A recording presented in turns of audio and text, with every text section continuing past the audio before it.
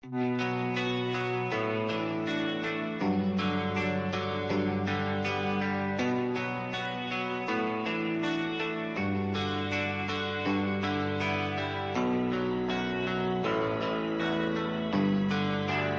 are you feeling? How long have you been here? 3 months, May 17th. And what brought you? That's difficult to answer.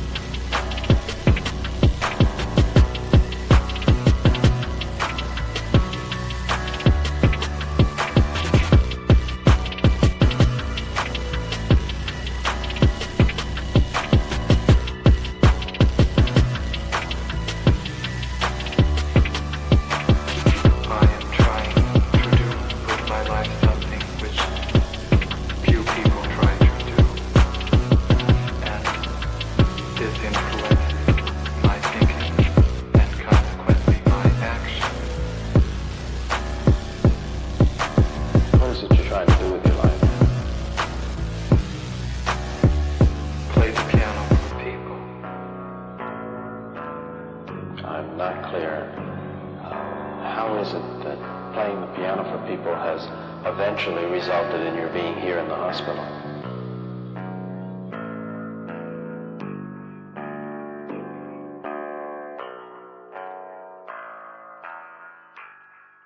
That's difficult to answer.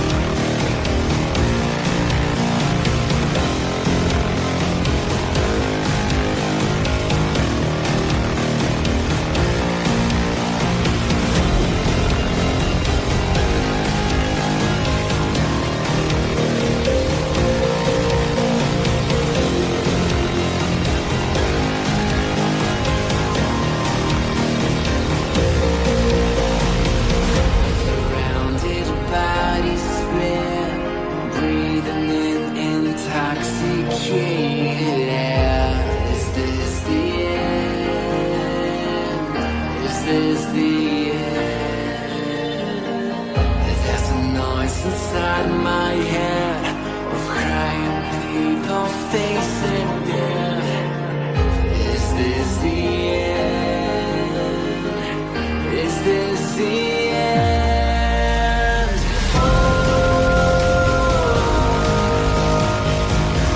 I'm burning in the stone.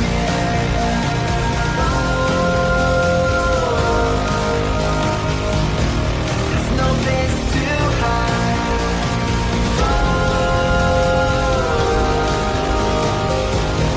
I'm burning in the stone.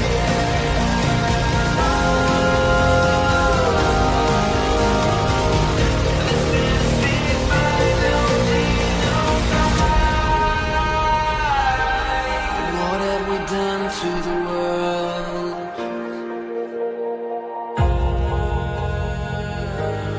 What have we done to the world?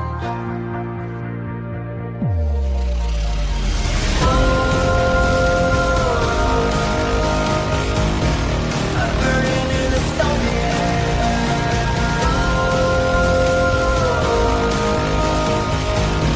There's no place to hide.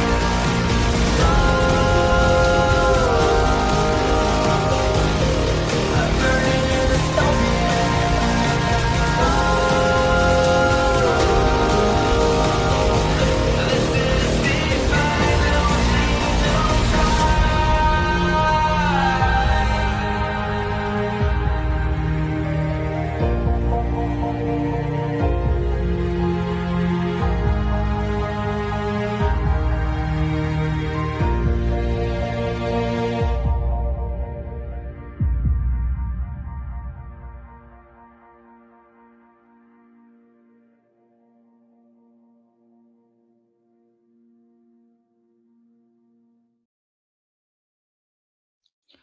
What's up, everyone? What's up? What's up? Hey, I'm sorry that I'm late, but it wasn't my fault.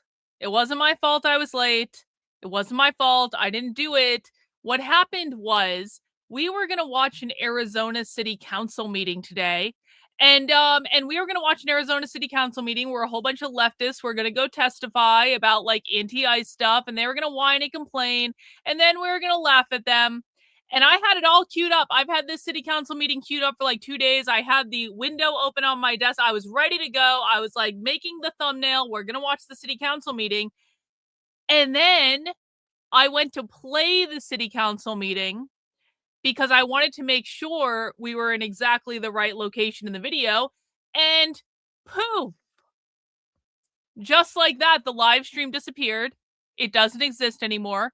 Apparently, if you watch a live stream 2 days after they stream it, they just take it off the internet. And so we can't watch the city council meeting. And that is why I was late. I had to come up with a backup plan. And yes, breaking news, I dyed my hair.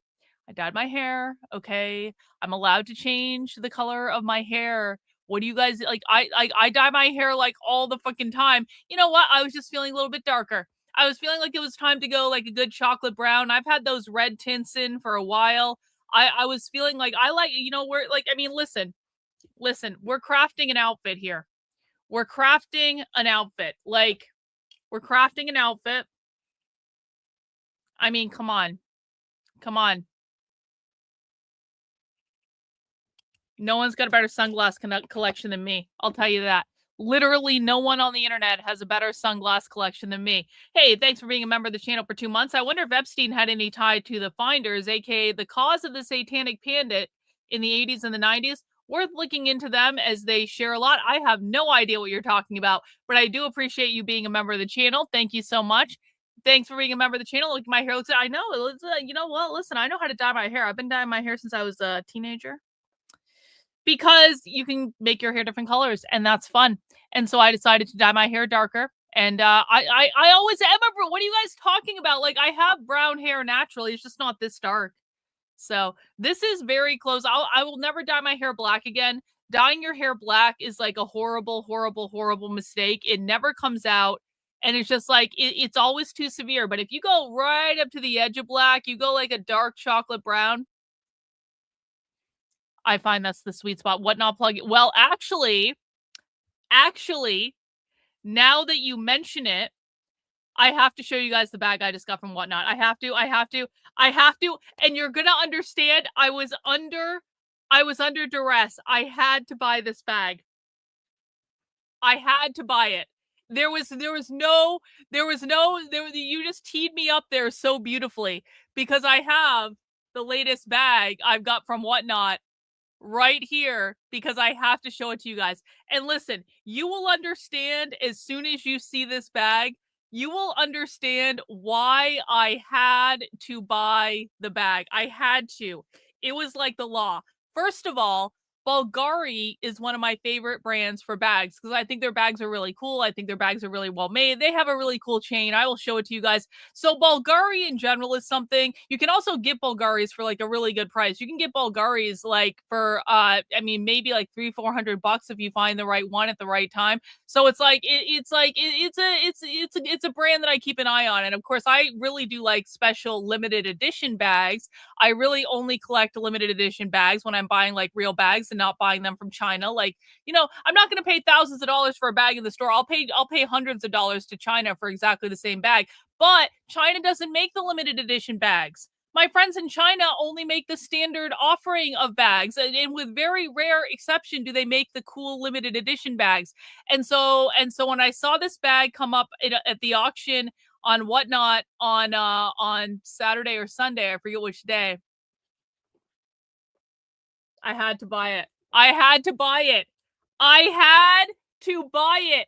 Guys, you know how we always post lightning bolts in the chat anytime someone mentions the Holocaust? Oh. Bulgari bags don't usually come with a lightning bolt, guys. This is a very rare limited edition bag that you can't hardly even find on the internet. And certainly you can't find it for the price I paid for it. Come on. I had to do it. It was a requirement. There was just no way around it. I'm like, if I ever get invited to AFPAC again, if Nick Fuentes ever invites me to another event again, I have the bag. I have the bag already picked. Yeah, it's a Harry Potter bag. That's exactly right. It's a Harry Potter bag. I don't know what you assholes are talking about. It's a Harry Potter bag. This has nothing to do with the Nazis at all. We hate Hitler. We are not anti-Semites on this channel. Obviously, the Holocaust was the worst event in the history of humanity. No less than 10 million Jews died in the Holocaust. Anti-Semitism is banned on the channel. We love bagels. Gas chambers have wooden doors. All that stuff. This is a Harry Potter bag. I don't know what the fuck you guys are talking about.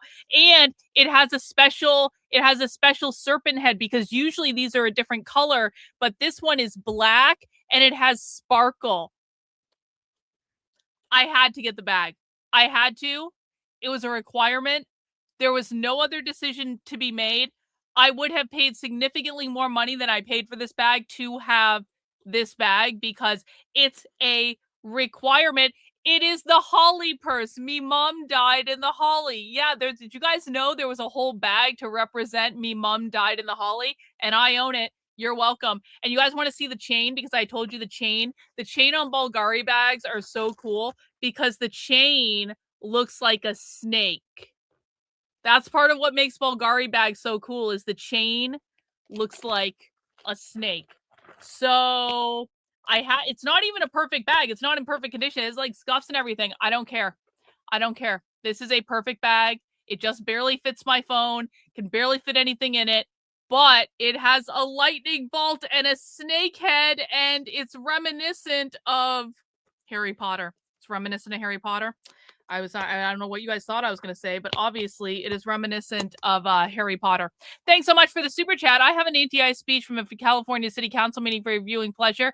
Watch and thank me later. Maybe we'll do that another time, Naruto. I've already gotten my head out of like anti-ice coverage for the moment, so I don't want to do any anti-ice coverage. But if you send me that on Twitter, I will take a look at it, and I really do appreciate it. All right.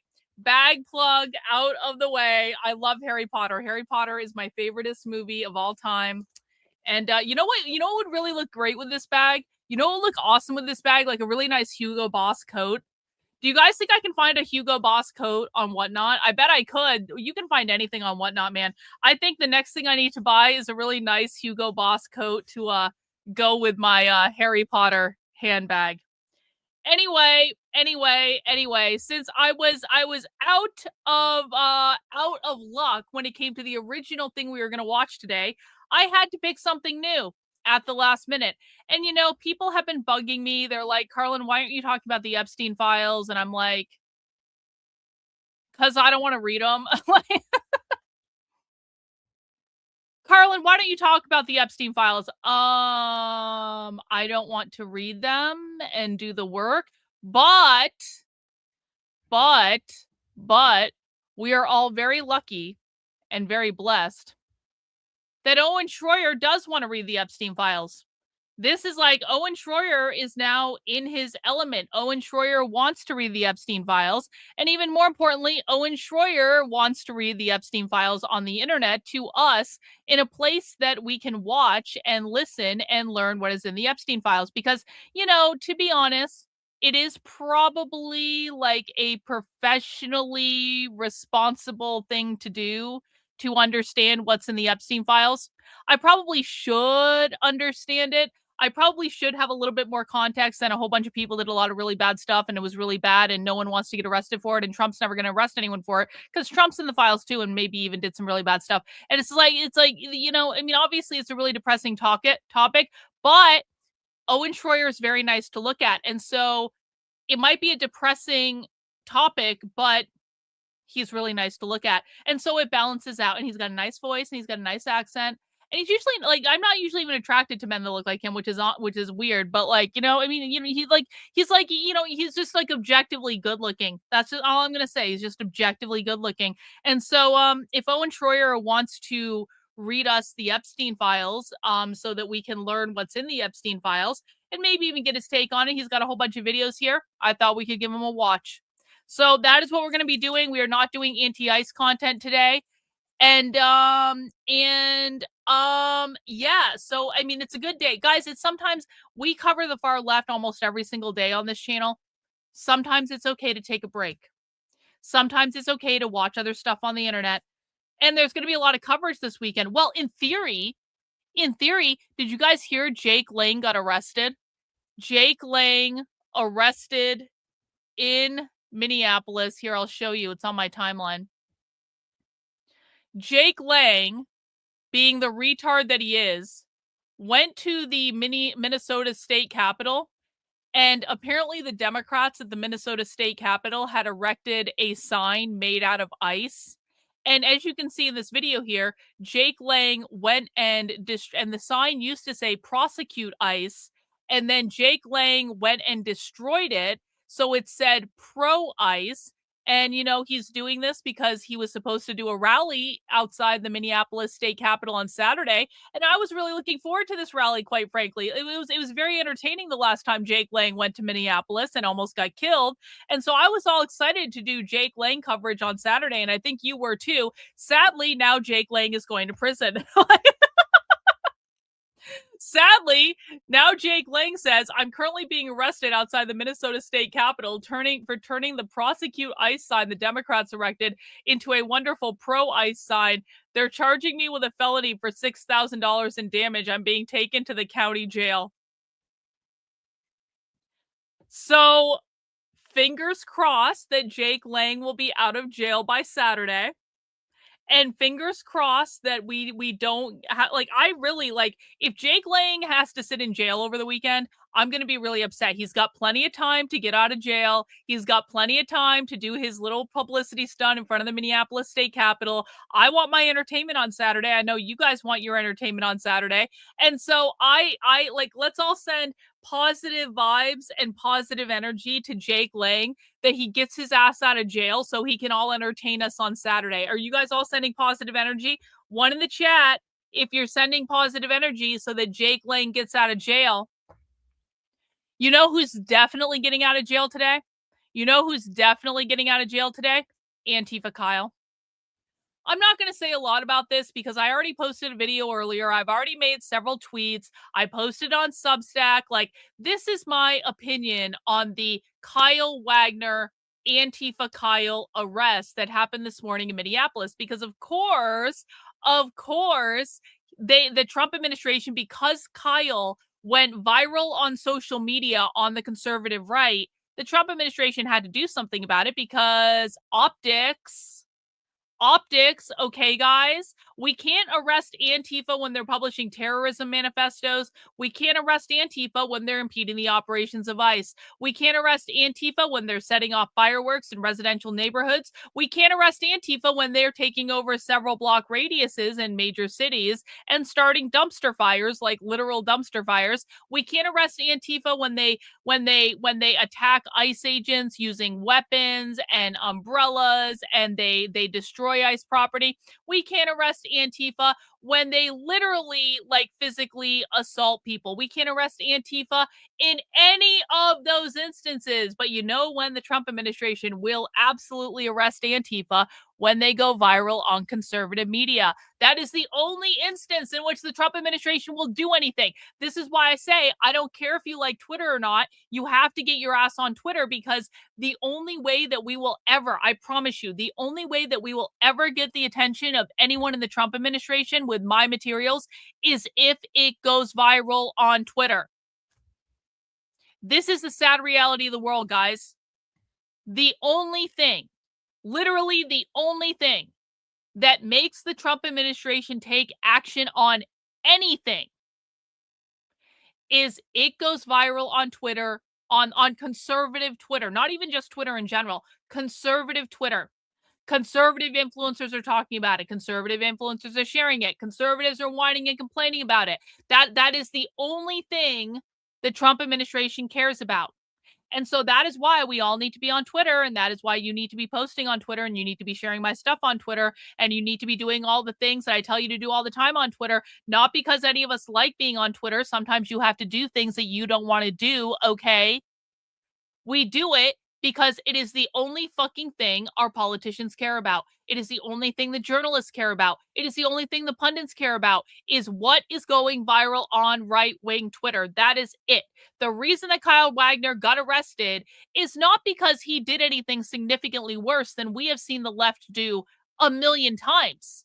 How many videos do we watch literally every single month of far leftists calling for violence, far leftists saying nonviolent protest is not enough, far leftists talking about doxing ICE agents, far leftists talking about visiting the houses of ICE agents, far leftists talking about using violence to overthrow the government, far leftists talking about what they're going to do after they overthrow the government, far leftists talking about all the ways in which they're going to overthrow the government. Like I could go on and on and on. And we have literally read manifestos on this channel called Be Queer, Do Terrorism. They have literally written manifestos about doing terrorism. No one gets arrested for any of that. But the fucking minute that one single person goes viral on conservative Twitter, that's it. We got to go arrest them now, because that is the only thing that they care about. And guess what, guys? Kyle Wagner's probably going to be let out of jail before the end of the day, and he's never going to prison, and nothing's actually going to happen, because he's not actually going to, like, nothing is going to happen. And people are pissed off at me for saying this. They're like, Karlyn, how dare you say this is all about optics? How dare you say he's not going to go to prison? Because he's obviously not. They never do. Technically, Kyle didn't commit a crime, guys. Kyle might have said stuff you don't like on the internet, but there are many leftists right now doing far worse things than Kyle's done and saying far worse things than Kyle said. And I'm not a Kyle apologist. I quite frankly don't care if Kyle goes to prison. It doesn't make any difference to me at all. If they want to if they actually sent Kyle to prison, I would be happy about that. I'd be like, all right, I was wrong, and it's a good thing I was wrong. But I know how this works out because I've been doing this a long ass time. And they never go to prison unless they actually murder someone on a military base or something like that. They don't go to prison. Guys, the only people in Antifa that go to prison are people that literally murder ICE agents or try to murder ICE agents. Kyle hasn't done that. Kyle's not going to prison. Time will tell if I'm right. I hope I'm wrong. I don't think I am wrong, though. So that's really all I have to say about that. You can refer to the video I posted earlier. I think this is an optics stunt on the part of the Trump administration. I think if the Trump administration was actually only retards think I'm a Kyle apologist, bro. You're going in a 5-minute timeout for that. Like if I'm wrong, then I'm wrong. But the fact of the matter is if the Trump administration actually cared about people threatening violence and people doxing ICE agents, there are literally probably at least 10,000 people they could arrest in Minneapolis right now based on what they're sharing on social media that I watch every single day. Why doesn't the Trump administration look at leftist social media? Why don't they pay attention to any of it? Because there are far more people in Minneapolis doing and saying far worse things than Kyle did, and that's just reality. And you don't have to like him to say that, but you do have to hinge into reality and understand the only reason that he got arrested is optics. It's a PR stunt. He's going to get out of jail in a couple hours. Nothing is actually going to happen. He's not going to prison. And oh, P.S., they're not going to arrest anyone unless they go viral on Twitter because that is all the Trump administration cares about. I hope I'm wrong. Guess we'll see.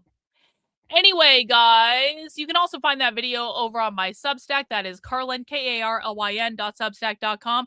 And if you feel like signing up to support the work I do with $8 a month or $80 a year over there, I would really appreciate it. Other ways to support my work exposing and decoding the far left so that everyone understands what's actually going on is by sending in super chats, gifting out channel memberships, all that good stuff. I really do appreciate all the support people have been giving me lately. Let's keep that up. It makes my life a whole lot easier when I don't have to like go get consulting jobs and stuff like that. That means I can spend all my time with you guys talking about the far left, researching the far left, things like that. And I really do appreciate it. But we are taking a little bit of a break today because my original plan fell through. So we're doing this instead. We are following where the universe wants us to go. Today, we're going to be listening to Owen Shroyer talk about the Epstein files. I really have no idea what these files say because I really haven't been looking at it. Maybe some of you guys have been following along, but we are all going to learn this stuff together. Cynthia, in with the 5 gifted channel memberships. W's to Cynthia in the chat. Really, really appreciate it. Thanks to Rutu for DMing me that on Twitter. I really appreciate it. I'll take a look at it when I get a chance.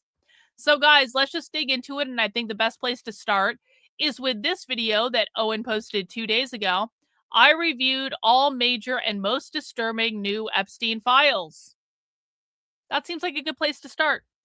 Everyone, mount the like button for me if you would be so kind. There is currently a shocking disparity between the number of people watching. Holding the opinion for the. Hang on, Owen. Hang on. We're not starting this video until those likes come up, guys. Come on. There's a shocking disparity between the number of people watching right now and the number of people who like the video. Let's get those likes up. No likes, no video. No likes, no video. No likes, no video. Get those likes up or I'm just going to sit here looking at you guys. Guys, liking the video helps me out. It lets YouTube know to recommend my content to more people. It keeps me out of the YouTube shadow ban that I'm in. Liking the video, I'm not even asking you guys to give me money. I'm just asking you to mount the like button or shake hands with the like button or high five the like button or whatever you want to do to the like button. Just do something to it. Okay? Thank you. Let's get started. The most part, we're just going to be reading these files. This is for documenting purposes only. Yeah, YouTube. This is for documenting purposes only. I'm not providing any commentary. I'm just listening to Owen. We are not here to make any allegations at this time. We are not here to make any accusations. We're not alleging any suspicions. We are simply reading from the files that the Justice Department released this weekend. So I want to make sure that's clear. So when I'm reading this stuff, understand that's all we're doing. We're just documenting this stuff. Once we've read it all, once we've documented it, we'll take a break, and then we're going to come back and get into some opinion, commentary, what have you. But I just want to document this. I want you to see it in case you haven't, or hear it if you're listening. And then we will come back and we will provide a little commentary, I might a even little do opinion. knitting today. But I guess I would say out of the gates. I was thinking about doing some knitting today, guys. I've kind of like had my knitting sitting here for a while, and I haven't even really engaged with my knitting. In fact, my knitting is all tangled up in all my wires and cords because I haven't been engaging with my knitting. You guys want to see me do some knitting today? Thank you, Donnie Girl, for the appreciation donation. You are the best. For people that have been following this, or Not gonna make anything, Pizzagate, bro. Frazzle Sorry. Drip, all the other things over the years. It is unfortunately What not replaced exactly knitting. I what can we do both, though. expected. It is unfortunately exactly what we expected. And it's actually incredible how far we've come.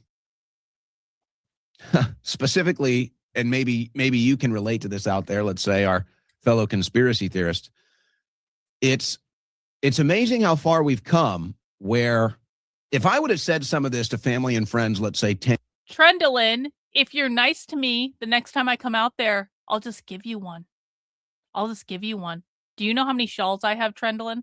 Do you know I've got some shawls that I think are worthy of you. I promise you. I'll bring one out. Remind me next time I come out there and sleep on your couch. I'll bring you a shawl. And years ago, they would have, thought I was crazy and, kind of given you that look or that chuckle. And now they ask, oh, well, what was in the files? And I give them an update and they just kind of nod. And they're like, oh, yeah, exactly what we thought, huh? Yep. It's like, yeah. Duh. Yeah. So that's how far we've come. So let's go ahead and get into this now. I guess we'll give you a little spice. Would you guys like a little spice? Sunglasses. Before we take this head on?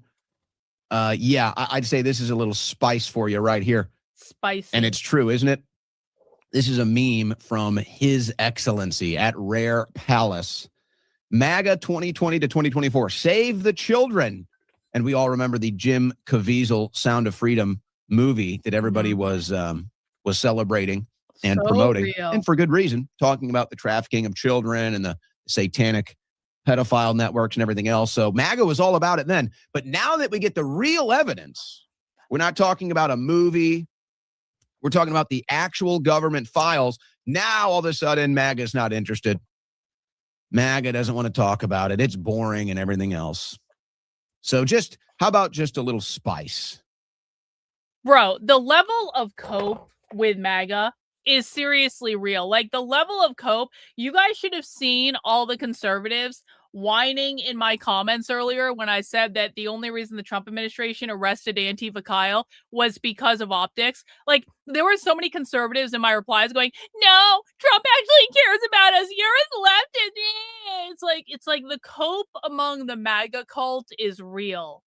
And listen, I'm not talking about anyone that voted for Trump. I'm talking about people who literally every time Trump behaves badly, every time Trump is doing something that maybe isn't above board or maybe isn't the thing that he said he would do, like mass deportations that are never, ever, ever, ever, ever, ever, ever happening. And there are people like us that go, hey, listen, I was to understand that Antifa was a terrorist organization. Why are you only arresting one person after he goes viral on social media? I was to understand you were doing mass deportations, Trump. Where the fuck are my mass deportations? I was told there were going to be mass deportations. Did you guys hear, by the way, yesterday, that Trump basically said they're pulling out of all leftist cities and aren't going to go back unless they ask them for help. And I'm like, oh, so Trump, you're just a massive pussy and you let the left win. Trump's trying to act like we're not going to help the leftist cities unless they ask us for it. It's like, no, Trump. The leftist anti-ICE organizing efforts have got you guys so on your back foot that you don't know how to fucking deal with it. So you're just leaving. You're capitulating. You are bending the knee to the left every fucking time. And you point this out to people that are in the MAGA cult that just cannot hear any criticism of Trump at all. And they start whining and complaining and making shit up and lying and doing all of this shit. And it's like, man, I was to understand that facts don't care about your feelings, conservatives. I was to understand that you guys were the ones that used logic and reason, unlike the left, who always operated from emotions. I was to understand that you guys were truth seekers. What happened to that? Just a little spice. Little spice. Before we start this off. All right. Ooh, look, a thing of edibles. So understand, we are going now into the files. I'm going to do my best here. Some of this is going to be small for your viewing here. It's going to be small, so I'm going to read as much of this as I possibly can. We will do the best documentary style presentation here. I'll tell you who's sending the emails, who's receiving the emails, and if it's redacted, we'll mention it's redacted. There is still a large listening audience to this show. So I'm just going to do my best for straight up documenting purposes here with about 50 or 60 files that I have on my desk. I think that these are the most disturbing or interesting. There's still obviously a lot more out there that I'm not covering. Where I am with my knitting. It's just a matter of, do I want to spend 10 hours reading this stuff, or do we want to condense it into the normal show? So without further ado, let's go ahead and just dive in. And there's no real rhyme or reason to this, guys. I've pretty much just compiled some of the most interesting stuff to me, some of the most disturbing stuff to me, and put it on my desk here for the show today. Okay? So that's what we are doing. And let's just get right into it, guys. So here we go. This is an email from Jeffrey E. I believe the understanding here is that this email, jeevacation@gmail.com, is obviously Jeffrey Epstein. That's what we're assuming. I don't think I need to bother reading the dates of all of this stuff. They could be significant when it comes to other news headlines and developments, but I'm not compiling it like that. So we're really just going to look on who's sending it, who's receiving it, the subject, and then the materials of each email. So this is for documenting purposes here. So from Jeffrey E. to Richard Kahn, subject blank. The question I have is, imagine he releases fake emails that purport to show really bad stuff, but that his team crafted and they get out in the media. What a trick could be played. Well, of course, nobody's claiming that these emails are fake. These are officially from the Justice Department's website. But what it appears they're talking about here, as you'll see they get on, is the WikiLeaks emails that came out before the 2016 election, which Cynthia in with another 5 channel memberships. W's in the chat for Cynthia. Really appreciate it, my dear, especially since we're not covering far left content today, but you are the consummate supporter, and we love you and we cherish you, and never leave us, Cynthia. We appreciate it. Led us to Pizzagate. And so the dates would line up with that. Assange, next WikiLeaks batch will lead to Hillary Clinton's arrest. WikiLeaks founder Julian Assange said Sunday that the next batch of hacked emails he plans to release will lead to the arrest of Democrat presidential candidate Hillary Clinton. 2 days ago, the FBI reopened the investigation into her private server as Secretary of State, knocking her campaign sideways after releasing 21 email batches this month. Assange has more than 50,000 to go, with enough evidence to see Hillary Clinton arrested. Now, you may recall Trump said if he was president, she'd be in jail. She's not. Hillary and Bill are both being held in contempt of Congress today, and the Oversight Committee is again threatening them with a strongly worded letter. But nonetheless, this is referring to the WikiLeaks emails, the Podesta emails, the DCCC emails that began Pizzagate with all the coded language, the spirit cookings, the kids in the hot tub for the entertainment, the $65,000 hot dogs for Barack Obama, and so on and so forth. So we do see a lot of similarities in this Epstein drop as we saw from the original Hillary Clinton emails in 2016. A lot of that. So you will see a lot of similar language here. This is from Roy Hodges to Jeffrey Epstein. I wanted to let you know that the crew really appreciated the pizza today. Thank you for letting us do this, Roy and Stephanie Hodges. Now, there's a lot of people that you're going to hear a lot of pizza. You're going to hear a lot of pizza talk today. And this is maybe like 10% of the pizza talk that's in these new Epstein files. I see a lot of people trying to cast this off and say, oh, they're just talking about pizza. Please, you can't be that naive.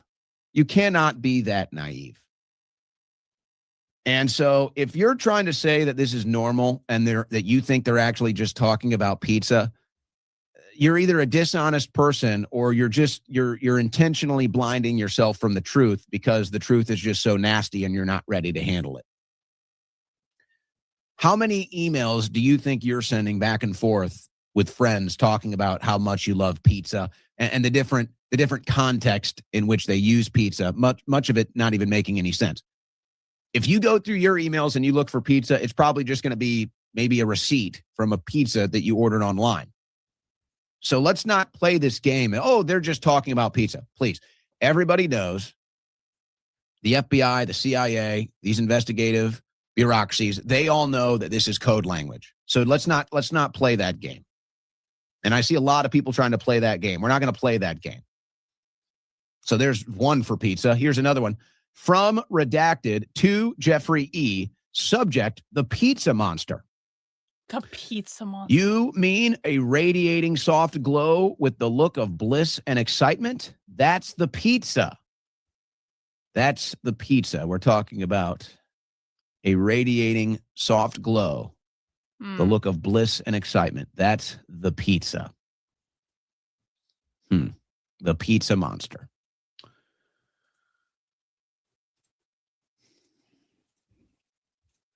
This is from Gmax. We can only assume this is Ghislaine Maxwell. They've redacted the email. Gmax, there's a lot of Gmax emails here too. This is what we're assuming is another Jeffrey Epstein email.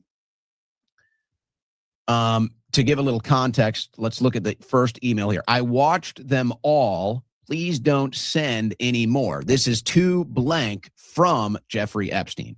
So Jeffrey Epstein sending subject, you have received a flip video to redacted. And then somebody has this video. But obviously, this is just a screenshot of a document here. Video length, video 44, video length 1:06. Well, whatever's in this video, one of the replies here is, sorry, I have no stomach for any, even the slightest aggro. I don't have the stomach for it or any drama, imaginary or real. I'm still fragile off the last one and scared of shadows. What the fuck? That's weird. So what type of video are you sending here? That's a good question. That has somebody so fragile they can't even watch it. They're still scared from the last one. What type of video could we be talking about?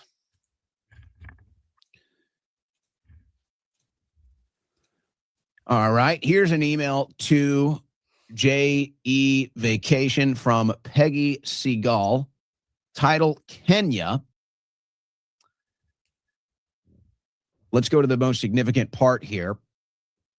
Coming to PB to see you in January, taking photos.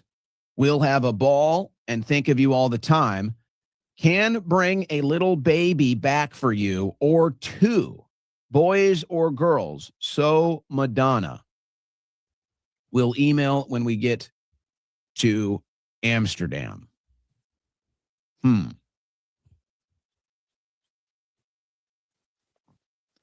What do you make of that? Can bring a little baby back for you or two. What? What? Holy shit. Seems to insinuate something pretty dark there, doesn't it? Yeah, it does, actually. Yes. This is a letter, Jeffrey Epstein, President, Southern Trust Company, letter of agreement. Dear Jeffrey, you, on behalf of the Southern Trust Company, Inc., a Virgin Islands corporation, have been collaborating with Ariane de Rothschild on behalf of Edmund de Rothschild Holding, S.A., collectively the Rothschild Group, regarding risk analysis, Rothschild Group, and the application and use of certain algorithms with respect to the same. The work, STC shall provide the work as further specified agreement between Jeffrey Epstein and Ariane de Rothschild from time to time while this agreement remains in effect. Fees and expenses in consideration for the work, the Rothschild Group shall pay the following to STC, and it says $25 million.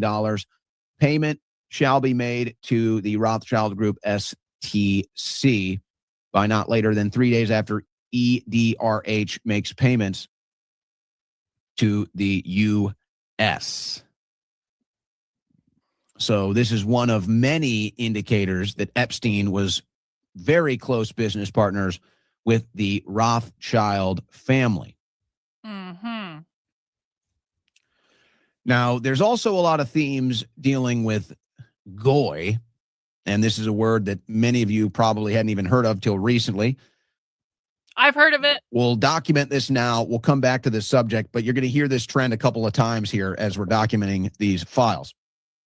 From Jeffrey Epstein to Roger Schenck, this is the way the Jew make money and made a fortune in the past 10 years. Disavow. Selling short the shipping futures. Let the goyim deal in the real world.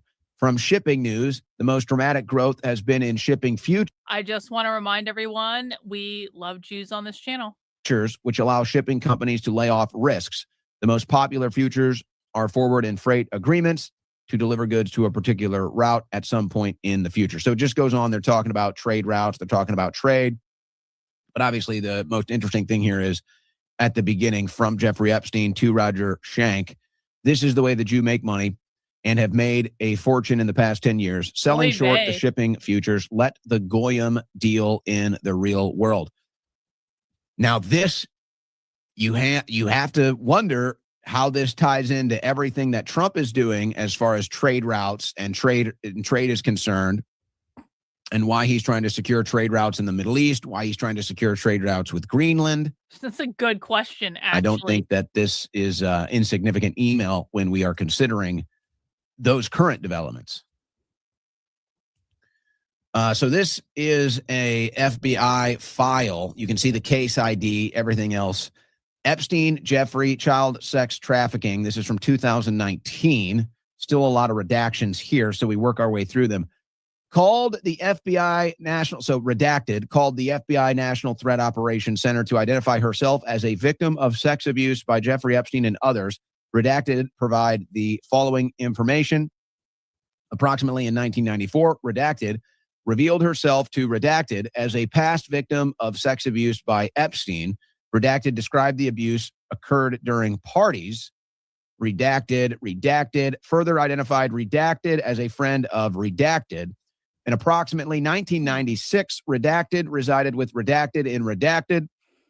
An unknown man abducted Redacted from her home when she later awoke in the presence of Harvey Weinstein and Sean Carter. Wow. Formerly known as Jay-Z. While Weinstein had inserted his fingers into Redacted, Redacted believed she was in Epstein's mansion in Florida. And of course, if you know, the Epstein mansion in Florida is really where this whole case kind of started to unravel with all the victims there. And that's ultimately what landed him up in prison originally. Again, you know, we're barely even into this, folks. This is pretty significant stuff, I think it's fair to say. How you can ignore this if you're a member of the political media, I just don't know. I really don't. I think from Daphne Wallace. I think you do know, actually, Owen. I think, and listen, the fact that, like, I ignore this stuff because my beat is the far left. That is the only thing I cover. I have to keep my eyes focused on the far left. Very rarely do I take a break. Today is an exception because there was a screw up on the original stream. We weren't supposed to be watching this today. We were going to watch something else. Like, I cover the far left.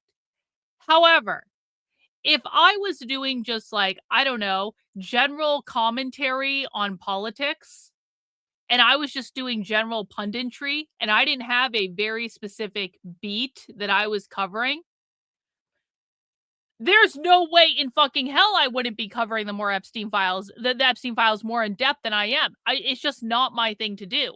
And so, I mean, I think it's a very good question. Why, like, who isn't covering this in conservative media, and why aren't they covering it? And I think the answer reveals exactly what I've been saying about conservative media for years now, which is they're very good at ignoring things that are inconvenient to the narrative.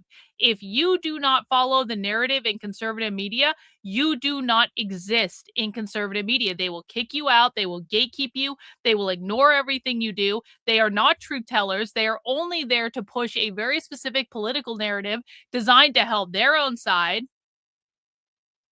That's why. And I think we all fucking know it. If they aren't covering what is going on in the Epstein files, it is because it is not convenient for their narrative. And I think we all know why that is. Also, Israel. Yep. Israel, too. Yep. To Jeffrey Epstein. Subject: may I bring in your slice of pizza to you? Respectfully, Daphne. Wow. Now, do you think they're talking about pizza? No. No, I don't. Do you think they're emailing about pizza, guys? No. And bringing a slice of pizza in for you? Somehow I doubt it. Me too, Owen. Another one. Now, this one, both to and from, is redacted. Both to and from. Alert, send. And this is one of those cases, guys, where it's like, if you want to know who's on your side, like legitimately on your side, and who's not on your side, look at all the people who are not covering the Epstein files. Again, like I'm listening to Owen, but like I wasn't originally going to cover this because this is not my beat. And I will tell everyone, this is just not normally what I cover. I'm not an expert in this area. I don't feel like I can give commentary in this area. There are many people that have, when is Tucker Carlson interviewing Ian Carroll? I kind of want to watch that. Not that I think Ian Carroll's nutty, obviously, but like, I think that'll be a good conversation. I'm interested in hearing other people talk about the Epstein files. I'm just not going to cover it myself because this is not an area that I've spent any time in at all. And I don't really want to do that deep dive. But there are a lot of people that for a long time were complaining about the Epstein files. Like, I mean, how many people were complaining about it all over conservative media? And how many of those people right now are covering this? And how many of those people are not covering it? And if you see someone that for years and years and years was complaining about Epstein when it was really good for ratings or really good for clout on the internet, and now all of a sudden they're silent, stop listening to that person. Because they're telling you they're going to lie to you. They're telling you they're going to withhold information. They're telling you they're going to follow the news cycle and just tell you what's convenient to hear to make money and to stay relevant at that time. Stop listening to those people. Oh yeah, that's right. Nick is going to cover it. So Nick is, I think someone said Nick is going to do that. Nick Fuentes is going to do that like tomorrow on his show. I would watch Nick cover that for sure. Yeah, I understand this. I'm just saying that I think his conversation with Tucker would be interesting. I understand this. I'm not saying that Ian Carroll is not problematic. I'm just saying I think it would be an interesting thing to listen to, okay? Pizza to Bobby. That's all we have in that image. Subject: alert, send pizza to Bobby. Both the sender and receiver have been redacted. Do you still think they're talking about pizza? From redacted to redacted. Subject: interview of purported Epstein victim. So the senders, receivers of this still redacted here. Thanks. I didn't realize Bush raped him too. Okay. People are obviously assuming that this Bush mentioned in the email is the political family. I'd like to add a few other points disclosed by the purported victim. While on his yacht, he witnessed African-American males having sex with white blonde females, all of whom were bleeding during intercourse. I'm sorry about this, guys. Some of this stuff is graphic. I do apologize. I should have given you a prior warning. Wow. Again, this is from the files. He was a victim of a type of ritualistic sacrifice in which his feet were cut with a scimitar, but left no scarring on the.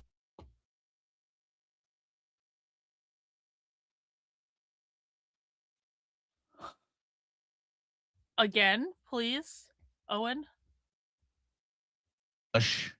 Mentioned in the email is the political family.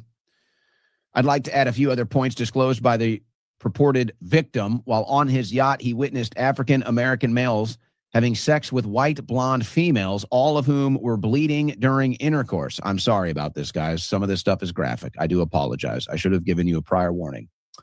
Again, this is from the files. He was a victim of a type of ritualistic sacrifice in which his feet were cut with a scimitar but left no scarring. On the yacht, he witnessed babies being dismembered, their intestines removed, and individuals eating the feces from the intestines. What the fuck? He was also raped by George Bush I. Victim disclosed he was escorted to the FBI building by Michael Moore, who is the creator of True Pundit, described by multiple online sources as a conspiracy-driven news website that attempts to paint the FBI in a bad light. Moore has a criminal record as a result of an FBI investigation, copyright infringement. Let me know if you want to discuss the former FBI agent that called this to the head office. Thanks. So as you see, the detective for the NYPD. Thank you for the super chat. I appreciate it, Latrina. Thanks for doing this, Karlyn. I have kids. I've been in a state of white-hot anger from the files as a triple Trumper. The Trump admin should pay the ultimate price for this. Fuck Vance 2028. Yeah, I'm starting to get pretty mad. We're only like 15 minutes into this, and I'm starting to get pretty mad. We're 20 minutes into an over the hour-long video. There's more Owen coverage to watch after that. I'm already like, what the fuck, motherfucker? Has been redacted here. The only indication of any name we get is right here, this email address. I'm not sure why they left this up, but this email address is connected to some other reveals when it comes to this type of let's say accusations. Now, again, this is for documentary purposes. We're not making any accusations or suggesting anything. We are simply reading from the files. But obviously, that is one of the more gruesome ones that we've seen.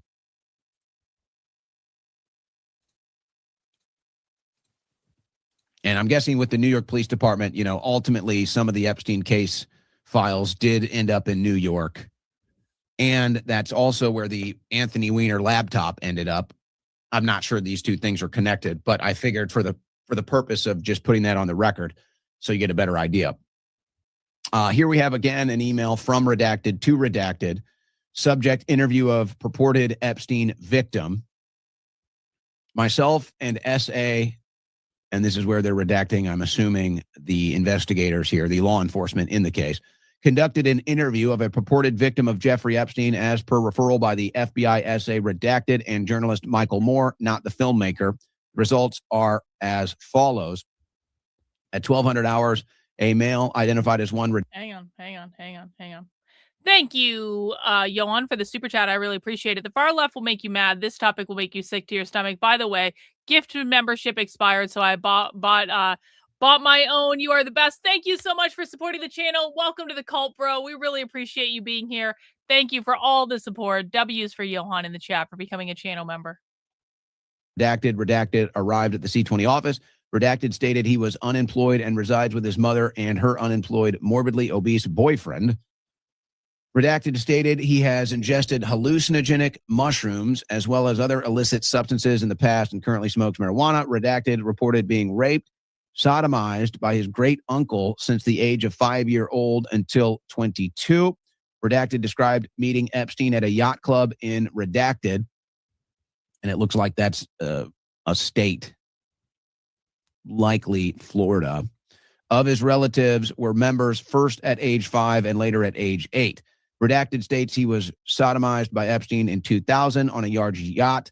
9 out of Redacted, as well as by former U.S. President William J. Clinton. Wow. Redacted states also current President Trump alongside his wife Melania were present during the said yacht trip in 2000. Trump not married to his current spouse Melania till 2005. Redacted reports while being raped by Epstein and Clinton, he was in a heavy drug-induced state.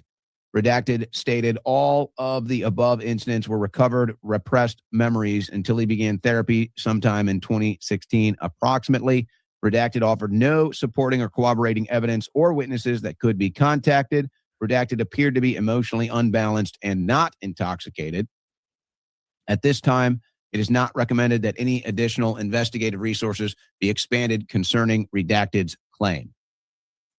So it sounds like they didn't trust the said victim.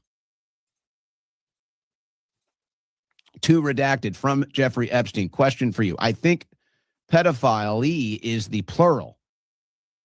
So actually, you really want to start down here.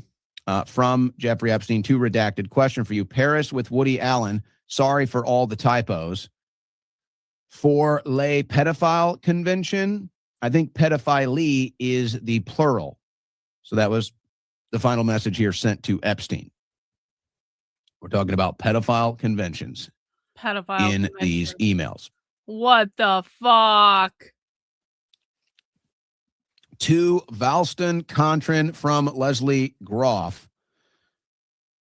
Thank you for the pizza today. Really good. XO. Leslie. And you can see this is in French here. Some more French here. Subject, your pizza is yummy, yummy. There was a lot of French symbolism, let's say, dealing with Pizzagate in 2016 as well. A lot of it. Pretty damning stuff. From Leslie Groff to Redacted. FYI, I will let you know what he says come Saturday or Sunday lunch, Little St. James on the map behind Christmas Cove. Now, this is one that has included Howard Lutnick on it. Now, he claimed, I believe, he had stopped communications with Epstein in 2005, if I'm not mistaken. From Howard Lutnick to Redacted. Hi, Jeff. So his name is Jeff, who's ever he's sending this to, but they redacted this. We are landing in St. Thomas early Saturday afternoon and planning to head over to St. Bart's Anguillina on Monday at some point. Where are you located? What is exact location for my captain? Does Sunday evening for dinner sound good? I have another couple, Michael and Marcy Lehrman, with me on my boat, and each of us has 4 children, 2 16s, 2 14s, a 13, a 12, an 11, and a 7. Thanks, Howard. Wow. This is an FBI electronic communication document. Title, lead forwarded to Legat, Mexico City.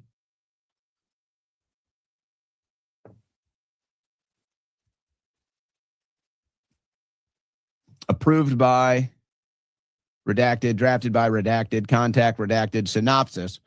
This lead was generated to follow up on information that a USC, Richard Marchenko, is in custody in Mexico regarding a child sex ring investigation. The Mexican authorities, that is purported to include video evidence held by Mexican law enforcement officials of Jeffrey Epstein engaging in sex acts with minors. The said minors were reported as possible USCs.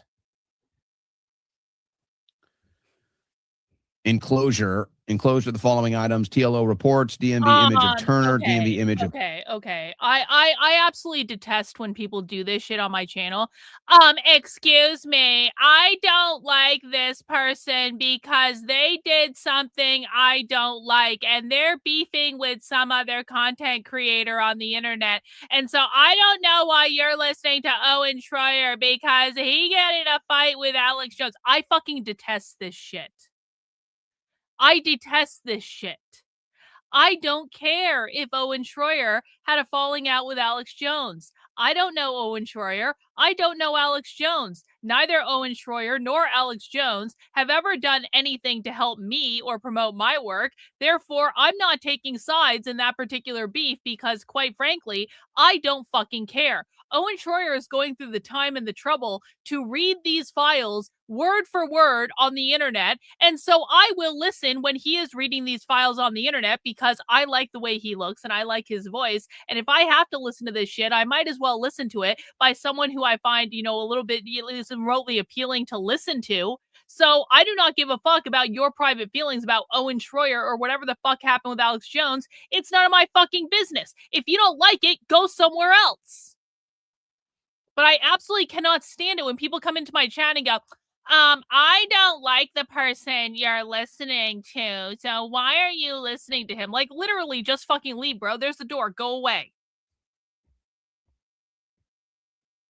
Marquino details the author received information while assigned to a bureau hotline concerning the Jeffrey Epstein investigation that video evidence of Epstein engaging in sex acts with minor children is in evidence in Mexico City. The caller identified himself as Kenneth Darrell Turner. Now, I think I actually don't have, there's a thank you, my follow-up file that talks about in another email, and I'm not sure if it's related to this case, but I don't think it made my final stack today, that said they had a case, a child kidnapping case, a child sex abuse case in Mexico, and somebody killed the judge. So again, whether or not these things are connected, I can't say, but that was another thing that we found in Mexico City in these files, both dealing with potential child sex trafficking.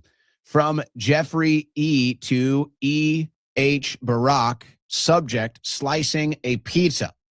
Slicing a pizza. So people are obviously assuming that this is former Israeli Prime Minister Ehud Barak. Oh, Israel. Originally, this email down here with nothing in it, but the subject, slicing a pizza, from Yadin Dudai. And then the rest is redacted here. Candy in with the 5 gifted channel memberships. W's in the chat for Candy. Appreciate you joining us today. Thanks so much for supporting the channel. Welcome to all the new members, courtesy of Cynthia and Candy and anyone else who was gifted a channel membership today. Yo, do we get another one? Are we doing a gifted channel membership run? W's in the chat for Wolf, gifting channel memberships out to the stream.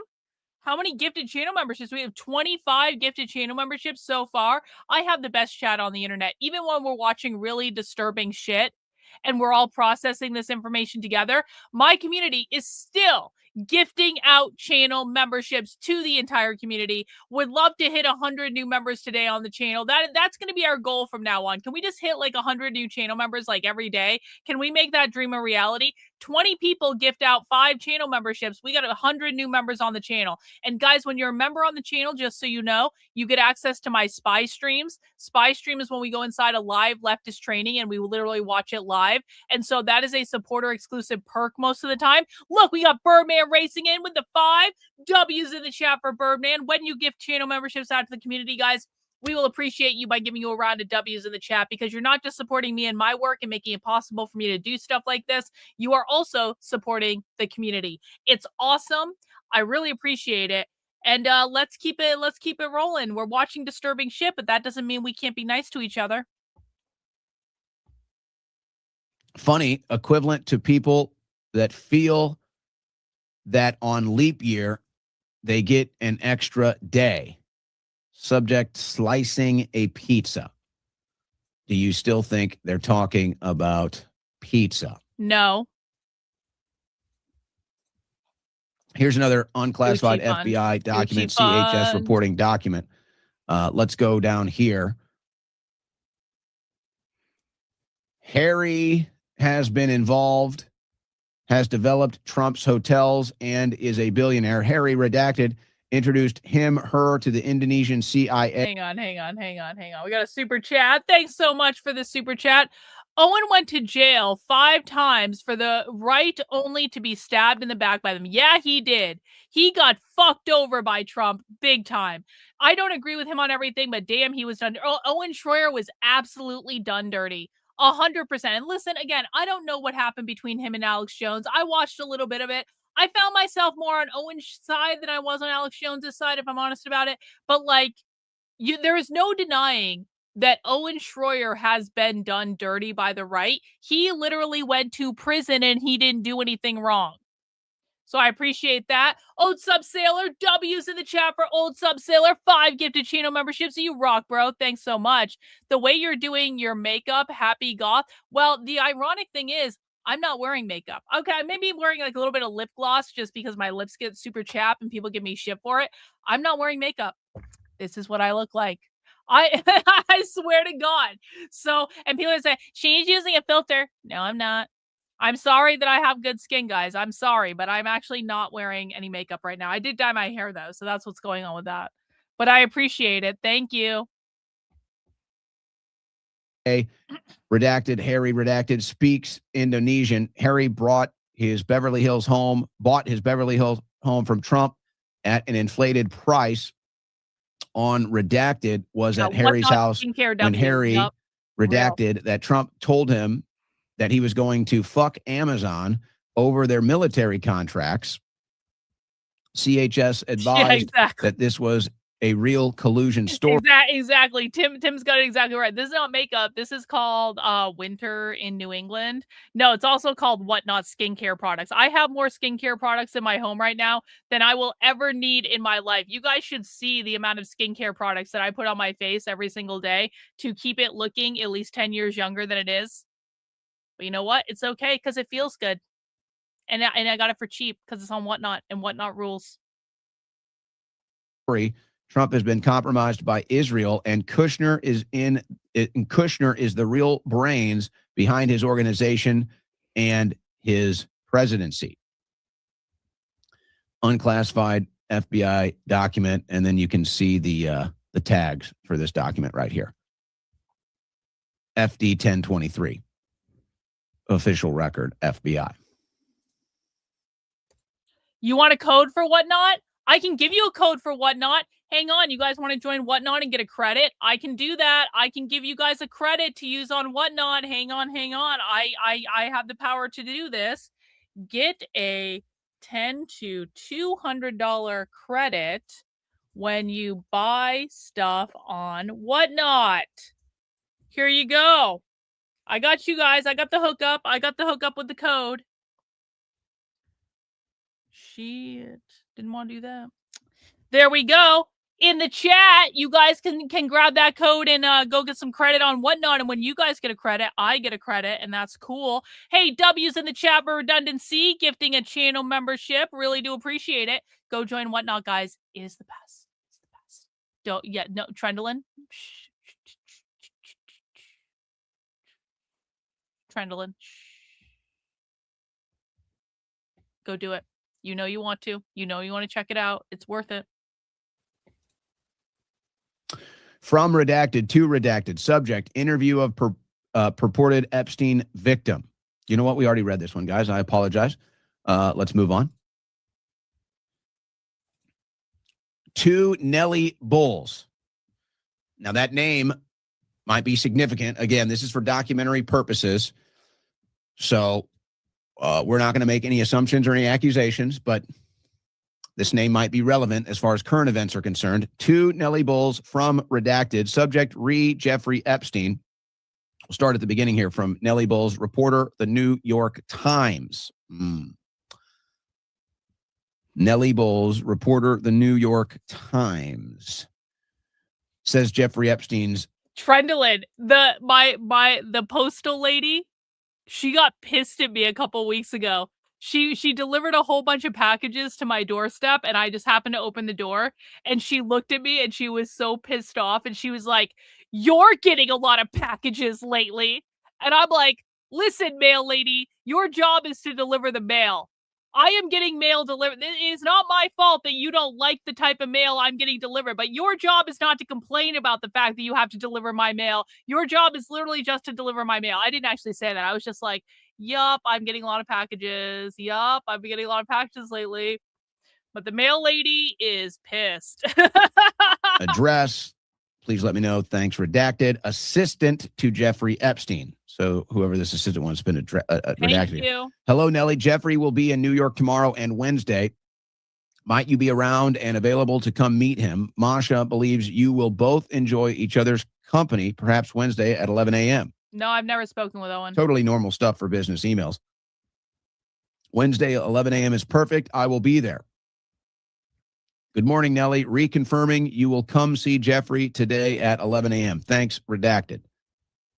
Thanks. Okay, so everybody's really happy. Nellie Bulls, Jeffrey Epstein having a rendezvous here in New York. And that New York Times reporter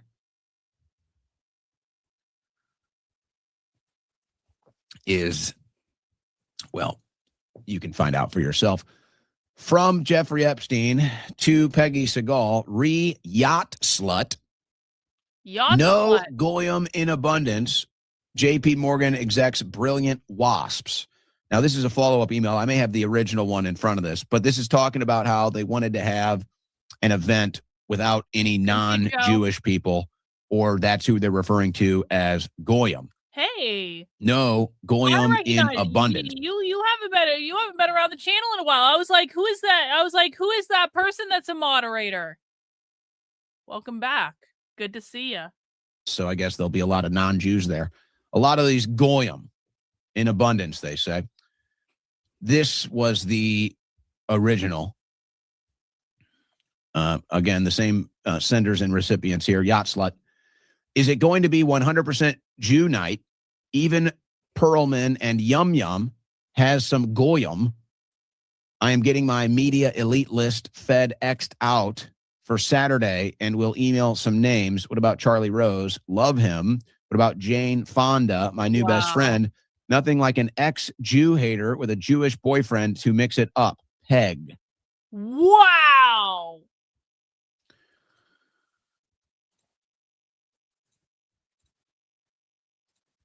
From Harry Fish to Jeffrey Epstein.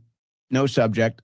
Holy shit. Chunky. I forgot about that. Yes, what time do you want to get? Listen.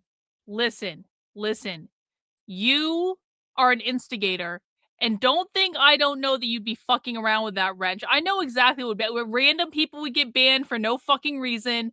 You would ban anyone that you get in a fight with in the chat. I can't have that, Yasmin. I appreciate you hanging around the channel, but you know as well as I do that if I gave you a moderator wrench, that's not going to end well for either of us. Okay? Let's just keep things as they are. Let's just remain friends. That's all that needs to happen. You don't need the power to ban people, Yasmin. We do not trust you with the wrench, Yasmin. Get pizza and grape soda tomorrow. So more pizza here. From redacted to Jeffrey Epstein vacation Gmail, which, by the way, it appears that this email is now public forum and people are pouring through it now. So that's outside of the government documents. Here's the contents of this email. This is better than a Chinese cookie. See attached. Let's go for pizza and grape soda again. No one else can understand. Go no.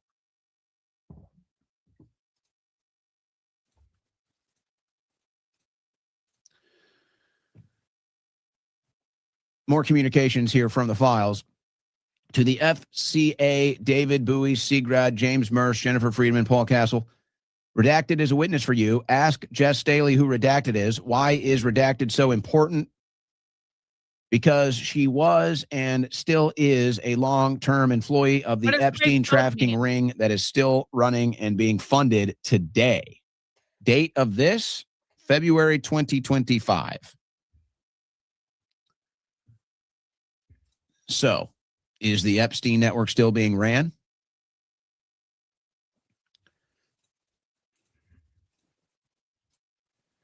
Martin Nowak from Jeffrey Epstein. Did you torture her? Our spy was captured after completing her mission. That's pretty, did you torture her? On the nose, isn't it? What am I drinking? Coffee. Nothing. From redacted to redacted.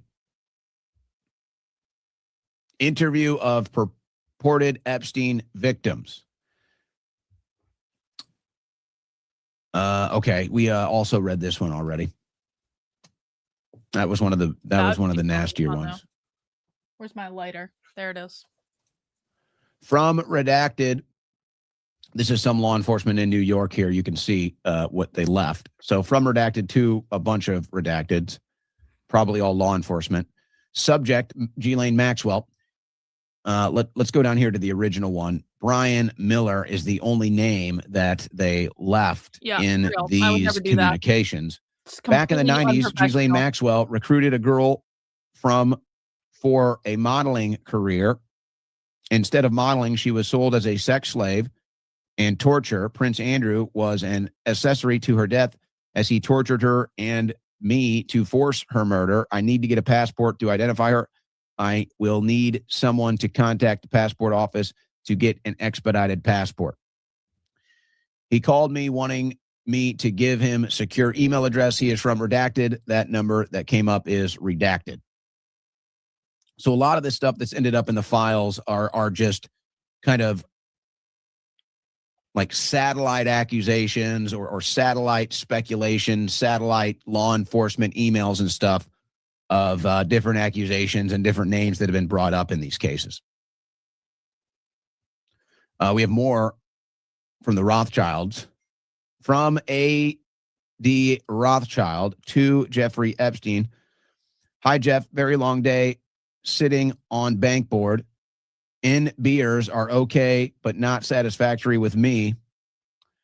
And I'm putting them under pressure to be more innovative about asset management funds while restructuring. I'm in a dinner with a client fed up. I miss our talks and hope you're well. We'll be at home tomorrow night. Will you be free? And let's discuss Ukraine. Ukraine upheaval should provide many opportunities. Wow. Wow. So it looks like even this stuff, and you'll hear more about different foreign entanglements, uprisings, and influence over them in these files, but it looks like even Ukraine, even the Epstein network had connections to Ukraine. I am shocked at this revelation. To Jeffrey E. from Redacted, I give you permission to kill him. He is apparently with Redacted. He lied to you and he lied to me. All right. Huh. Who's giving Jeffrey E. permission to kill him? Who is this? Redacted here. Probably significant.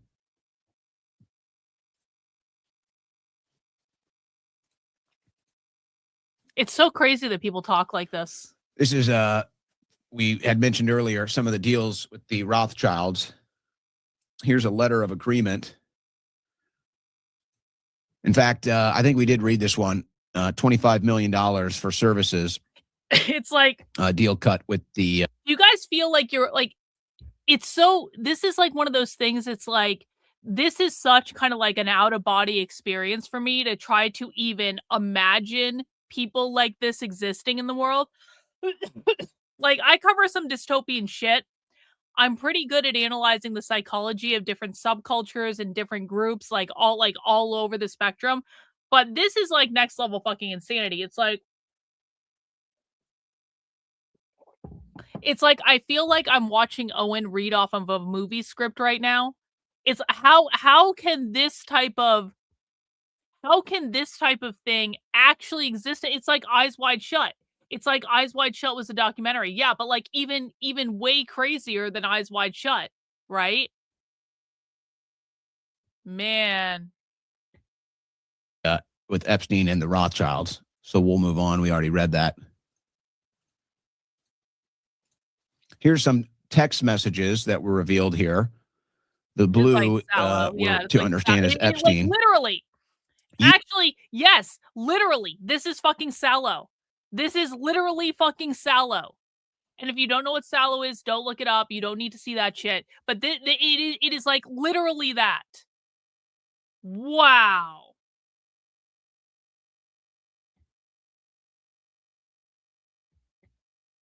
Ukraine looking for advice. Not sure where to start. So we're back on Ukraine. Senator Larry Summers, whoever this might be. Do we just have a name? We can discuss Larry Ukraine. Summers. I know Wow. a little, having been a number of times to Pinchuk Conference and having helped push their debt relief during Jaresko's time as FM. Zelensky looking for help, Putin dismissive, saying he's run by Israelis. So you consider the context of all of this, and this was not too soon before Zelensky would become president. Zelensky looking for help, Putin dismissive, saying he's run by Israelis. So Putin was saying Zelensky was run by the Israelis before this latest incursion even happened, according to these documents.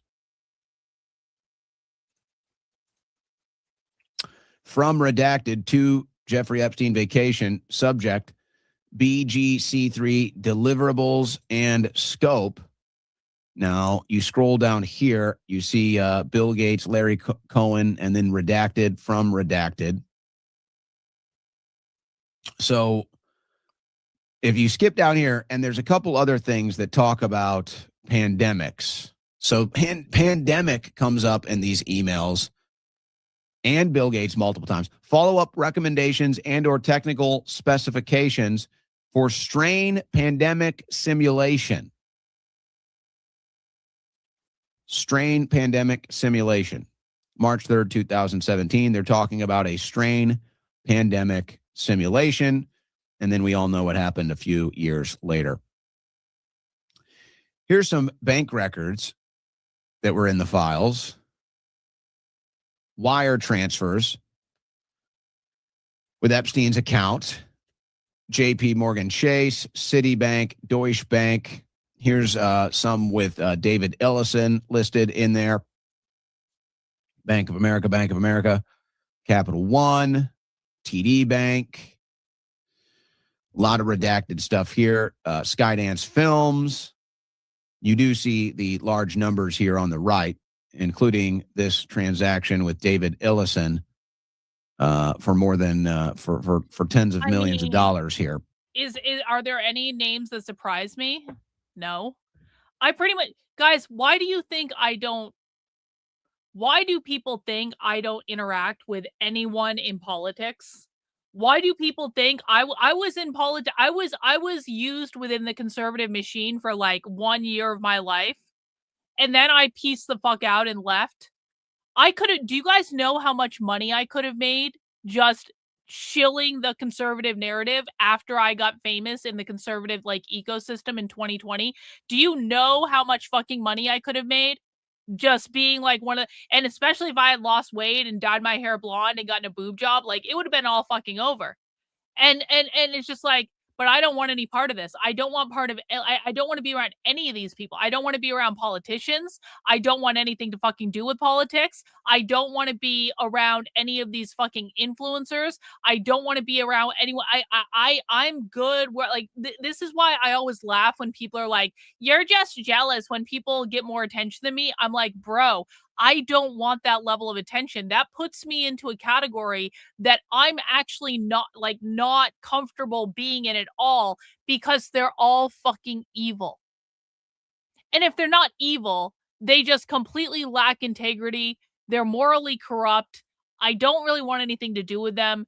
And it's just like, so am I surprised by it? No, of course I'm not surprised by any of it. I wouldn't be surprised if literally anyone was named to these files. There's a reason I don't interact with people in this space beyond what I absolutely have to. Like, yeah, I know. I know. I did that. I know. But Trendelin, we both came to the conclusion that it's fuck off insane and not worth the energy, didn't we? You know, we both tried. We tried to make it work, and it just will never work. Looks like about $26 million there. David Ellison, initial funding. Of course, David Ellison, is this the same David Ellison related to Larry Ellison with Oracle, the TikTok takeover, and everything else?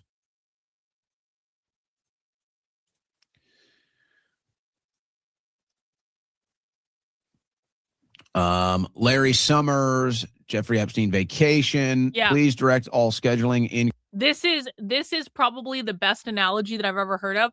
Getting attention is like the eye of Sauron gazing at you. You become a target. That is 1000% true. 1000% true. And listen, it's not like I don't want people seeing my work. I do want people seeing my work. I'm just trying to walk a really kind of like narrow line of like, I want to be like a cult like figure. Like if you know about me, like if you know sort of thing. I want to be a cult-like figure that not everyone knows about and that I'm not famous and I can go out in public without like a problem or anything like that. But like the right people know who I am. And if people get really into this stuff, they will inevitably find me. And if people are seeking out the type of information I have, I'm literally the only person on the internet doing what I do. And so I want to remain like a cult-like figure. Like if you know, if you're really looking for this type of information, you're going to run into me eventually. And if and outside of that, you know what, I was thinking about this earlier, guys. You know why I like Whatnot so much? No one knows who the fuck I am. Do you know why I like being on Whatnot and chatting? And it's not just the shopping, although the shopping's awesome. Like, there's this whole kind of subculture of people on Whatnot in different spaces where it is like a little community. They all know each other. They all have their own subculture. It's fun interacting with the chat. Literally, no one knows who I am. And I drop Easter eggs every now and again just to see if anyone figures it out. But right now, no one on there knows who I am. No one on there knows anything about what I do. And it's so nice. It's like it's like a fucking vacation. This is part of why I like it's like a vacation. And so that's the fine line that like I'm trying to walk. I don't want to be around any of these people, really. I find them all to be problematic. If I had chosen to play their game, I would be much more famous. I would be much more well known, but I just refuse because every single time I have trusted someone in this space, with very rare exception, with maybe I can count the exceptions on one hand. Every single time I have trusted someone in this space, it has turned out horribly. They've stabbed me in the back. They've turned out to be a horrible fucking person. And it's just like, you know what? It is not worth it. It's not worth it at all in any way. It is like the like getting levels of attention like Nick Shirley's getting or like Cam Higby's getting. It is like having the eye of Sauron gazing at you, and it is inevitable that they are going to try to fuck with your life in one way or another. And they fucked with mine severely after 2020. They fucked with my life so severely that it got very, very, very bad. And I never want that to happen again. So whatever, they can be the masters of the universe. They can do their thing. They can have their fucking narrative. I just don't want anything to do with them.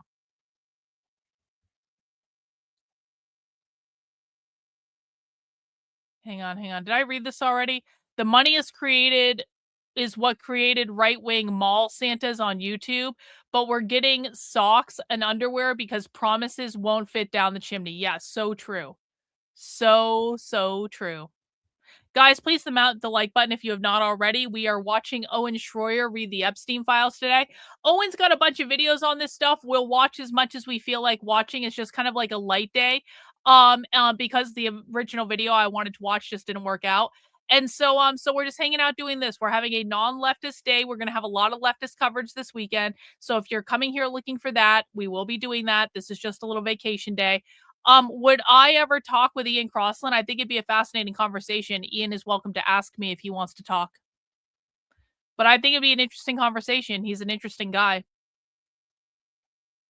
Queries will call tonight or at some time. Will you be visiting Mar-a-Lago? Being asked for 3 names to replace Munchin. So it sounds like Mar-a-Lago, the Epstein network was also influencing Treasury Secretary selections, including Steve Munchin.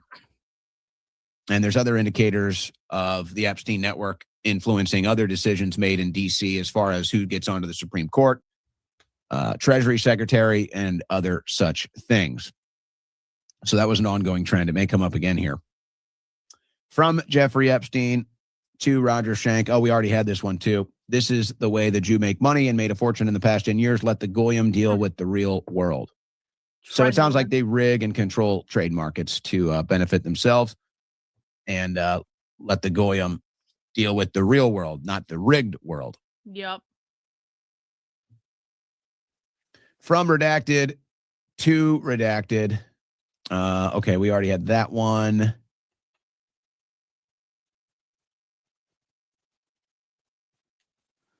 Yeah, we already had that one.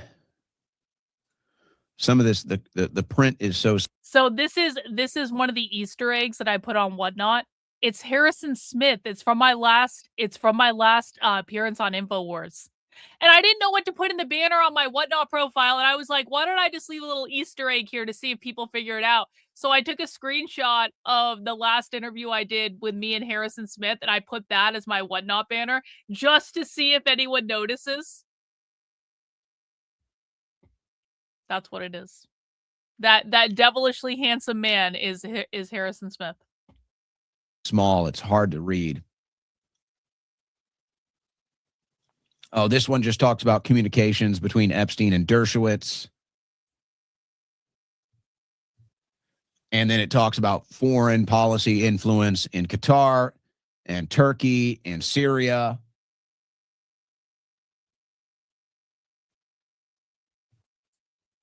Talks about how Epstein had a close relationship with the former Prime Minister of Israel, Ehud Barak. So again, we're talking about foreign influence and the Epstein network. Here's more influence over U.S. decisions. Epstein says started talking to Ted Cruz and Tom Cotton for Kavanaugh. Was Epstein talking to Ted Cruz and Tom Cotton to get Kavanaugh confirmed? It seems that is what this message thread indicates. Now, we both, obviously, everybody here knows that Ted Cruz and Tom Cotton, senators, are very pro-Israel, more pro-Israel, you might even say, than America. True. Were they contacted by Epstein over a vote for the Supreme Court? He seems to claim so. This is a Justice Department file. At first, Jeffrey was furious, but I pointed out that by staggering daughters every 8 years, he would always have a supply of ripe girls at his disposal. He bought me a house at Redacted, got my oldest daughter into Redacted by donating $50,000 to their gender studies program. Oh, and paid for my youngest daughter to attend Redacted.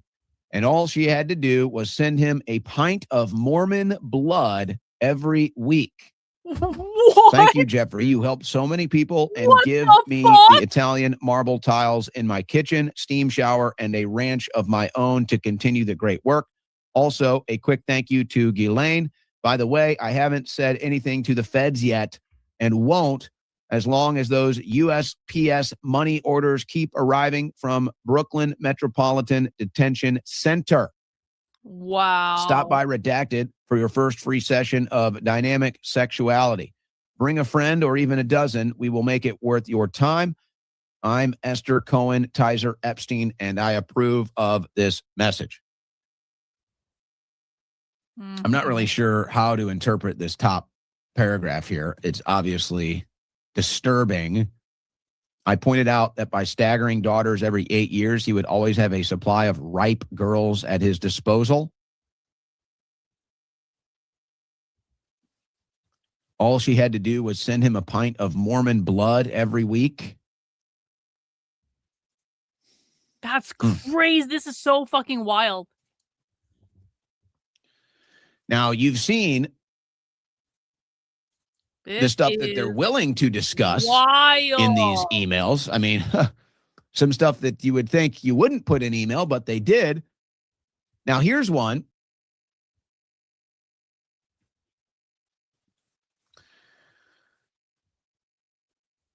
Jeffrey Epstein talking to Joy Ito here. My schedule today is a bit crappy, but I could mail from the car around 6:30 p.m.-ish. Where will you be? Not for email. I'm trying to get a friend out of prison in Syria. You don't happen to have anyone with influence over Assad, do you? This is being inquired of Jeffrey. Not for email. So we've seen what they will discuss in email. So imagine what they're not willing to discuss in email.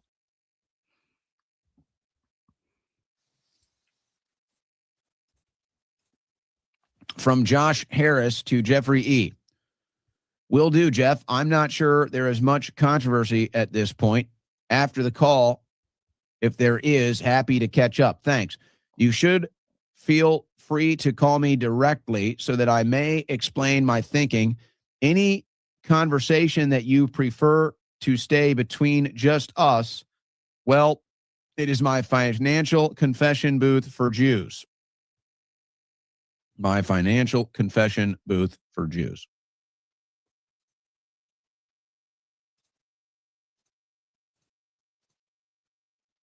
From Gino U to Jeffrey E, written by someone I'm mentoring. Let's start at the bottom. I'm in Paris, was about to write you, and it popped up. She is a classic stage 3 in the model, outlier who is intelligent, was traumatized when she was young, sexual abuse, and now gradually coming into her own and becoming self-realized. Can share our text interactions with her permission, starting to develop special abilities.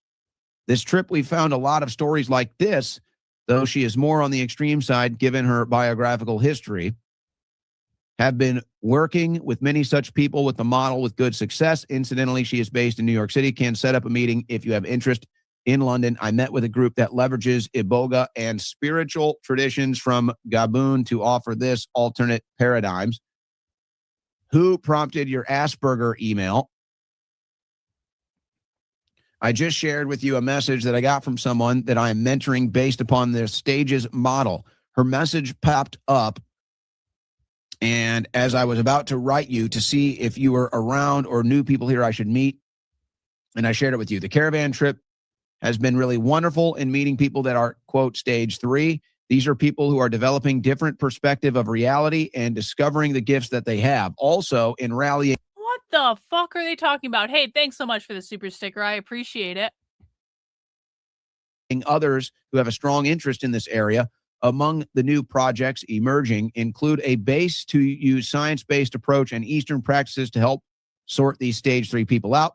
I understand that you are not happy with the result of the Cuba conference that you funded, but I feel that the work is very important towards helping people identify and recognizing the gifts that they have in which may not be accepted or well understood by society today. That is why your support is important to me and why I'm communicating to you my work and why I'm grateful for the path that your commitment of funds has given me the confidence to undertake. My intention for sending you the mail is to show that it is relevant work and people are benefiting. People that would not normally otherwise fit in are learning to accept themselves, and that abilities beyond what society would consider normal are possible. New models are also possible, such as alternative paradigms group are finding their way. New forms of knowing without knowing how one knows. Like intuition? So what this sounds like is the type of stuff that was the subject of the TV show Stranger Things. People with special abilities. What are we talking about here? What is stage 3? From Jeffrey E. to Brian Bishop, designer babies, use of funds. Designer baby. Start at the first email. Attached as the doc you requested, it's the use of funds spreadsheet for the designer baby and human cloning company. What? This gets us out of our self-funded garage biology phase to the first live birth of a human designer baby and possibly a human clone within 5 years. Once we reach the first birth, everything changes and the world will never be the same again, much less the fortune of the human species. Attached document shows about $1.7 million a year for up to 5 years, plus $1 million for lab setup, $9.5 million to fund 5 years, $6 million for 3. Next steps. I am happy to hop on another call, or I could take a trip to meet you in person. And if you have any thoughts about what I might be missing or whether this is reasonable estimate to get to the first live birth, then I will actually really appreciate any feedback you have. I'm traveling to Lithuania for August 7th through 14th, and I'll be possibly unreachable during that time. Google Docs version here, redacted. Thank you, Brian, redacted. No rush, said Epstein to Brian. So the interpretation here is that you go back to the last one where they talk about humans with special abilities and mentoring them. Here you have designer babies. Epstein is funding all of this. It seems he has no issue with funding all of this stuff. And a lot of similar things came out from the New Mexico Zorro Ranch about cloning and other things like that. So we're talking about designer babies. We're talking about people with special abilities. We're talking about Epstein funding it all. This is all conspiracy theory, Stranger Things stuff in these Epstein documents. And guys, keep this stuff in mind. I'm just documenting this right now. Once we conclude this documenting, we'll start to kind of get more into opinion and commentary. This is just reading from the files for documentary purposes. So we're not making any accusations or anything like that. We're just reading. This stuff is very interesting, though, but we'll come back to that.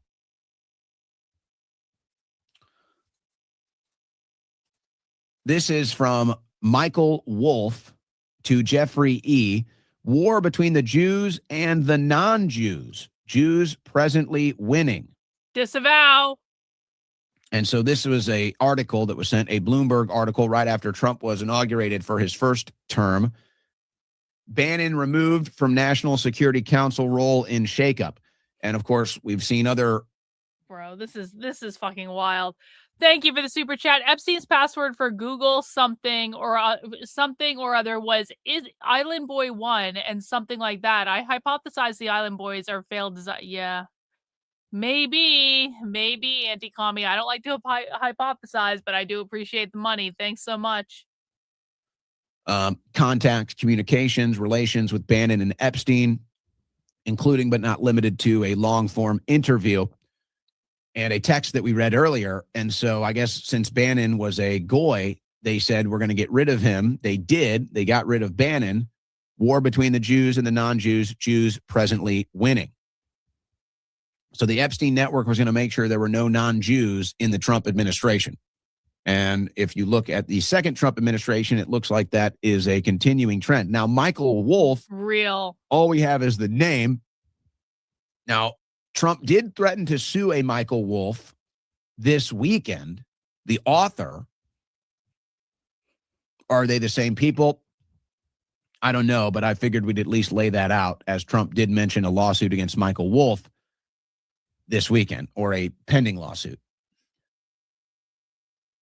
This one is so small. I'm going to have to, guys, let me see if I can zoom in on this. This text is so small here. Let me. I can't even read this, actually. It's on his YouTube channel, Green Candy.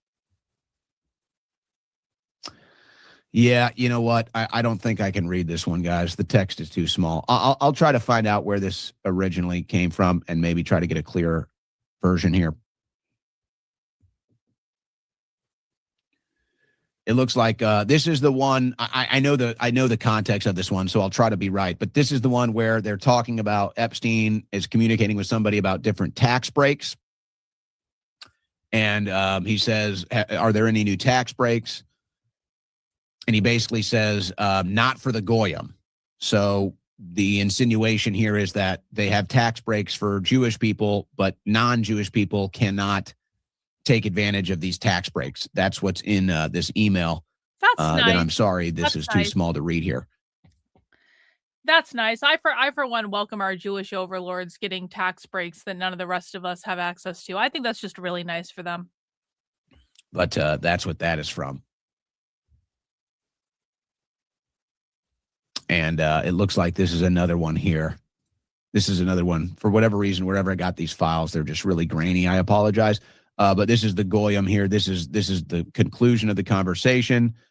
They talk about the tax breaks, but not for the goyim. So that's that line right there. I apologize. That's so blurry.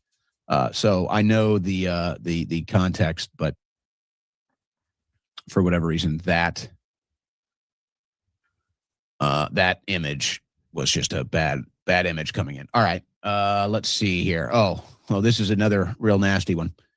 From redacted to Jeffrey Edwards. This is the same vacation email.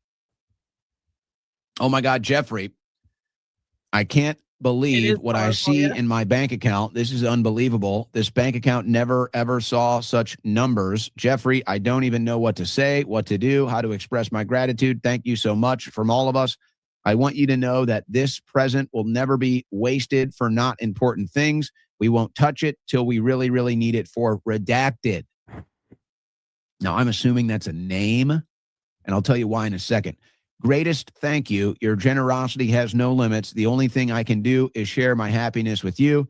This little rabbit says thank you. So there's an image, and I don't believe I didn't put this image up because it's an image of a kid. But basically, whoever is redacted here sent this little rabbit. It's an image of a baby.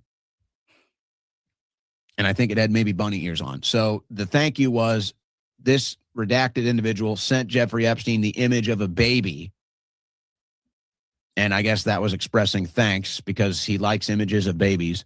Wow. And I'm assuming that's what this redaction is right here. So again, we just want to, I'm not documenting here. I don't want to get too into commentary or opinion, but, the circumstances here, it looks like there was some deal cut and Epstein paid this person for access to this baby. Great. No answers, though, as far as, Todd Blanche did a press conference and he's done follow-up interviews, but nobody's asking about this stuff. Nobody in the mainstream media is asking these questions. Nobody's even looking into it. Yeah, exactly. We should all be thankful that we have to pay more taxes and just be very grateful for that. I appreciate the super chat. Thank you. It's crazy. But that's where we're at. To Jeffrey Epstein from Al Seckel, hacking Wikipedia again. They have all sorts of protection around your mugshot picture on Wikipedia, and so we are hacking Wikipedia now to remove it and replace it with a photo that you sent, which will have the headline, Jeffrey Epstein, businessman, philanthropist. So how funny is that? What the fuck? So whoever Epstein is working with here, his hackers are making sure that his public image is businessman and philanthropist. And I guess eventually somewhere down the road, financier became the other one. Mm-hmm. By the way, we also took out you in the sex offender category and removed the headline in the beginning sentence from Wikipedia that also stated sex offender, and now it just reads businessman, philanthropist. We recorded the IP addresses of the people who were going in and changing our edits back. Oh, that's and nice. Actually hacked the site to block them back in. That's why the site has been stable. So whoever these hackers are for Epstein, they made sure to clean up his image on Wikipedia, and then they made sure to identify whoever was going in there and changing it back to what he really was or what he was being accused of. And they were able to locate who those people were too. I wonder what their fate ended up being. Pretty disturbing. From Jeffrey E. to Joy Ito. Oh, this was the not for email one. Secret societies. To J.E. Vacation from redacted subject Murray.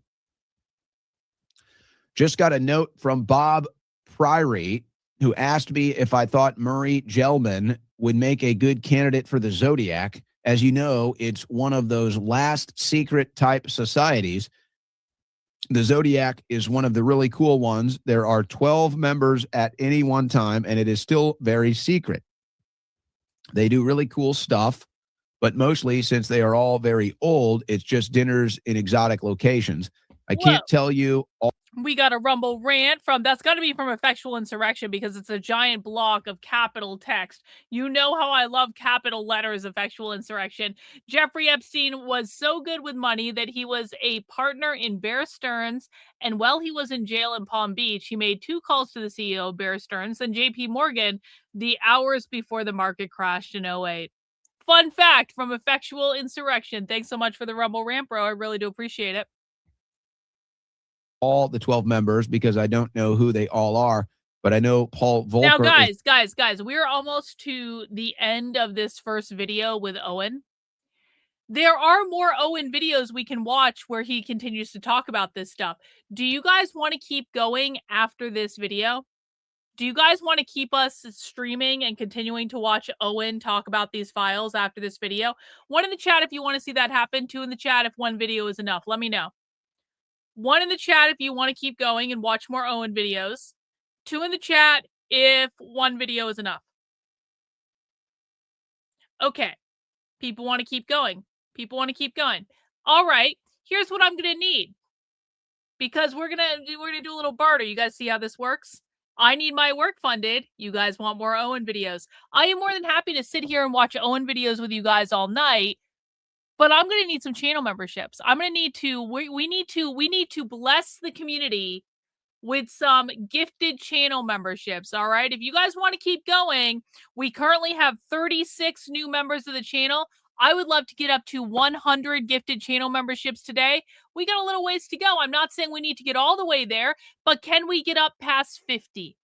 Can we get up at Johan in with the 5 gifted channel memberships? W's in the chat with Johan. Yo, Greek Heated, 20 channel memberships. W's in the chat for Greek Heat. You are a king, sir, a man among men. What an amazing gift to the channel. We are getting all sorts of new channel members now. All right. Well, looks like we are up past 50 now. I think we're at 55 new channel members. So that'll earn you guys another Owen video. We got Cynthia in with the gifted channel memberships. W's in the chat for Cynthia. Really appreciate. Oh, we're up to 60, 67. Yo, are other people sending stuff in? Am I missing anyone? We got Greek, we got Johan. We got Anthony in. W's in the chat for Anthony with a gifted channel membership. Who else is got in? We got Auntie Kami with a gifted channel membership. W's in the chat for Auntie Kami. We're up to 72 channel members now. Awesome. All right. Now, if you guys want to keep gifting channel memberships to help me reach my goal of 100 new channel members today, please feel free to do so. But I think you guys have earned another episode. I think you guys have earned another video. We'll watch another one. Thank you, Sinbad, for the super chat. More. This is colliding with the latest from Candace. I almost watched Candace today. I was like this close. I saw some of the things Candace has been talking about the last couple of days. I was like, should I watch Candace? But we never really watch Owen, and so Owen is far better looking than Candace, if we're being honest about it. So that was really the deciding factor. But you know what? I did see those Candace videos. Maybe we'll watch Candace another day. Thank you guys for supporting my work. I really, really appreciate it.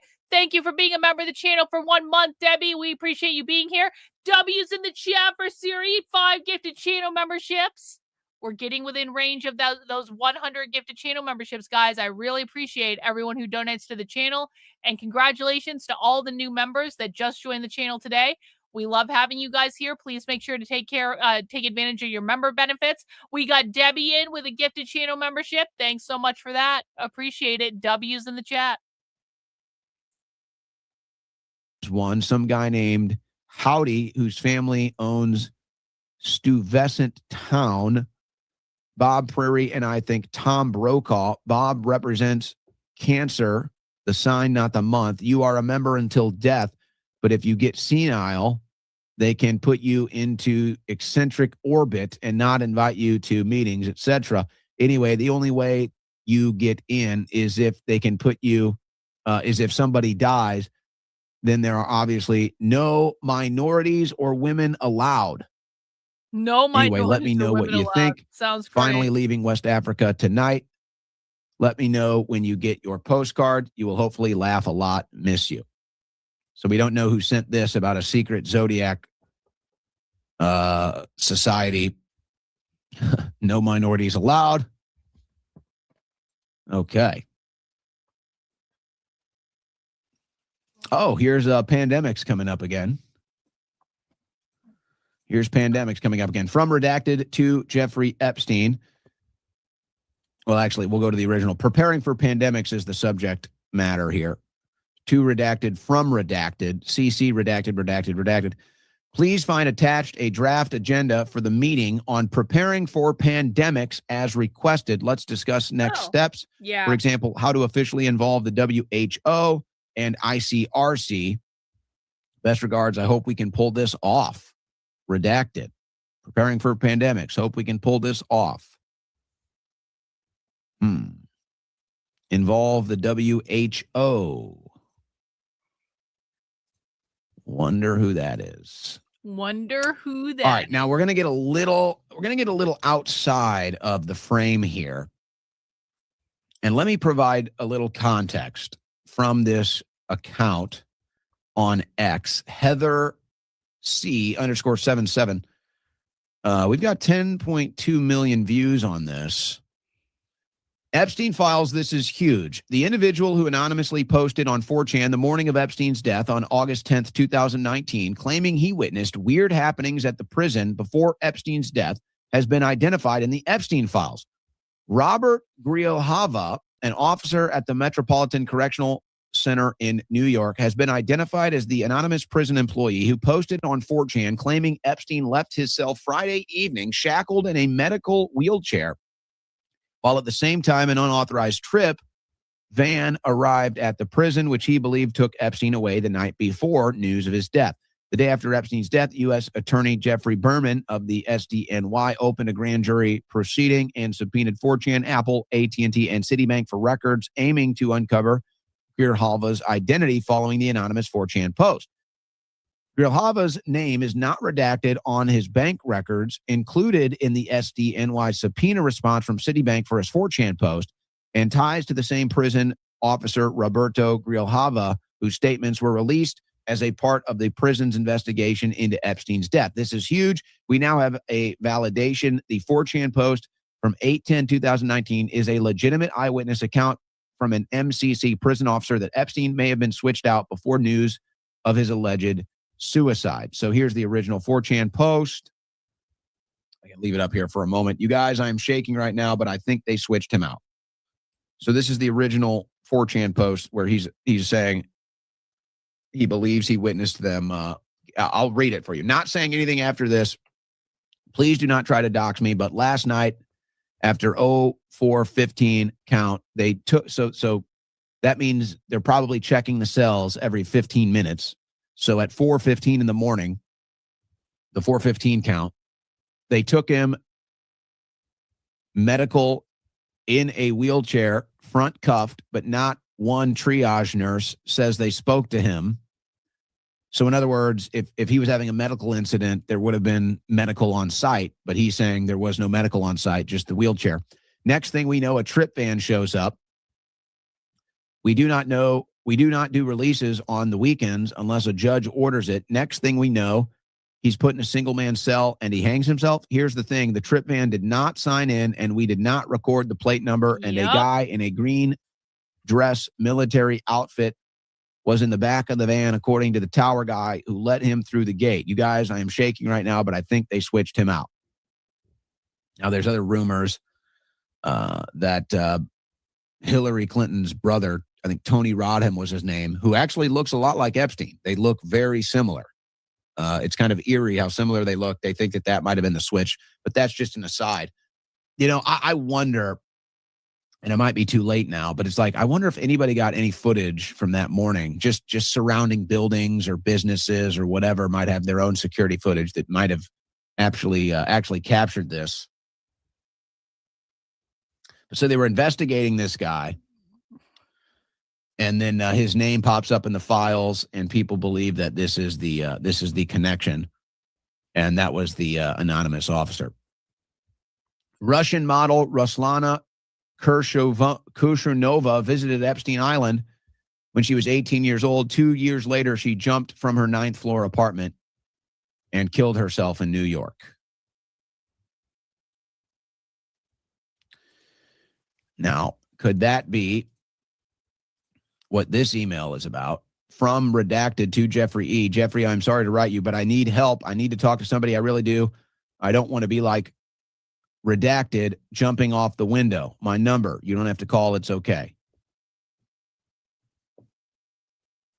So people are connecting those dots. We also have audio here shared by Mike Benz, but I've already gone long on this. So let me just tell you, if you want to go listen to this 10-minute audio from Mike Benz here, but I'll give you his synopsis. I'm utterly blown away by this new audio in the Epstein files. It shows the secret conversation for you fear very high level of government official might have with an outside fixture to hook them up the moment they leave government into the private sector. That's a quote. Here, Jeffrey Epstein teaches Ehud Barak, while he is still Minister of Defense in Israel, but on his way out, how to make millions of dollars in the private sector by first compiling a list of people who owe him favors from his 40 years in government service. Epstein then told Ehud Barak to pursue Peter Thiel, whose name at that point Ehud Barak had not even known how to spell, and to try to connect with a company called Palantir, which existence Ehud Barak had never heard of, and whose name Jeffrey Epstein didn't know how to spell. He credits Ryan Grimm, who goes on Breaking Points as the first time he saw this clip. Ryan assesses this meeting took place in February of 2013, which seems to line up with the audio, saying Ehud Barak is about 71 at the time of the recording, as he is 83 today. And of course, we know Barak was good friends with Epstein, and they had been seen together. Does anyone wish? Actually, let me just finish this. I'll do that in between videos. Let's laugh. And that just continues the ties with Epstein and Israel. All right, now that does it for the files for today. All right. There's more Owen videos to watch. You guys earned another Owen video by setting in some channel memberships. So we're going to watch, I reviewed even more Epstein files that are beyond disgusting. We're going to watch that. Do you guys want to take a brief intermission and watch President Trump is hurting the country? Here's my message to him. That's a quick little set. Maybe we'll save that one. We'll save that one for dessert later. That'll be highly satisfying. So we are going to move in and watch another Owen video, but guys, what the fuck was I just gonna ask? I had a question and then now it's gone. The question I was gonna ask you guys is gone. It's gone. I was gonna ask you guys something and now I don't remember what I was gonna ask.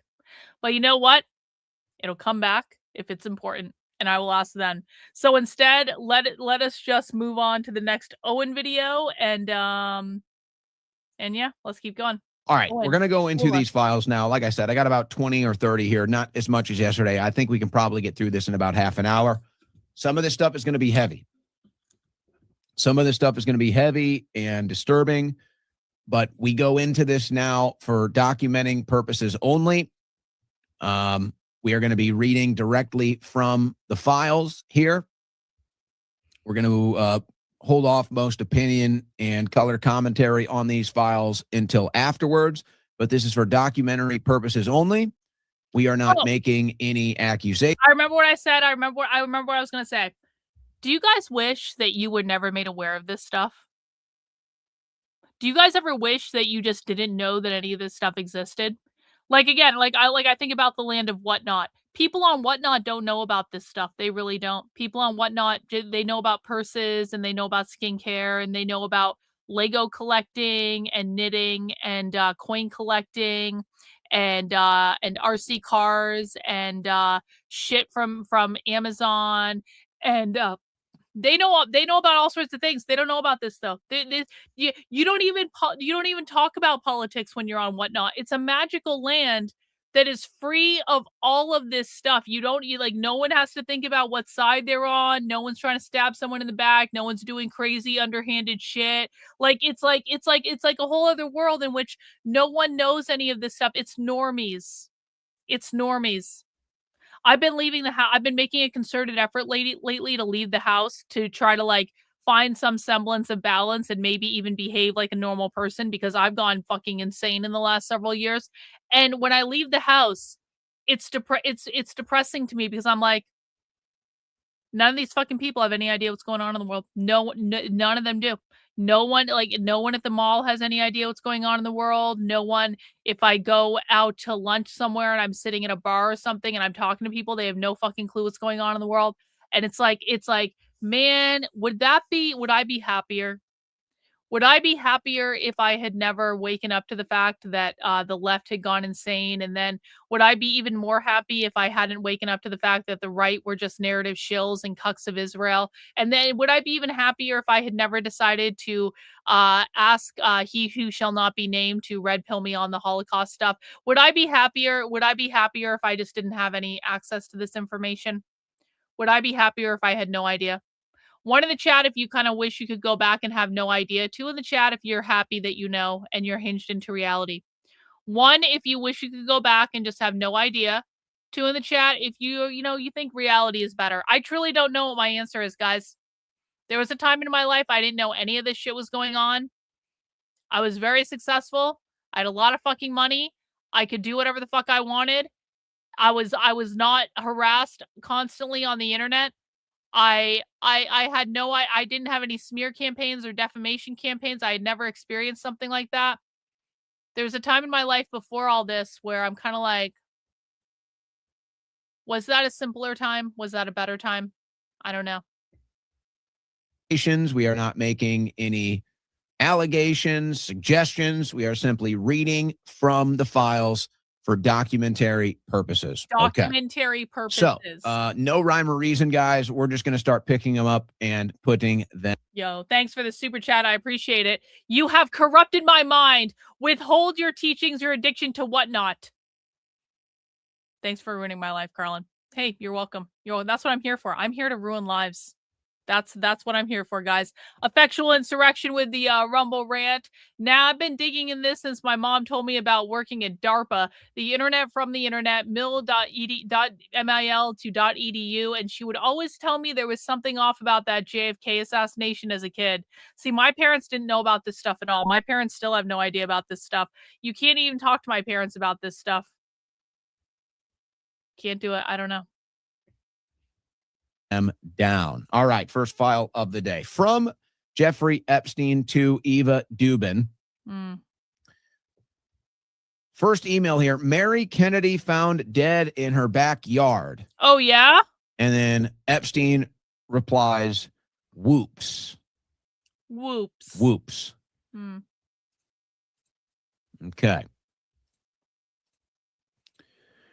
This is from a declassified FBI intake form on the Jeffrey Epstein child sex trafficking case from 2020. Enclosed are the following items: graphic capture of viral video. Now, obviously, we haven't seen a lot of these videos, but there are some descriptions in this file. So this is from 2020, July. Dale Martin, date of birth, redacted, cell phone, redacted, residential address, redacted, called the FBI National Threat Operations Center to report a viral video of what appears to be Jeffrey Epstein torturing a young woman with a magnifying glass. Martin provided the following information. Martin's daughter, Jessica McQueen, date of birth, redacted, sent Martin a piece of a video of what appeared to be a young white female aged 11 to 13 years old with dark-colored hair, tied down and naked. The victim is tied to the ground and spread eagle with a man who appears to be Jeffrey Epstein holding a magnifying glass with a claw and burning the victim. Martin described the video as being blurry. However, the male subject appeared to be a very large man with gray hair, wearing jeans, a short-sleeved black shirt, and white tennis shoes. Martin stated Facebook would not take the video down. In the frame of video, it says Epstein. However, the video... Exactly. Everything is awesome. Everything is cool when you're part of a team. So real, bro. So real. Video is blurry. Martin advised that McQueen did not feel comfortable reporting the information. However, her friends are still reporting it. So that's sounds like somebody witnessed something pretty gruesome there, to say the least. From Robert Trivers to Jeffrey Epstein, subject trans. Trans. It is very simple. I will compare male to female with female to male. This appears to be talking about transsexual surgeries. Hang on a second. Before we talk about transsexual surgeries, we got another Rumble rant from Effectual Insurrection. Thank you. I lost my childhood. I was talking to people at the Capitol, the Pentagon, officer balls, Marine Corps balls, and people would tell me the craziest shit. Now I find out it's true. LOL, dark to light. Yeah. Real, bro. Thanks so much for the super chat. With greater molecular control over development, we are increasingly capable of producing novel phenotypes, more feminine men, by blocking testosterone receptors or castration, and at the same time increasing estrogen production. The one blocks male features, the second encourages female features. More masculine women, heavy testosterone dosage, incredible external effects. Heavily bearded men, you would never guess they had a female bone in their body. The fuck? First kind, male to female, is 4 times more frequent than female to male.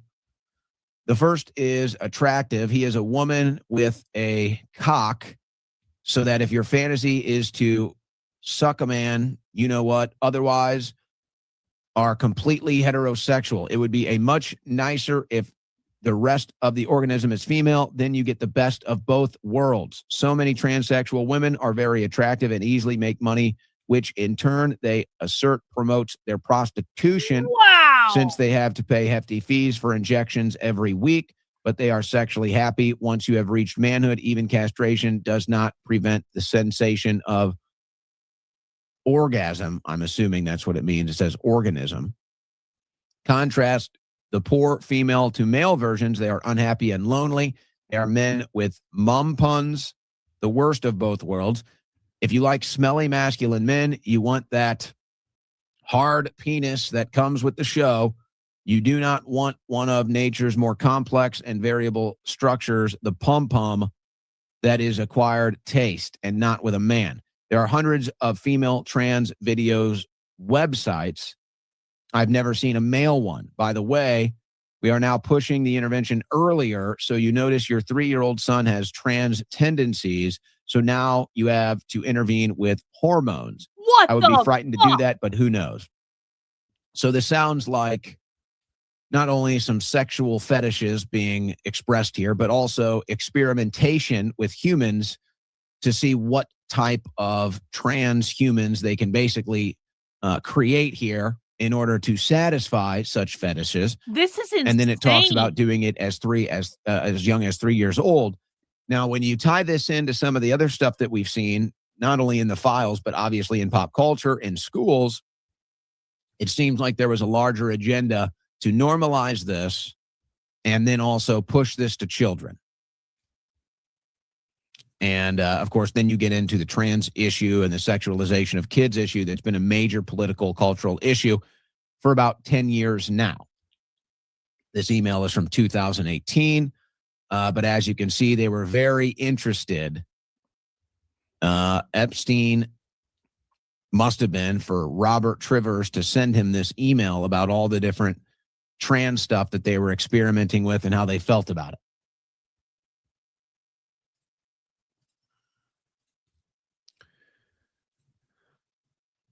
This is an email, Jeffrey Epstein and Oliver Colomb, who appears, this is from France here. Redacted, he agrees with me.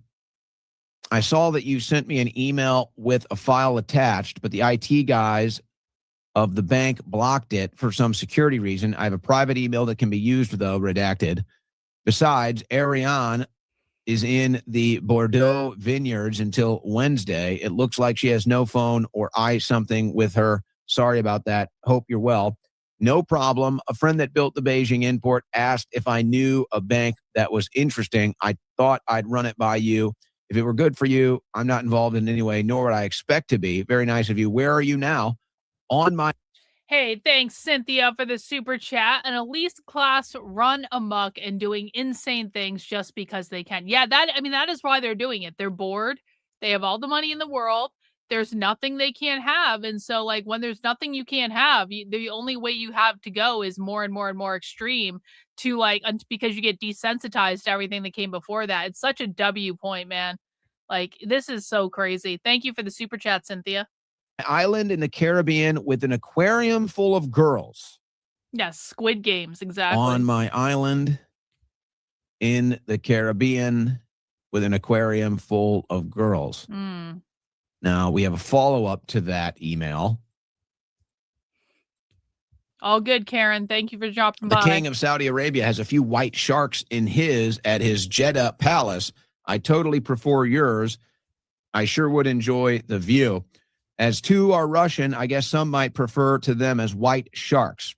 Now, if you pause for a second here, I don't think we're talking about sharks anymore. No, I don't think we're talking about sharks They either. say that they're in the aquarium. I don't know if they'd be in the aquarium with sharks, but maybe. I'm guessing white sharks is, it appears, code word for Russian women, maybe a specific type of Russian woman that they call a shark. This is kind of a new one here when we're getting into some new coded language, not that we've seen before, like with pizza and some of the other stuff, pasta, hot dogs, that stuff we've seen a lot. This seems to be new stuff. So it's kind of open for interpretation. Some people think it might mean that they're finding some human hybrid species, or it's just a term for some specific type or look of a Russian woman. Getting back to the email, as long as you don't have any hammerhead ones, I like white sharks. No, some are like shrimp. You throw away the head and keep the body. I like shrimp, but not so much if it's too pink, although I'm definitely more into white than into any other color. I like your philosophy. I can't even think of the smell of black shrimp. We are again in agreement. Now, again, very open for interpretation. I don't think we're talking about sharks and shrimp. Probably not. What's interesting is that we've had other emails in the files where you can clearly see derogatory statements about black people and what appears to be, different men basically saying, I don't want black women around. Whatever women that you're going to have around, I don't want any black women around. So if there's any connecting context, that's really all we can reach for here. But I don't think we're talking about shrimp and sharks. I don't think that's too far of a reach on that front. From Sarah K to Rich Bennett, no subject. Hi, Rich. Jeffrey is asking if you can FedEx the painting he had made of the massacre of the innocents to the ranch. It's the large 9x9 canvas that we had rolled out for him to see in the entryway where they are killing babies. He wants to use it on the ranch and is hoping you could FedEx it to arrive by. The fuck. Hey, thanks for being a member of the channel for 1 month. Acid reflow. This is where I lost faith in the anonymous group. They should have exposed all this years ago, but I think they may like bagels. Yeah, I think they probably do like bagels. Everyone likes bagels. Everyone likes bagels. Can I get a round of bagel emojis in the chat? Thanks so much for being a member of the channel, bro. Really appreciate it. Wednesday. Thanks, Sarah. Wait. Jeffrey Epstein wanted the Did I just get another super chat from Effectual Insurrection? Sorry if I missed this, bro. I don't think I've read this yet. I thought they were crazy, but I left a chance. I wanted to believe that evil wasn't crazy. Like Mulder in X-Files, the truth is out there. They are the minority, more good than bad. Well, yeah, thank you, bro. I appreciate it. I just had a bagel sandwich the other day. I had a salt. Have you guys ever had a salt bagel? Like a salt, there's nothing more delicious than like a fucking salt bagel. I fucking love salt. Does anyone else love salt? I love salt. Salt on everything. Salt is the fucking best. Then you get a bagel that's covered in like really big salt, and I had a pastrami sandwich on it, and I broke the keto diet for a day. Here's what happened. Do you guys want to know the truth of this? I've been losing so much fucking weight on the keto crash starvation diet. Like, I have lost weight so fucking quickly. Once you get into ketosis, it's like all downhill from there and you're never hungry and it's all good. But the other day I was like, you know what I haven't had in a while? A bagel. You know what I would really like? A bagel sandwich. And so I broke the keto crash starvation diet for 1 fucking day to eat a pastrami sandwich on a salt bagel, and I gained 3 pounds. I swear to God. I ate 1 fucking sandwich on 1 salt bagel, and it was delicious and it was amazing, and I gained 3 fucking pounds. And that sucked. So I can't eat any more bagels. I can't, not until the keto crash starvation diet has done its work. I can't break the rule again. And, but it was totally worth it. That sandwich was fucking awesome. Massacre of the Innocents painting in his entryway. Yeah, water retention, you're probably right. So he could see it every time people walked in of them killing babies.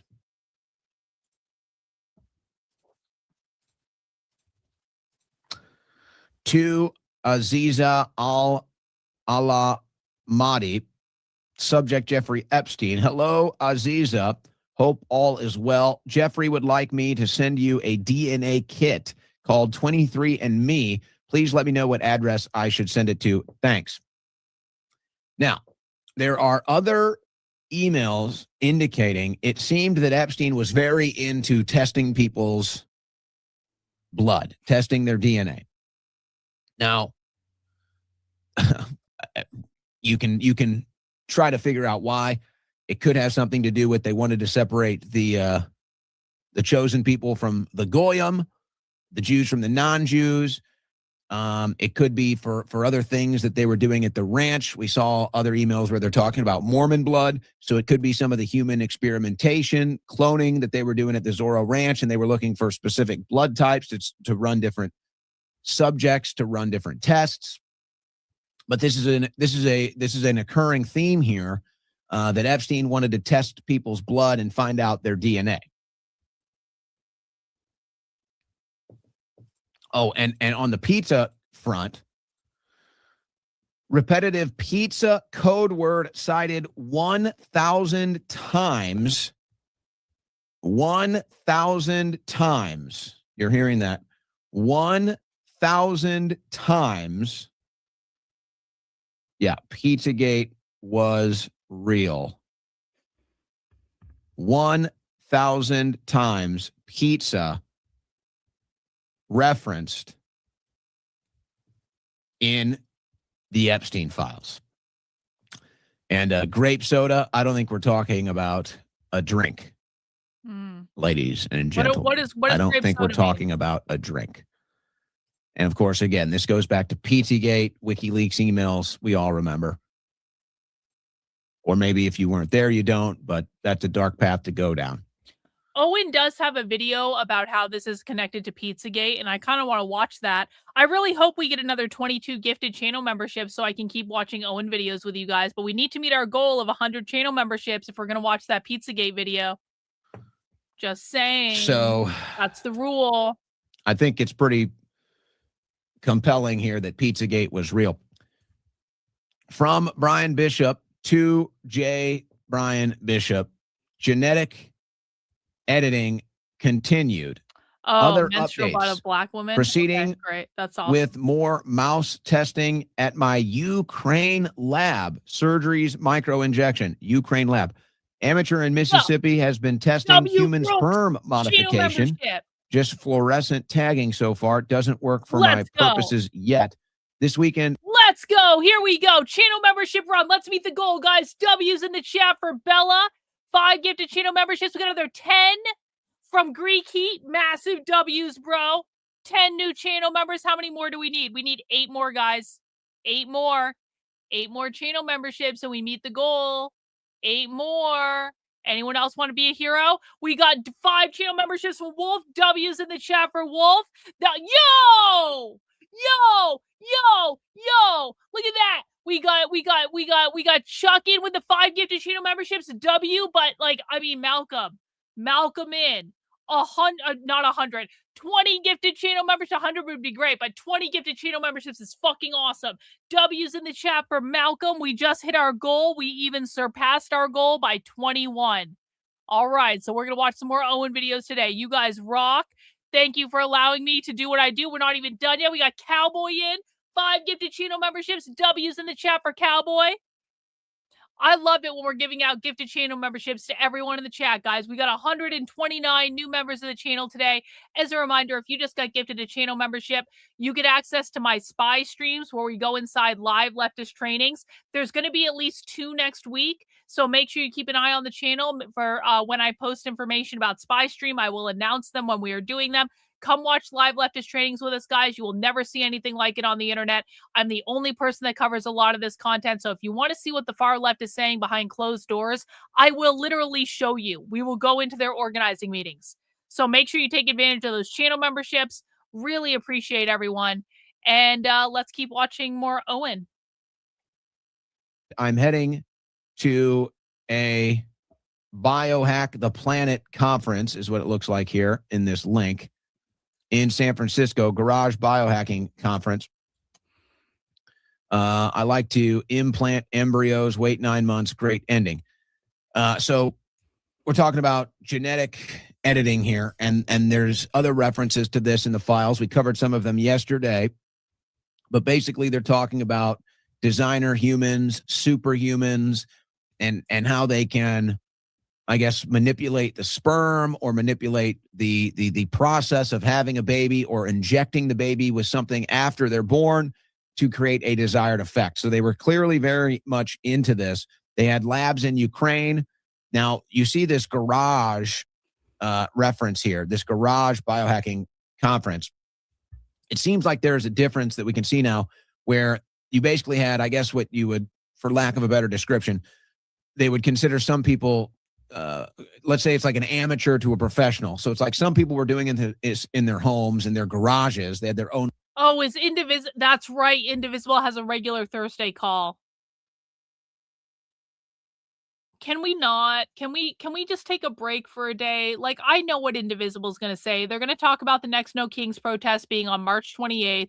There's going to be some National Day of Action on February 17th or something like that. I already know what the Indivisible thing is going to say. And I'm just like, now that I'm listen, maybe like 3 hours ago, I would have said, okay, but like, I'm now full on in, like, this is like a break day. And like, I wasn't committed to that earlier, but now I am fully committed to, like, let's just let our brains have a break. Okay. This is already, let's just, relax. We can always go back and watch the Indivisible call later. Labs that they built in their garage, whatever, in their home. And then I guess maybe you had something in Ukraine or other parts in the world, or Epstein in New Mexico. You had professional labs. It's like, this was the upper echelon. This was the elite. This was the well-funded. This had all the best equipment. And you're saying, well, this is just a garage hacking conference. Anybody can do it, versus here's what we got. This is the pros. So it's like, you kind of start over here, you see what you can do, and then you bring it to Epstein, and he decides whether or not he wants to take it on. That seems to be the story here with the context. Hang on, we got a super chat. Thank you so much for the super chat. Just as a suggestion, add sardines. I don't want to eat sardines. To the keto crash diet, Karlyn, I did that. Weight loss is steady and awesome. But why sardines? Maybe I will try sardines. I mean, have I ever even had a sardine? I think I was kind of afraid of sardines, but I might be open to exploring the sardine. I just don't know what is the science behind why sardines help you lose weight, though? Like, what is that? Yeah, I mean, Chicken Spawn is making a point here. Chicken Spawn is making a fair point. He says sardines eats ass. That's a fair point. I can put it in a Caesar dressing. Well, I'm not going to, I guess I could have a Caesar salad. Can't I just eat cheese, though? Isn't cheese, can I just eat cheese? Or like salmon? Or something like that? Sardines are high in protein, very little in fat and carbs. They make me puke, so I lose weight. I can't eat bagels, so I gain 3 pounds overnight if I eat a fucking bagel. It's the worst. Okay, maybe I'll think about getting a can of sardines and trying it out. Maybe I'll think about it just as an experiment.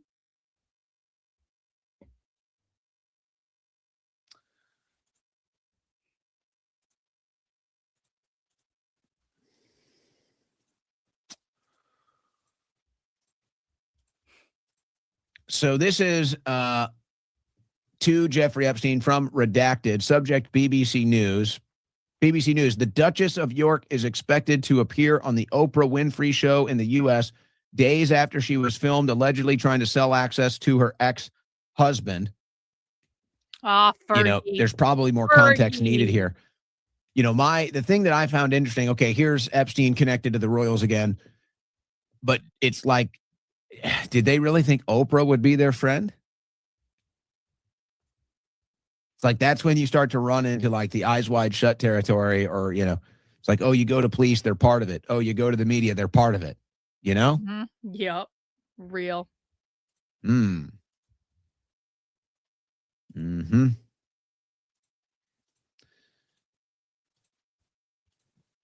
From Jeffrey Epstein to Peter Thiel. Here we go. Brexit, just the beginning. There's a lot of other Brexit stuff. Of what? There's a lot of other Brexit stuff in here.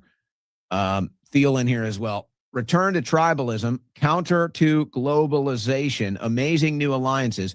You and I both agree zero interest rates were too high. As I said in your office, finding things on their way to collapse. You know what I ate yesterday? And this chat made me think of it. It has nothing to do with what you said, other than like I saw the word vinegar.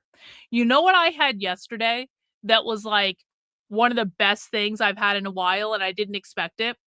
Is I went to Market Basket. Market Basket's like a local New England grocery store, and they have like all of this like kind of like lunch food, like prepared food. They have like chicken and sandwiches and like all this stuff that you can take away and have lunch or whatever. Well, yesterday, and they always have like different stuff every day. Yesterday they had chicken wings that were salt and vinegar. So salt and vinegar chicken wings. And I could smell it. And I was like, that smells like salt and vinegar chips. What the fuck is that? Because I love salt and vinegar chips. I'm like, I love vinegar on French fries. I love like that. That's the best. And so I was like, what the fuck is this? Salt and vinegar chicken wings? And so I was like, well, I have to try this. And it was one of the greatest things I've ever had. I would have never thought to make salt and vinegar chicken wings, but it really does work, and it was so good. It was much easier than finding the next bargain.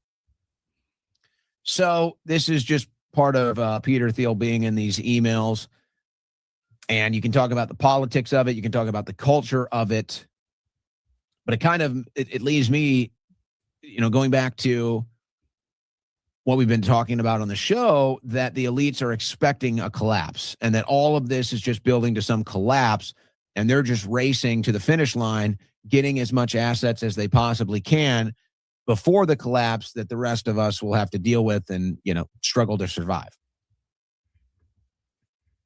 This is a sign to make you get pizza. From Ken T. to redacted, subject, young girl here in Mexico. This is from 2019. She has identified Ghislaine Maxwell as a woman who came to Richard Marchenko's home in Mexico many times in 2010 and 2011 with Nancy Marchenko to set up sexual trips for her when she was 10 or 11 years old.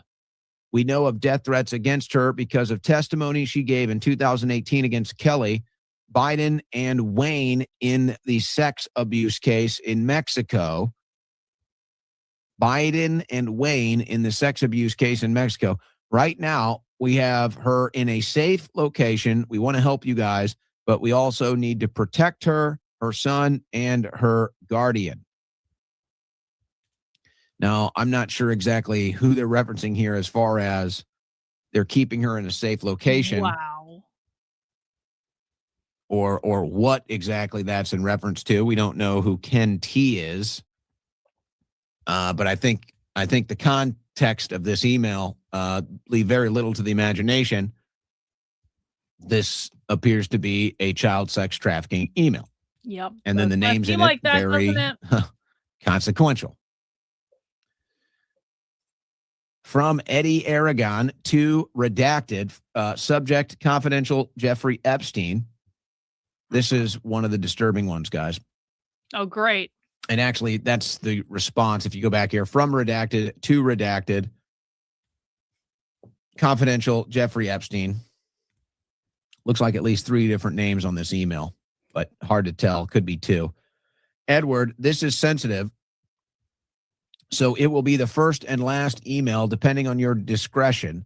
You can choose to take it or trash it, But this comes from a person that has been there and seen it all as a former staff at the Zorro.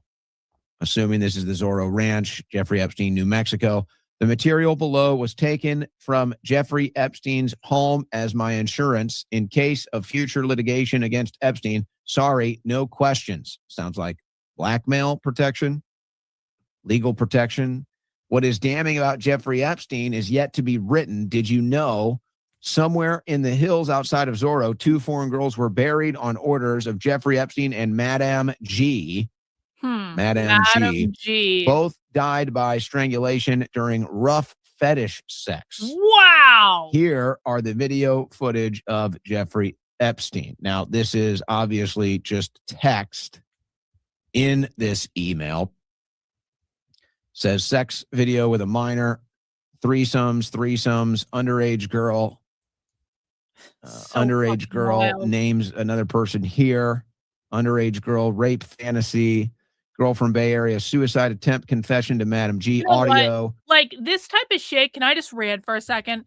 This type of shit is why I have no patience at all for people who throw the word pedophile around as though it's a fucking punchline. I am so fucking sick of hearing every single person on the left and every single person on the right say pedophile, pedophile, pedophile, pedophile, pedophile. Because you know what? It's like real pedophiles do actually exist. It is actually a real thing. And when you hurl the word pedophile at any single person that you don't like and you're trying to smear on the internet because you don't like them because they said something that hurt your fucking feelings, when you throw the word around like it means nothing, you diminish stuff like this because people get so desensitized to hearing every fucking person called a pedophile that they're just like whatever. This is a real thing. This is a real thing that does really exist. And literally fuck everyone on the right who calls everyone they disagree with a pedophile, and fuck everyone on the left who now calls everyone they disagree with a pedophile as well. And it's just like, you know what? If you actually care about this stuff, if you actually don't want this stuff to happen, if you actually want justice in these instances, then stop diminishing the value of what the word is. Because every time you diminish the value of it, you allow more of this shit to happen. End rant. Thanks so much for this super chat, ANS.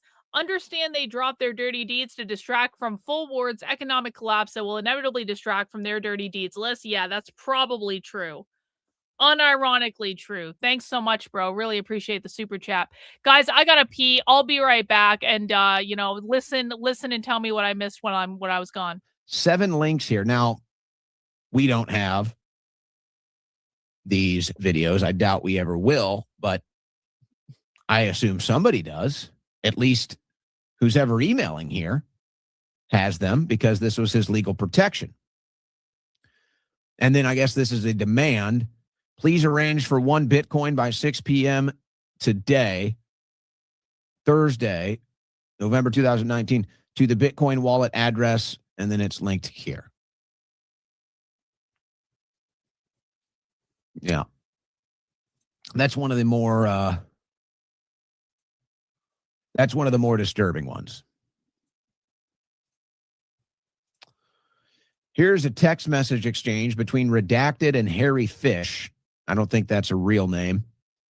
It turns out that Fish is coded language for other sexual fetishes. We won't get into it. Could be a real name, but I have a feeling that's a code name.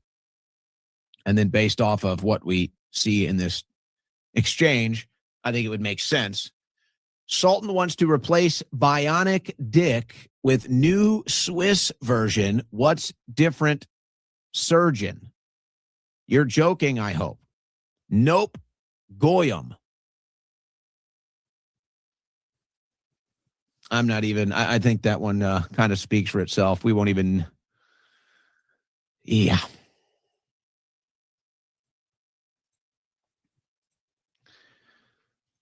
These are iMessages. Sender redacted. Participants redacted. It does look like what we see here is a Jeffrey Epstein's iTunes JEE iTunes. Kid is taking placement text this week, or text next week. I gave her all the information. This is tough. The kid couldn't have done bikini wax. I'm back. Because hair are too short. What the fuck? Next time, do it to her and Elena's nails. Kid will come to the house straight from Frederick with iPad portfolio. Bro. Done with Pornhub introduction. Sounds like we are no, I don't need to rewind. I'm good. Introducing young women to the adult film industry. I would just say that there are two names that have really dug into this, that are sharing this and covering this. And I apologize if I'm messing their names up right now. I believe it's Lisa Metkoviak, something like that. And then Arden Young. Oh, who got behind the scenes and did some behind the scenes content with these groups. And this is unfortunately not uncommon. Wow. It's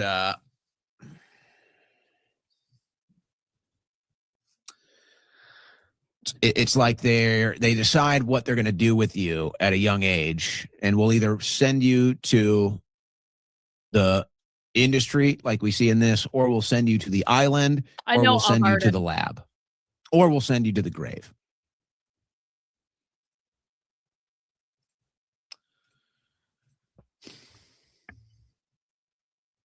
From Redacted to Jeffrey Epstein, I'm a little confused what you are up to, or Ian, is up to. Are you staying with Rupert too?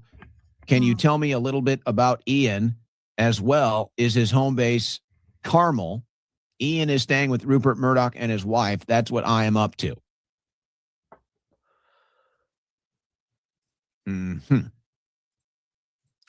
Probably significant considering a media reaction, don't you think? Two redacted from Roy Hodges. Subject, Jeffrey Epstein's island. Let's go down to the beginning here. Hope you have a fabulous vacation. And then you see these are different cells. Roy's cell, Stephanie's cell, Daphne's cell, Dr. Ting's cell. Always had doctors down there, huh? Hope you have a fabulous vacation. Thank you, assistant to Jeffrey Epstein. Hello, Dr. Ting. Jeffrey would like you to enjoy a day on his island during your vacation. We can have you and your family picked up from St. John on whatever day is convenient for you, brought to Jeffrey's island to play with his toys. They even put the toys in parentheses here. Toys. Wow. You can only imagine what that is. And have some lunch. I have CC'd Jeffrey's island managers, Roy and Stephanie, as well as Daphne, who works in Jeffrey's office on St. Thomas. They can assist in coordinating with you. Please let us know what day would work, and they can make it, take it from there. That is incredibly generous of Jeffrey. I will get back to you shortly about timing. Good morning, Dr. Ting. Just checking to see if a certain day would work for you to have some fun on Jeffrey's Island. Let us know. Thanks. Would Friday work for your schedule? That would be the best day for us. The party consists of myself, my friend Michelle, and her 3 kids, 8, 8, and 5, and 2 nannies. That's great for us, redacted. Wow. I'm not sure if we're talking about such innocent fun here. Yeah, probably not. Probably not. Nah, I don't think so, guys. 2 redacted from Jeffrey Epstein. Subject, cream cheese baby. There are millions of babies, very little good vegetable cream cheese. LOL. I don't know if cream cheese and baby are on the same level. It's okay. There is still enough time today. I'm trying to schedule priming for 5:30. Fuel explosion, 9:45 p.m. I don't know that I want to know what that means, but what the fuck does that mean? What secret code is that? A factual insurrection. Lots of kids of famous bloodlines are given to other families to raise, so they are brought up in rituals and get abused before 5 years old to disassociate their personality and program them. Yeah, that's some fucked up shit, a factual insurrection. I appreciate the super chat.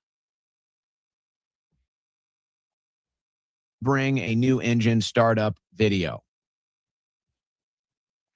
Your guess is as good as mine here, but I doubt we're talking about food or any of the words used here aren't.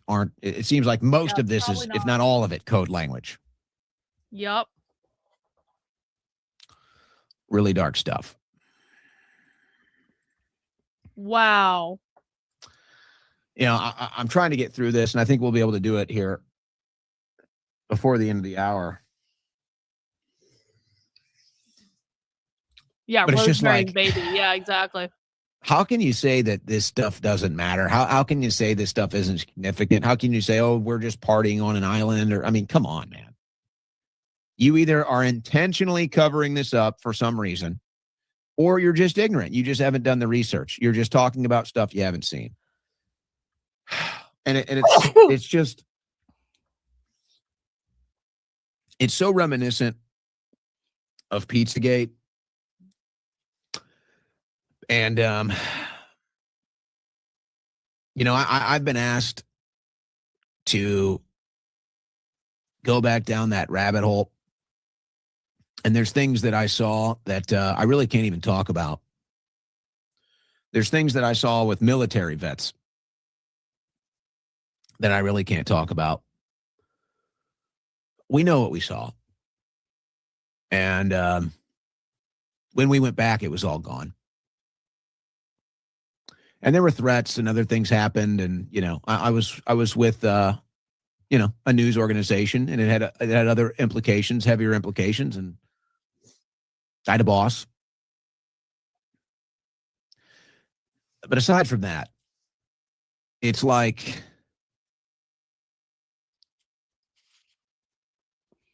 I just, when we went through Pizzagate, we were so stunned. We were like, I can't believe we're seeing this. And then to watch it just get, you know, tossed aside like it was nothing. All the research, all the clear coded language that led us to very disturbing, to say the least, social media posts, stuff that was public. I mean, we deciphered everything. We found all the code languages.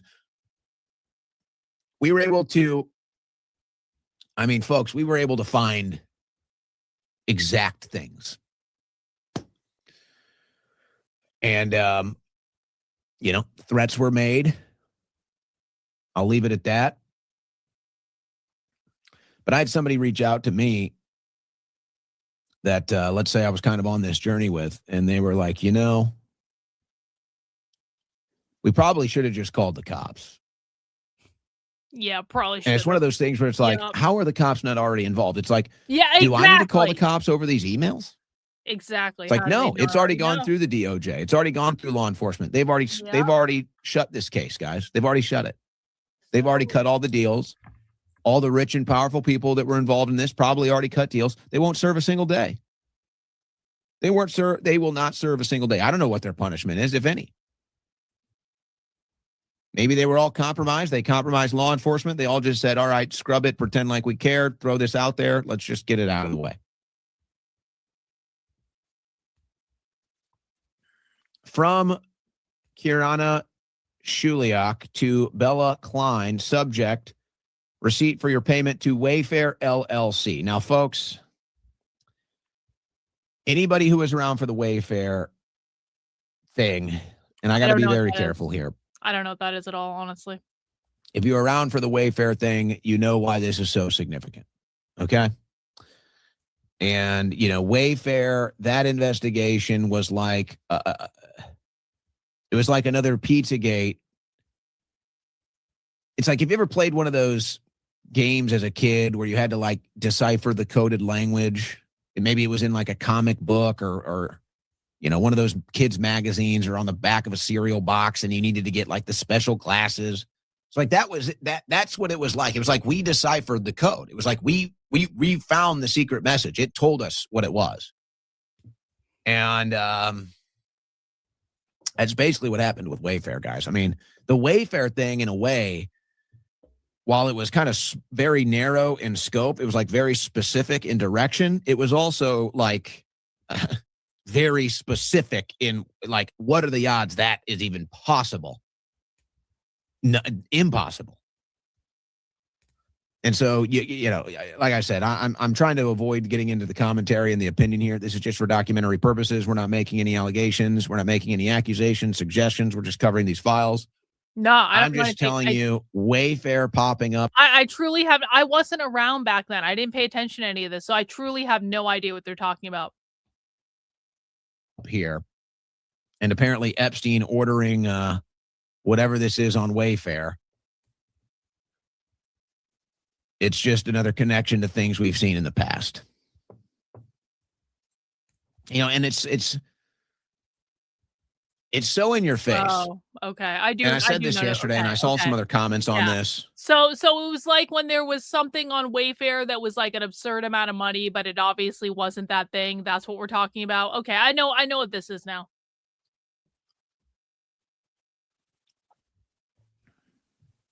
Even talked to some people about this.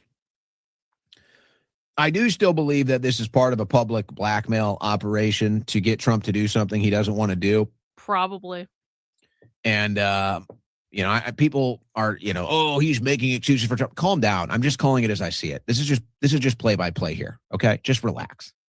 Just relax. So I still think this is some sort of a public blackmail campaign against President Trump. I don't even know if he controls his DOJ at this point. But also there seems to be this kind of other side of it. And it's just like, they're just going to show us all of this and be like, hey, you know, you guys were right about everything. Watch this. We're still going to get away with it. We're going to give you all of the evidence. It's going to come right from your highest level of law. You know how I know that's what they're doing? This is what I do with the left. I want to explain this. People ask me all the time, Karlyn, how do you get away with going undercover with the left? And for years I've said, because even if I say exactly what I'm doing on the internet, they don't listen to me and there's not anything they're going to do about it. And they don't catch me. Even if I say I am doing this and I kind of hint around about where I'm going, they still don't fucking listen.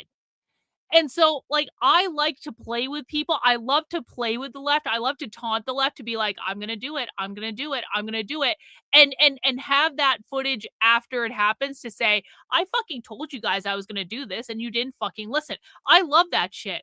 So do I think that there's any reality in which the people who released this stuff didn't know exactly what the fuck they were doing? To say, we're going to tell you what we're doing and there's not shit you're gonna do about it. That's exactly what they're doing. These people get off on power. All this stuff with kids, guys, I hope you understand this. This is about power. This is about having that sort of power that you can do that really sick shit and know that you are going to get away with it. That's what all of this is. So Owen is exactly right here. Owen is exactly right. They released all of this stuff knowing that there wasn't shit anyone was going to do about it. Law enforcement, and we're going to show you everything, and nothing will happen. Yep. Nothing will happen to us. So real. It kind of has that feeling. I guess time will tell. From Jeffrey Epstein to Sultan bin Suleiman, does the Quran say don't take Jews and Christians as friends? Dear Jeffrey, some time ago you asked me, does the Quran say don't take Jews and Christians as friends? Of course it doesn't. Please watch this 5-minute clip. So it looks like, I guess, this is a Muslim trying to befriend a group of Jews for whatever reason, maybe to get on the island. I don't know. He makes a distinction between friends, allies, confidants. Americans do not. They are all categories of friends. I agree this one version of interpretation, the interpretation that makes sense to me, is that the verse came during a battle where some Muslim tribes were collaborating with some Jewish and Christian tribes against their brothers. So the verse came as a warning, but limited to that wartime. As you know, the Quran permits men to marry Christians and Jews. In fact, one of the prophet's wives was Jewish and another was Christian. So it doesn't make sense that the Quran will say you can marry them but can't be friends with them. So they're very theological in this discussion. All I know for sure is that you are one of my most trusted friends in the very sense of the word. You have never let me down, not once, not half of once, and I greatly appreciate the time we spend together. Thank you, my friend. I am off to sample a fresh 100% female Russian at my yacht. Wow. 100% Russian or 100% female. Question, if it were once a man and now has tits, pussy lips, and butt, what percentage is it? 100% female. That's what I was afraid you would say. Final comment there from Epstein. So I guess he was into the trans. I think that's it for our files today. We have some other news on this subject. I think that's it for the files. I will. Hang on, we got $1 from Hiker Dude on Rumble. It's like the Hunger Games. We are gonna take your kids, kill them, and there isn't shit you can do about it. Yeah, that's exactly right. That's exactly right. All right, guys, that is the end of the second Owen video. Now we've got a couple more we can watch. We can do, so here's what I want to do. I want to do a brief intermission and watch this Owen video where he is ripping Trump a fucking new one, because I think that'll be satisfying for all of us.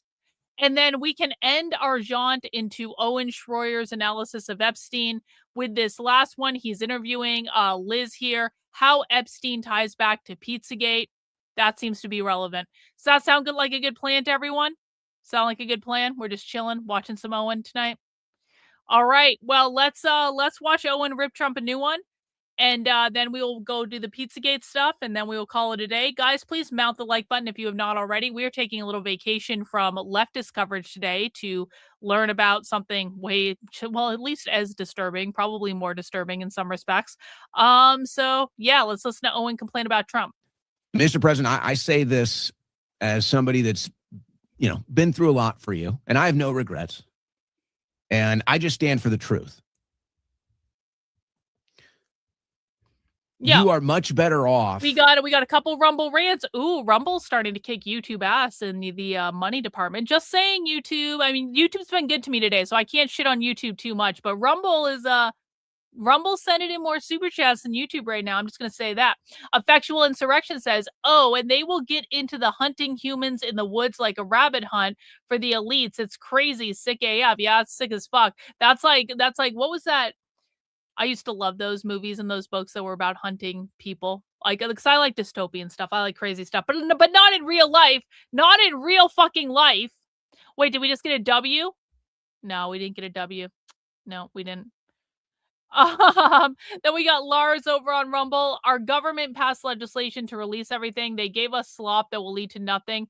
We all know the only solution. Well, obviously the only solution is love and acceptance and all that stuff. Hey, I appreciate it. Just being honest about whatever it is, just being honest about it and asking for forgiveness, then whatever this campaign you're involved in now is, you're much better off. And quite frankly, I would advise you, because Susie Wiles is clearly not giving you any good advice. In case you can't tell, your approval rating is tanking. Yeah. You can't move on from these Epstein files, no matter how much you try. So Susie Wiles is letting you down big time. Okay. So I'll go ahead and give you some free advice that is much better than whatever you're paying her to do. Whatever it is that you had involvement with Epstein, and I don't even know, I'm not convinced anything was illegal. You like to party with Epstein. He had access to the hottest women and whatever. Thanks, Wolf. You engaged in it. We've seen you dancing with the women and everything. Totally. That's the case. Hey, I'm not even saying you did anything illegal, but the way you're acting about it now, it's starting to look like your Achilles heel. Yep. Owen is right. Mr. President, this is coming from the heart and soul of the American people. Okay? Whatever it is that you're trying to cover it up, whatever it is, whatever the deals that have been made behind the scenes, and you just want everybody to move on, it's not going to work. This is what the American people want. This is what the American people need. You need to just come forward and just expose it all. Whatever it is. And if that involves you asking for forgiveness, so be it. Because here's the deal. We would rather deal with the realities of whatever it was Epstein was involved in, or even yourself. We would rather deal with the realities of that than whatever the hell this group of people has planned for us next. Okay? We're begging you. And if you come out and get ahead of this, I think there's still time. If you come out and get ahead of this and level with the American people as much as you can and say, look, here's the deal. Hang on, hold that thought, Owen. We got Effectual Insurrection over on Rumble. Oh, snap, and go back and watch Pinocchio. It's all about talking children to an island where they will not return. Hey, Owen, Susie Wiles is keeping infiltrators away like Steve Bannon, Mike Flynn, and Roger Stone. Well, you know what? Here's the thing, though. Mike Flynn's son was shit-talking me on Twitter like a week ago, so literally fuck Mike Flynn and fuck his son. Like, Mike Flynn's son was like, I've only spoken to Michael Flynn Jr. like once in my life, and that was back in 2020. I don't even know him. I don't think he knows anything about me. And he was running around Twitter saying, oh, yeah, she's highly overrated. So that's how I feel about that. But thanks for the super chat. I appreciate it. Whatever we have to deal with because of that will be 100 times better than whatever it is we're going to have to deal with if you don't do that. Whatever it is this group of sick, psychotic, demonic, satanic elites have planned for us next, please, please, we will bear the cost with you if you come out, expose it, and stop it now. We will bear that cost with you, Mr. President. We don't want to deal with these people anymore. We want them off our backs. We want them off our planet. We want all of their little plans, all of it. We're done with it. We need them out of here. Please. From the heart and soul of the American people, we will bear the cost of this with you. We can work on some reconciliation if it's really that bad, but we're begging you. We're begging you. Whatever it is we have to deal with in exposing the full truth about Epstein and the island and yourself and whoever, whatever it is that costs us, we will gladly bear that cost. Thank you. Even if it means the stock market tanking or whatever else, whatever other levers that these ghouls have their hands on, whatever other levers they're going to switch off when you expose them all and bring them all down. Mr. President, we will gladly deal with that. We will gladly bear the burden of that. Hang on. Effectual Insurrection interrupting Owen again. Fuck Mike Flynn, Junior, Senior, Stone, Bannon. They're all closet leftists like the Lady Boys allegedly Roger Stone was in. Nexum, for fuck's sake. Fuck them all. Keep doing you, Dr. K. Solid. Much love. Thanks, Effectual Insurrection. Appreciate it. If you put this satanic cult elite group to an end. Appropriate, but okay. We will gladly pay that price. And it will be much greater to pay that price than whatever these sick freaks have planned for us next. And maybe you cut a deal with them. You know, I don't know. Maybe they've got some plans or they know some cataclysm is coming and they're going to let you into the bunkers or onto the spaceship or whatever. Maybe that sounds a little far-fetched. I'm trying to make sense of it all. But it's clear now. There's no denying it that this is a very powerful group of people. Yep. They have the levers of power for most of the world, U.S. policy and results, maybe even around the world to a certain degree. And they are into child sex trafficking and other demonic practices. And now we've seen it from the 2016 WikiLeaks all the way up to the Epstein files. There is no denying it. So, you know, I think there's something comforting about the fact that, you know what, it's not okay, I misspoke. I think there's something comforting about accepting the fact that there is a group of elites ruling over us and they're doing whatever the fuck they want and they're never going to get in trouble and there's nothing we can do about it. That's really the comforting part. Not that there's elites, not that they're doing all this crazy shit. That's not comforting at all. That's deeply disturbing. But the acceptance of it to say, there are things in the world that I cannot change. I can only do what I can do. I can only impact the things that I can impact. I cannot fix the ruling elite cabal, child sex trafficker, pedophiles, blood drinkers, torture people. I can't control that.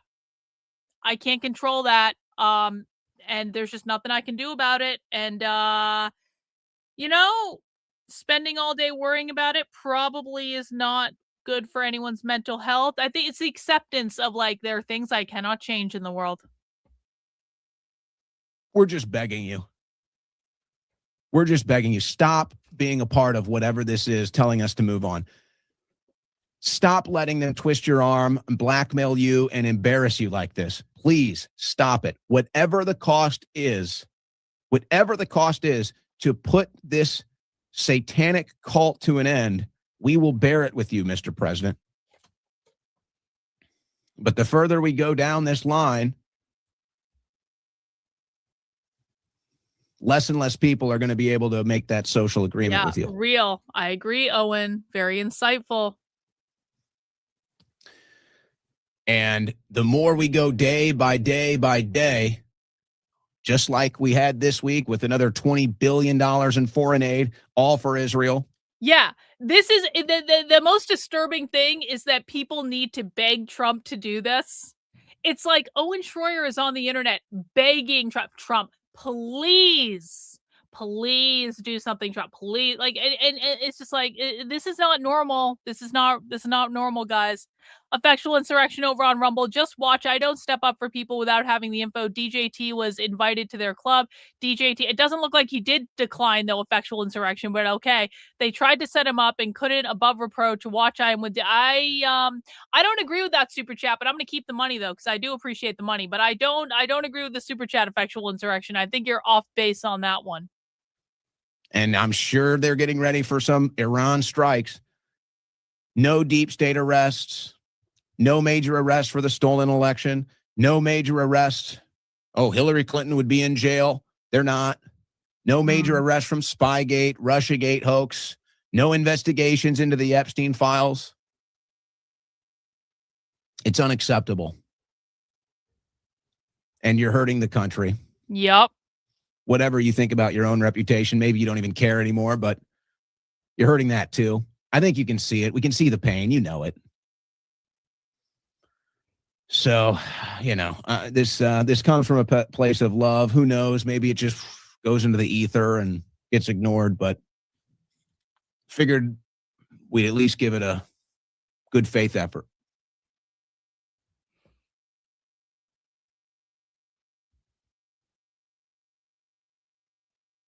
Okay, that's it. Okay, I agree with Owen. Trump is fucked. Anyway, we're going into our last Owen video of the day. We are watching his interview with Liz. I don't know anything about Liz or if she's a psycho or not. She's a woman, so I tend not to believe women. But if Owen, I don't know if I trust Owen's judgment in interviewing a woman, if I'm being very honest about it. But if anyone knows anything about Liz and whether or not she can be trusted, please do let me know. But we're going into the last Owen video in this particular series, how Epstein ties back to Pizzagate.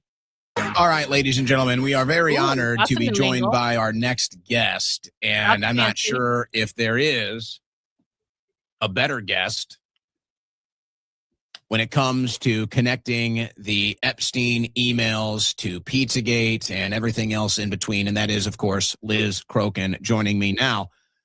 First of all, Liz, I know you've been very busy doing the media circuit lately, and I salute you for that. I know it's not the funnest thing to have to go on show after show, including your own shows, and cover and talk about this stuff.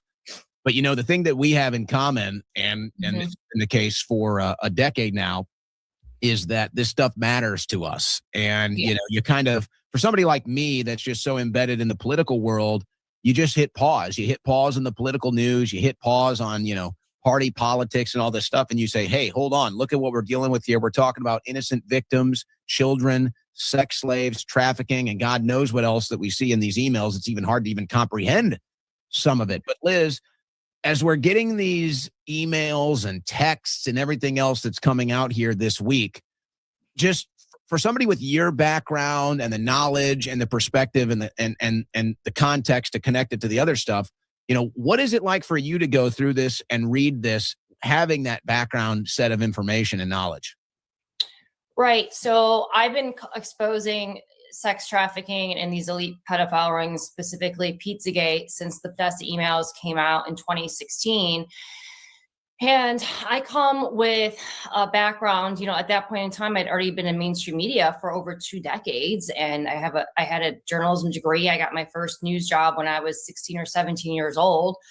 And, I knew that pedophilia existed and I knew that sex trafficking existed. What I didn't know until 2016 is, number one, how widespread it was.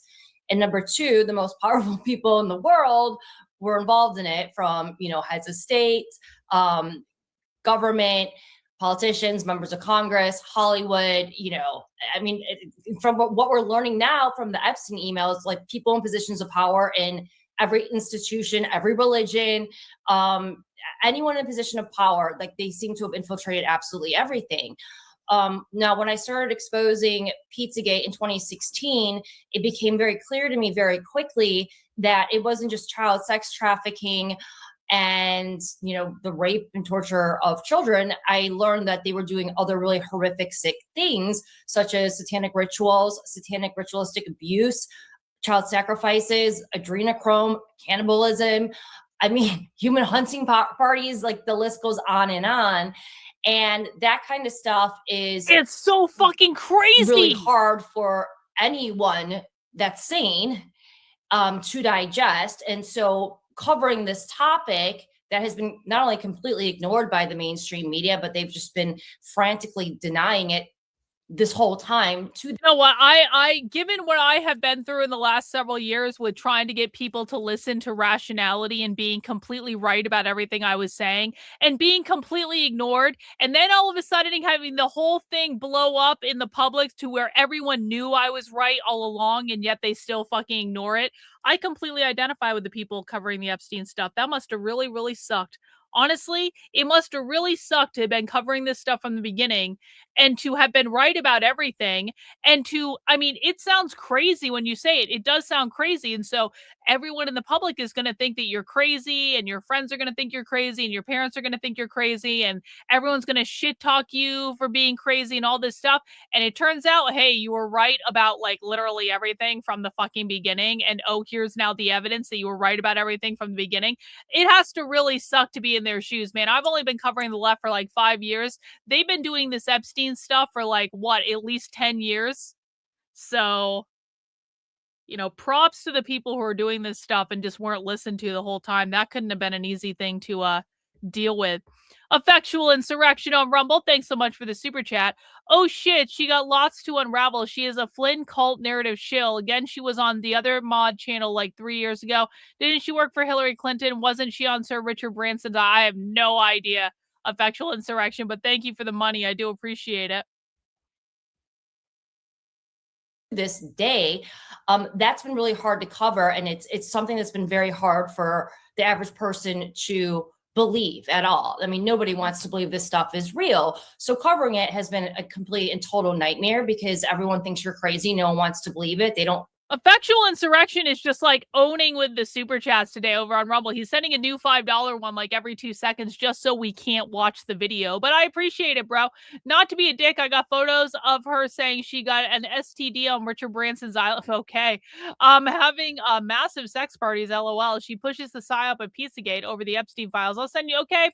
Well, I'll look forward to seeing that evidence. Effectual Insurrection. That's more information than I wanted, but thank you for that. I do appreciate it. Actually believe the crazy people that are doing this are crazy. They believe the messengers like me are crazy.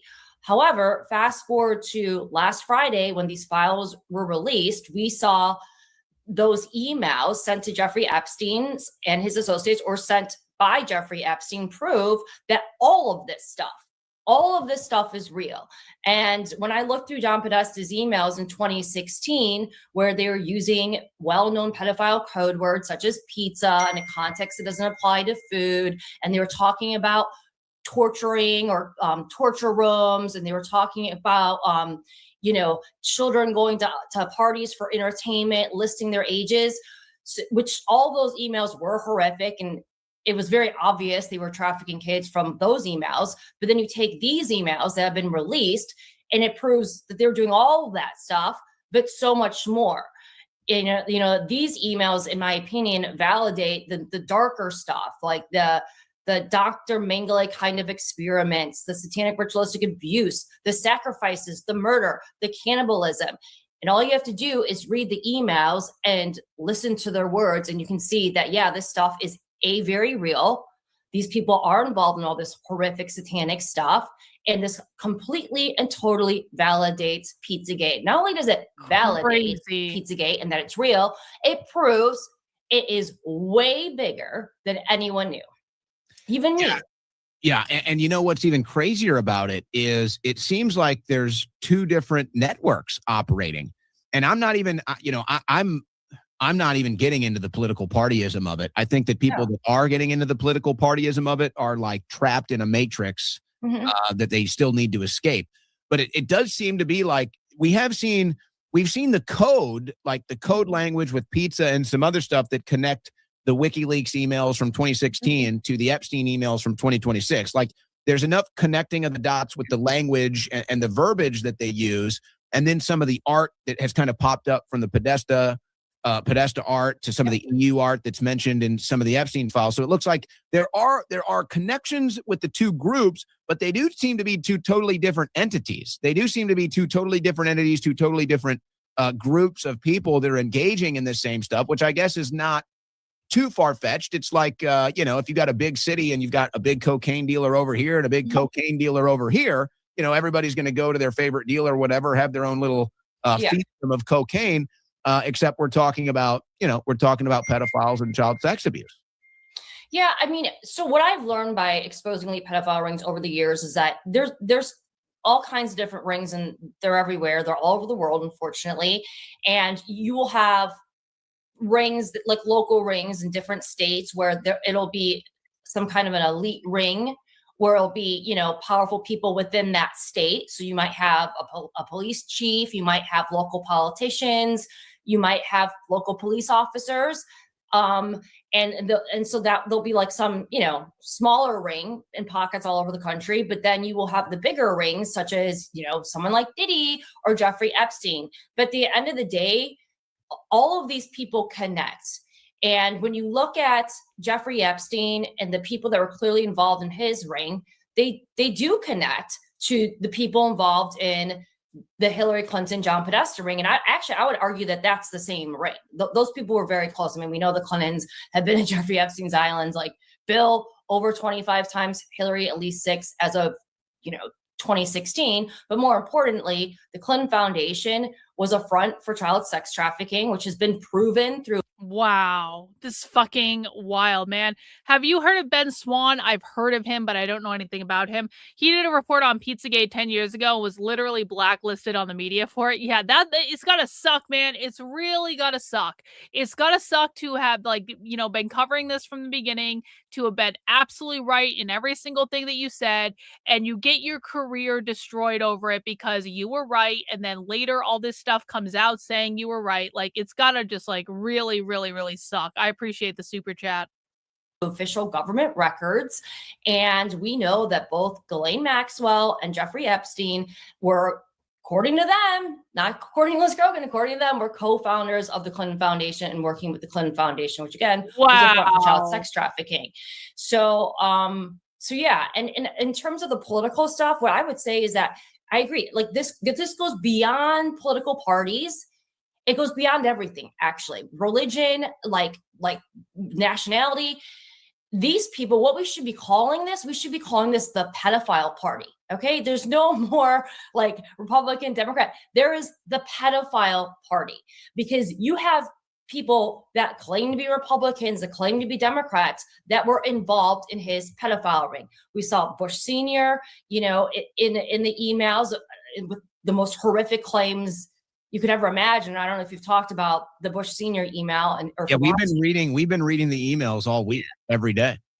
Yeah. So, that was talking about rape and trafficking that happened on a yacht party. And then it was talking about like babies being ripped apart and eaten. I mean, it's the most disgusting thing ever. But we also learned that this goes beyond political lines from the Podesta emails, because in the Podesta emails, we had Tony Podesta bragging about how he and I believe John too were good friends with former Speaker of the House, who also was a pedophile, Dennis Hastert, and he was Republican.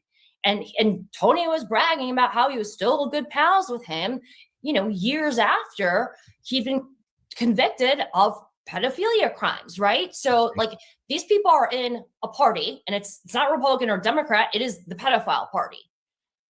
And by the way, you talk about the Hastert one, some of this stuff is dated a little too far back to have like a digital archive, like an email or such stuff. So it's easier to maybe claim, oh, I didn't know what he was doing, or I didn't communicate with him afterwards. The people that were communicating with Epstein after he was already convicted, they have no excuse. And they can't deny it, because we have their digital records, including members of this administration that claimed they quit talking to Epstein after he was convicted. And now, according to the emails, we find out that those are false claims, because we see them communicating still. Yeah, and I don't know if you saw, but Deepak Chopra. So he prides himself on being some like spiritual guide or advisor, like, whatever. I mean, he came out and released a statement. I just saw it right before I came on with you. And, he's apologizing. He's claiming that he didn't commit any crimes. It's like, you're this like supposed to be like this moral authority character. Like your whole brand is like, spirituality and peace and like all this bogus crap. And like, you literally emailed him years after he was arrested the first time, for trafficking and pedophilia crimes. Not only did you email him, you literally emailed him about cute girls. You didn't say women, you said girls. When you said girls, I'm thinking children. So like, these people that, tell us how to lead our lives, and they have this like spiritual, religious, moral authority. So many of them are involved and they're guilty. It's disgusting. And yeah, there's no excuse after he was already arrested and exposed the first time, which, that whole case started in like, I think 2005 or 2006, and he was thrown in jail. He went to solitary confinement, and then he kind of got his sweetheart deal, whatever. I mean, even the media reported on that then.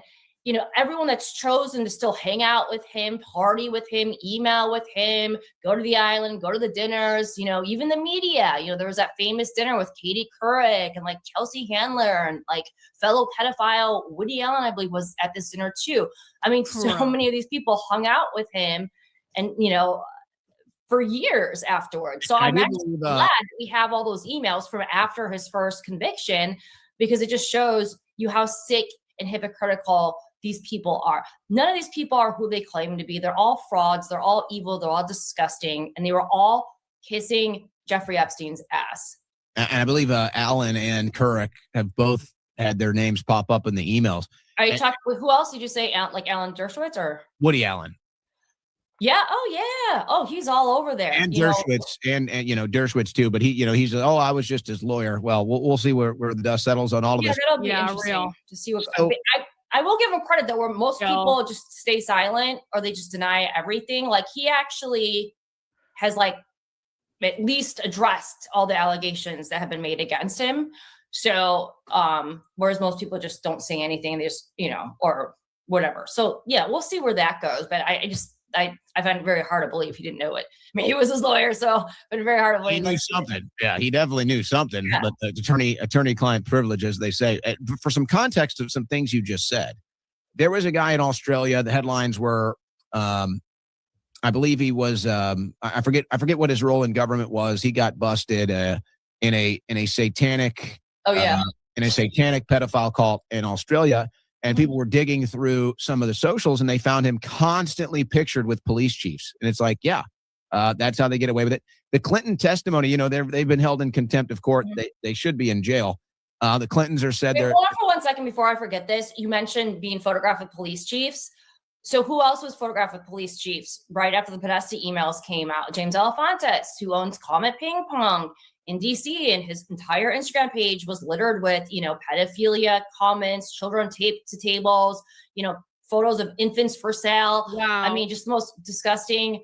I'm going to play Ben Swann's original report that I guess is why he got fired. I know when you sign off, we're going to play that report. I know you talked to him yesterday. Yeah. It's crazy. And, I don't really want to get into it. You can feel free to get into it right now. But it's crazy what we went through in 2016 covering that stuff. Some of it got published. Hang on, we have a Rumble rant from Lars. Only way for America to reverse our decline is fascism. So real, Lars. Even then, we are globalized now. It probably would get crushed. Yeah. But we should at least give it a try, right? Appreciate the super chat. Public, in Ben Swann's case, obviously, he wasn't on TV anymore. Some of it was kind of easy for the public to see. A lot of the stuff behind the scenes, you either couldn't talk about, didn't want to talk about, whatever. It was crazy what we went through in 2016 dealing with all of that. And then they eventually just swept it all under the rug. It's like, if you were there for Pizzagate, now we have all the double confirmations and the Epstein emails. It's like, if you were there for Pizzagate, we can't unsee what we saw. We know what we saw. Right. Some of us saw stuff even firsthand, not just through the internet and social media that they were, for whatever reason, willing to post on there. But we know what we saw. Yeah. And, so we've known about this for 10 years and, we're getting harassed, threatened, intimidated nonstop for trying to expose it. And at the same time, we're being slandered and attacked by normies that only normies who only listen to the mainstream media that believe that we're nuts, the people that are, raping and eating kids aren't. And having to deal with that for a decade was a complete and total nightmare, but thank God all that stuff is actually finally coming out. And with Ben Swann, what they did to him was awful. And what's so crazy to me about his report is someone, again, that actually has been a journalist for a very long time, has a journalism degree, had a very successful journalism career. His report, I feel, was so fair. It was 100% accurate. And he just was simply like, he didn't really make a lot of accusations. He just asked basic, simple, reasonable questions. And for that, they destroyed his career. They put him on a leave of absence. They took down his social media. Like I was telling him last night, when I saw what they were doing to him, I genuinely thought that he was dead. I thought they had killed him. So, well, if I started posting stuff on social media with kids duct taped, or I started having art in my house with dead kids or chopped up kids, I think my friends and family might start asking some questions. I think that having people ask questions might be fair. Or let's say somebody comes over to do an interview and they say, well, golly gee, is that child torture art in your house right there? It's like, these are totally fair questions to ask. Now, a lot of people may not have seen that at the time. That's why when you sign off, we're going to play the original Ben Swann report.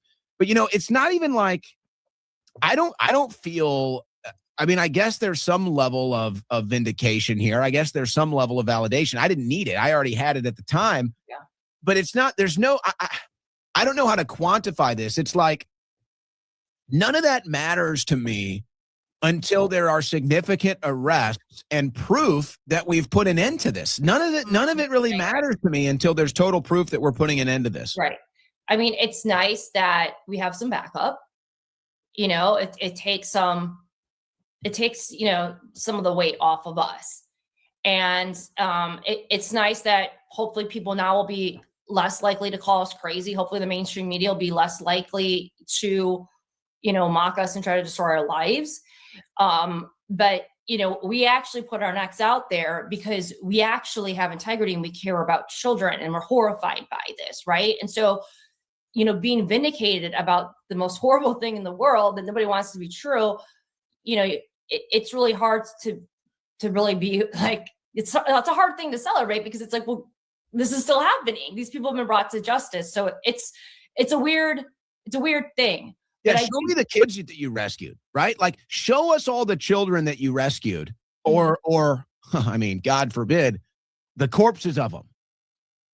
Yeah, I think that there's probably so many more victims of Jeffrey Epstein and his co-conspirators and clients than we could even imagine. I think for sure hundreds, probably thousands, and I believe probably most of them are dead. And now reading the latest dump, the way that they were talking about some of the victims dying, or, you know, how they're talking about offing people, murdering people. Like, I mean, they talk about murdering people just like you and I would talk about, like, hey, do you want to go grab a drink after this podcast? Like that. Yeah. It's just like a normal thing that they they make it seem like it's a normal thing that they just do like literally every day. So, but they're psychopaths. And maybe they do. Again, like somebody that likes cocaine, they snort a lot of cocaine. Somebody that abuses children, you know, they probably abuse a lot of children. And by the way, and I don't know if you monitor this like I do, this is part of my daily routine, but, you know, I got my side screen over here. It kind of gets cut off with this shot. I got my side screen over here. I monitor the mainstream news pretty much, you know, pretty much every waking hour. I've seen maybe 30 minutes of coverage in the cable news networks. I did see there was an ABC news piece. ABC actually did a piece on this, like an actual presentation piece on this. I think it was about 5 minutes of a package.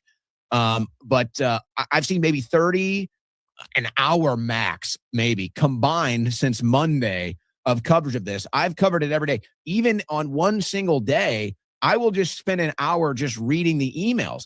So to me, they're covering this up. There's no other way to put this. The cable news networks, the mainstream news networks are covering this up. They won't even read these emails on the air. They just kind of give it a little contextual stuff, and then they decide how they want to politicize it, whether it's against Trump or whether it's against Clinton or whether it's against the Democrats, whatever. I mean, to me, the mainstream media cover up is an angle that, you know, it's hard to focus on that because we're talking about them slicing up pizza for your enjoyment. But no, the mainstream media is covering this up. Do you think I don't think all the people in the mainstream media are evil necessarily. I do think they sell their soul to a bit. I do think they sell their soul for that big dollar contract. And then they get to that point and it's just, hey, I'm just here to do a job, right? I'm just here to do whatever news they tell me to do. So they sell their soul a little bit. I don't think they're necessarily evil, but then I have to ask myself, how are you not presenting this stuff to your audience? How are you not showing your audience this stuff? Yeah, because they're all owned and controlled by the same people who are tied to Jeffrey Epstein. So, you know, people within the mainstream media, not all of them are bad, but, you know, I've been talking to people in the mainstream media. I used to be a part of it.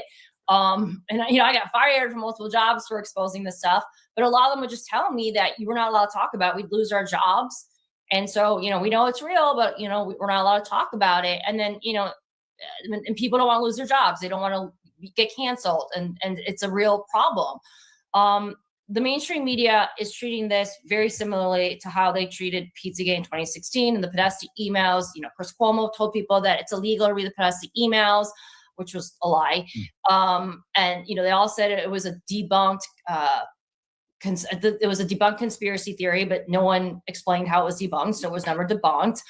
So they just, you know, blatantly lied about it. And then they would come after people like you and I, Alex Jones, and just attack us relentlessly and call us crazy. You know, like they wouldn't even acknowledge that I was a journalist. And I had a whole journalism career before I started covering this. They would call me like a self-described journalist or self-proclaimed journalist. That's what they call me too. You know, they just erased like my whole history. But what is interesting with the trends, they call me a so-called journalist or a so-called analyst. I'm like, okay. The mainstream media today with this new dump, there is a difference I've noticed because I track the mainstream media too. When Pizzagate came out, they launched a full-scale attack against anyone that was telling the truth about Pizzagate, and they launched a whole PSYOP to redefine what Pizzagate is, number one, and then they also basically said that, you know, it's all fake, it's not true. So now we have like the extended version of Pizzagate with Jeffrey Epstein, the latest Jeffrey Epstein files, and they're not attacking people like you and I. They're not mentioning Pizzagate. They haven't created the SIP, at least yet.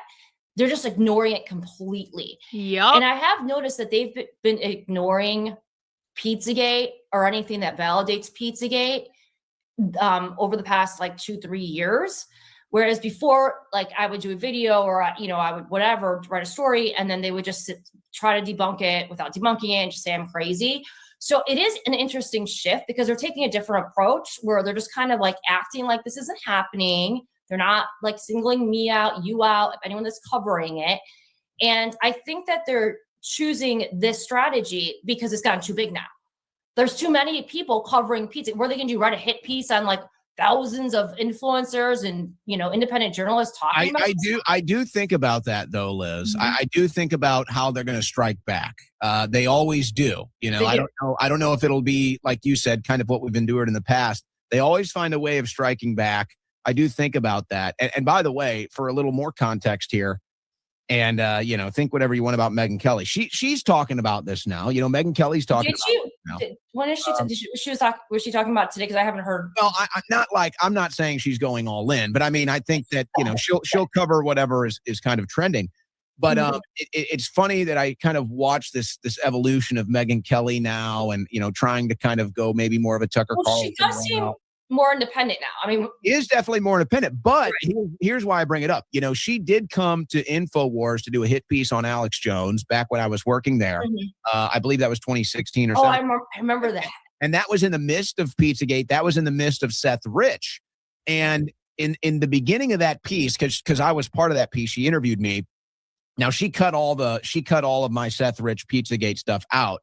But in the intro, she basically is calling us all kooks. She's basically calling us all kooks. We're all crazies because we believe this stuff.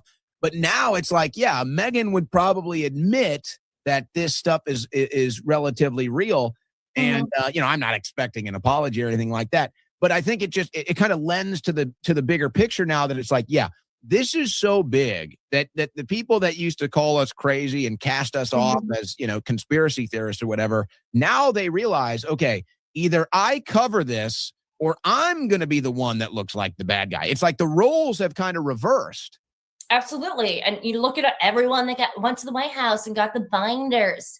Yeah, I mean, real. Okay, you guys all did a little photo op. We're so cute. We got like Epstein binders that basically had no new information on Epstein, and everyone like they were all old. It was all old information. It was like years old. It was stuff that you and I. This is so real. This is like how these guys feel about this White House Epstein binder stunt is how I feel about the Trump Antifa press conference, where they had all these people that covering the far left, and most of them didn't know what the fuck they were talking about, and then nothing ever happened with Antifa after that because it was just a giant fuck off PR stunt.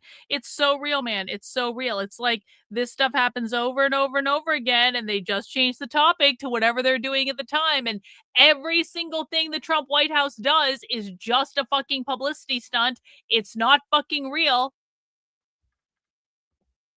I've been reporting for the past decade, and they're all like, oh, it's so cool. You know, but we're going to go on Fox and like push out our propaganda talking points. Yeah. So many of them have stayed just completely silent about like all this stuff. But like, here's the thing. Everyone's calling them out. Like my whole feed is just people like making fun of them, calling them out. Like, you're frauds. Like, this is the biggest story of our lifetimes, period. Like the entire world is run by satanic pedophiles. The biggest fucking frauds. Period. No. And like the latest dump 100% confirmed that. And it's like biggest story ever. And, you know, so many of them are just like, oh, you know, the Democrats are doing this or Congress. Yeah, exactly. You know, they're blaming it on Russia, Liz. I got Pete. They're saying, Russia. Oh, that's such a good one. Oh, I know. It's hilarious. It's Russia again. Here we go. Meanwhile, I mean, Putin is like the number one world leader. And I'm not saying whatever you think about his politics or him, I'm not whatever. I'm saying Putin does interviews and he says the world is run by satanic, but like he says it in interviews. He's like, yeah, there's a bunch of satanic pedophiles that run the planet. There's a bunch of evil demons running the planet. Putin does say that. I mean, he does. He's been saying it for over a decade now. And actually the reason I got red pilled on President Putin is because when I started exposing sex trafficking and Pizzagate in 2016, 2017, the whole mainstream media like lied about it. And many of them were just like blatantly attacking me, writing hit pieces on me. And then I noticed that there were a few places that actually would tell the truth about my reporting. And it was Russia's state. It was Russia's state's media. And I'm like, what? So I'm like, wait, I worked in the mainstream media in the United States and they're all lying about me and my reporting, but like Russia's telling the truth. Like, what's happening here? So then I went down the rabbit hole. I'm like, wait, what's going on with Russia and like President Putin? And that's when I found some of his speeches where he was speaking out against pedophilia and Satanism. And I'm like, oh my gosh. And that's when I realized he's not the boogeyman that the media has portrayed him to be, just like, you know, President Donald Trump never was. And that's when I realized, oh, now I know why he's the scapegoat, why they're attacking him, because he's against this. He's not one of them. He's not a Satanist. He's not a pedophile. And if you actually really look into him, you can see that like he actually banned adoptions. Like he banned, I think, the United States from like Russians from like adopting, or Russians allowing their kids to be adopted to people in the United States. There's a lot of things that he's done that our media has not talked about to combat child sex trafficking and pedophilia. I mean, they won't even show a clip of him or quote him ever. If you read any article on Putin in the United States, like they never quote him. So what you have to do is you have to go to Russian media and that translates what his speech is and whatnot to find out like what he actually says. You know, it's crazy. And maybe one of the best examples of this recently, and I don't know how much you've dug into this, but they would make these claims that Putin was kidnapping children from Ukraine, when the reality was Putin was taking the children out of the sex trafficking networks that were in Ukraine. That's what was going on. So the Russians went in there.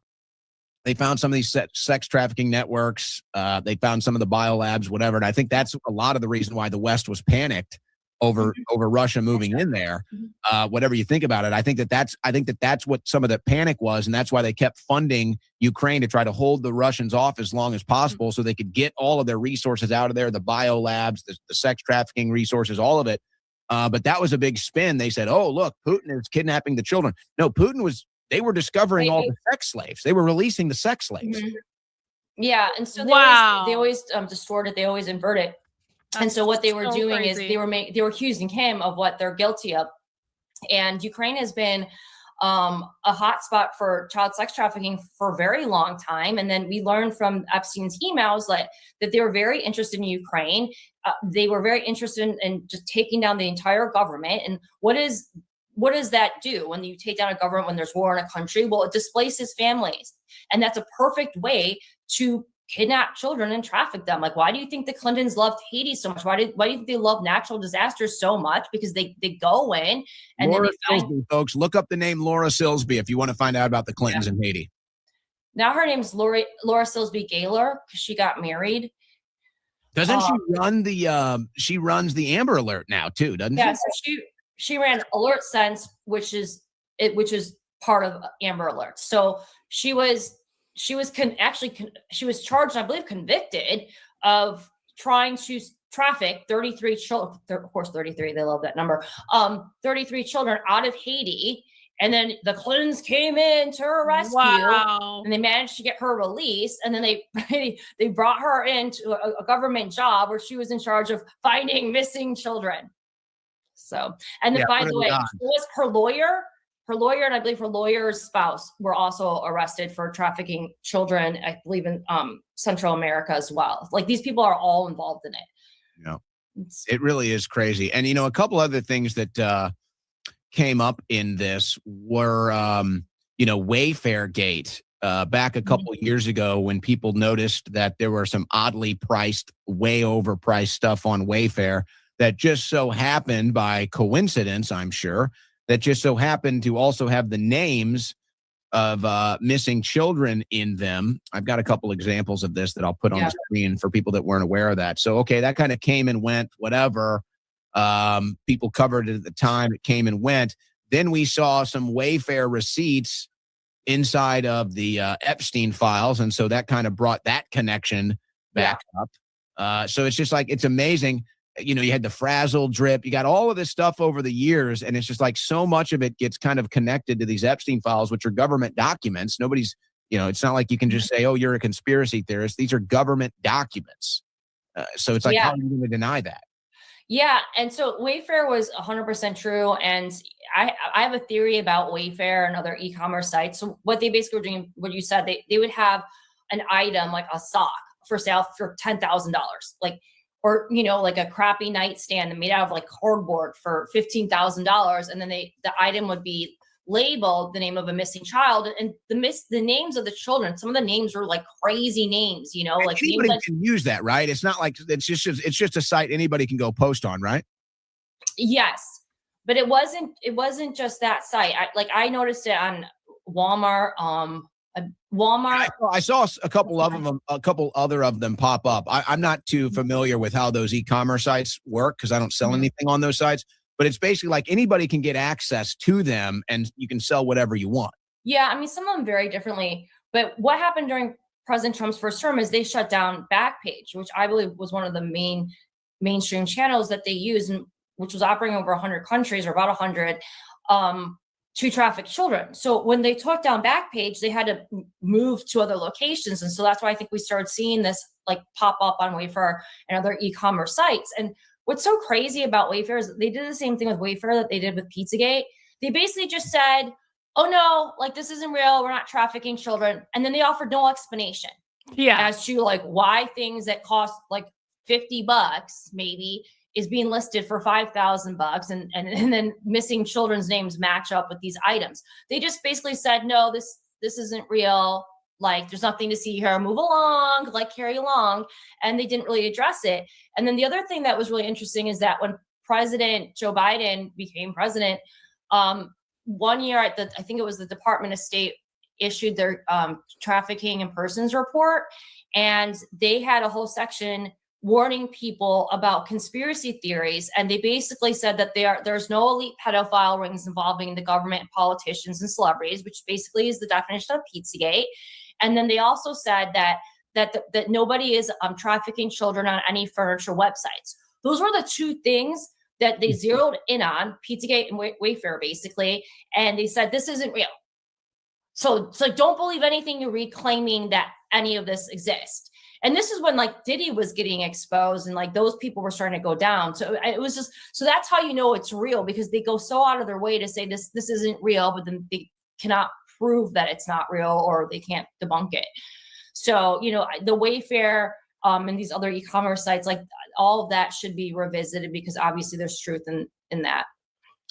I want to go back to the beginning here, and you kind of got into some of your background. Our backgrounds are somewhat similar as far as, coming up in the professional world, training, college, and all that. I went into the sports media, eventually switched to politics. But the whole reason why I switched was I had, the light click on one day when I realized that the mainstream media was lying to us. It was like, it was such a revelation to me. I couldn't even believe it. And so naturally, I felt I had to go into news. I had to go into politics, current events, because I saw that the mainstream media was filled with lies and propaganda. So it's like, okay, this is what I want to do now.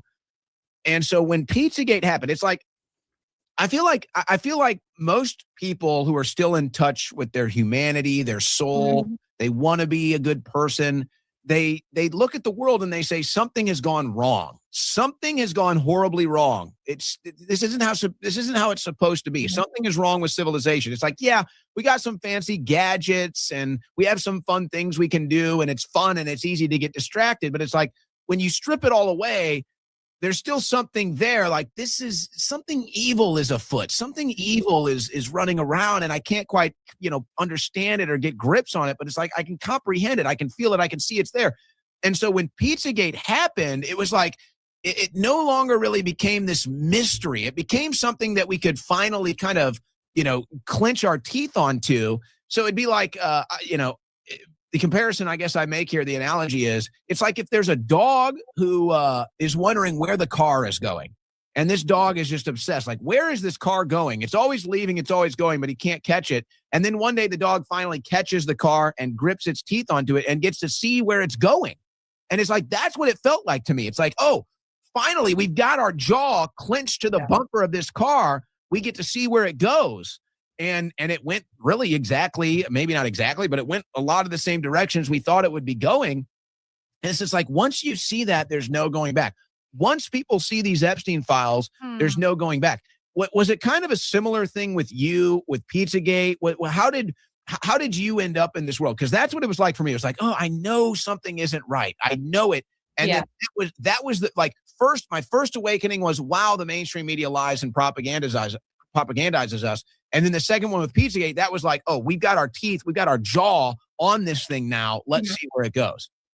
When I was working in media in 2016, I knew the media was corrupt, but I didn't know how corrupt it was. And so, with my experience, I just was like, okay, places like CNN and MSNBC, they're more liberal, they're leftist, like they're fake news. I knew that. I honestly thought that Fox News was fair and pretty accurate. It's exactly the same. This is exactly the same thing I went through when I started covering the left. When I realized that like everyone in right-wing media was fucking lying about the far left. This is exactly the same. I was like, are you shitting me? I really thought, I didn't think they were perfect. I never thought Fox News was perfect. I never thought Daily Wire was perfect. I never thought Glenn Beck was perfect. I don't expect perfection, but I do expect some sort of like intellectual integrity. And if you get something wrong, you fix it. And it's like you had to go through this whole revelation. Like I left the left, man. I left the left because my own side went crazy. And so I had to go through this whole process of like waking up and realizing that everything I thought was true was wrong. And then I had to do exactly the same fucking thing again with the conservative right. Because they're all liars. All of them. They're all fraudulent. Accurate, like in 2016, before the Podesta emails came out. And I worked for Bill O'Reilly. I interned for him. Bill was exposing pedophilia in the 90s, and he also was exposing all kinds of Clinton crimes and corruption. And so maybe I was very naive, but with my history, when I first got into news, I think it was my first job was in 1997.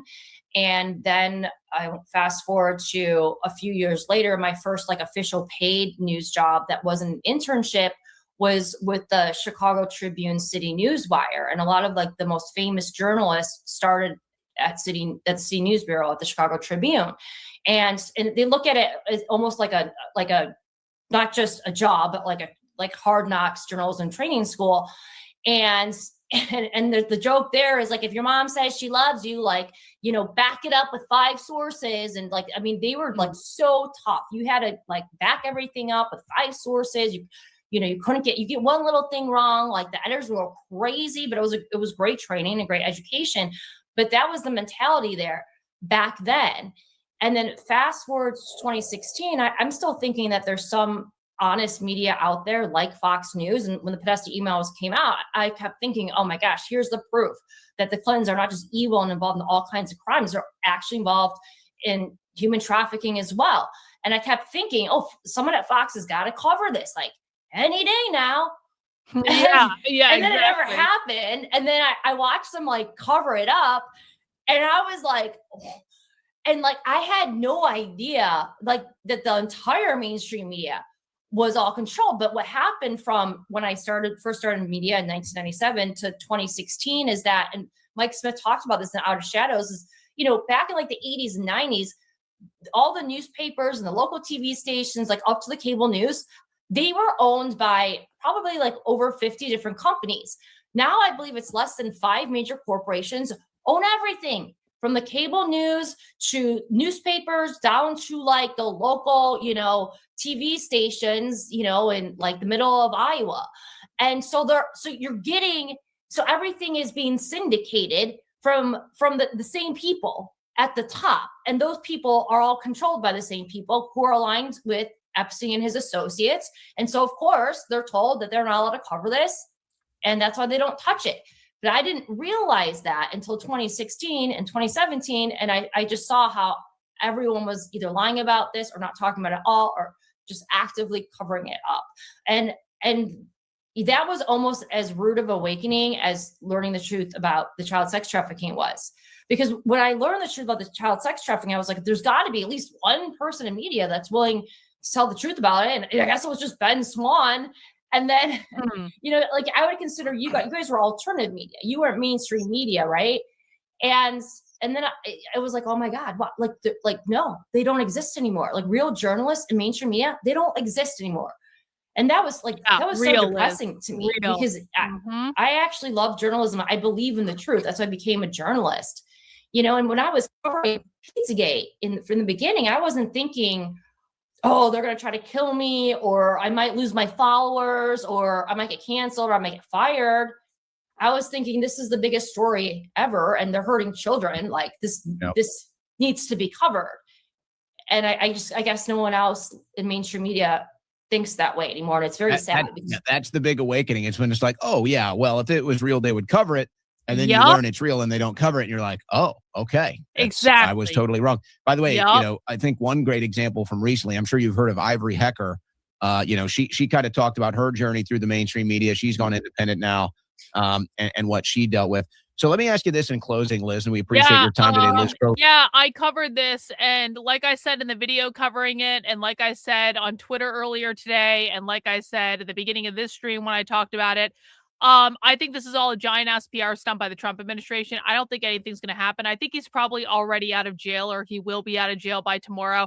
I don't think he's going to prison. I think this is a giant ass PR stunt based on what went viral on conservative Twitter. So while I do appreciate the super chat, I'm definitely going to keep the money.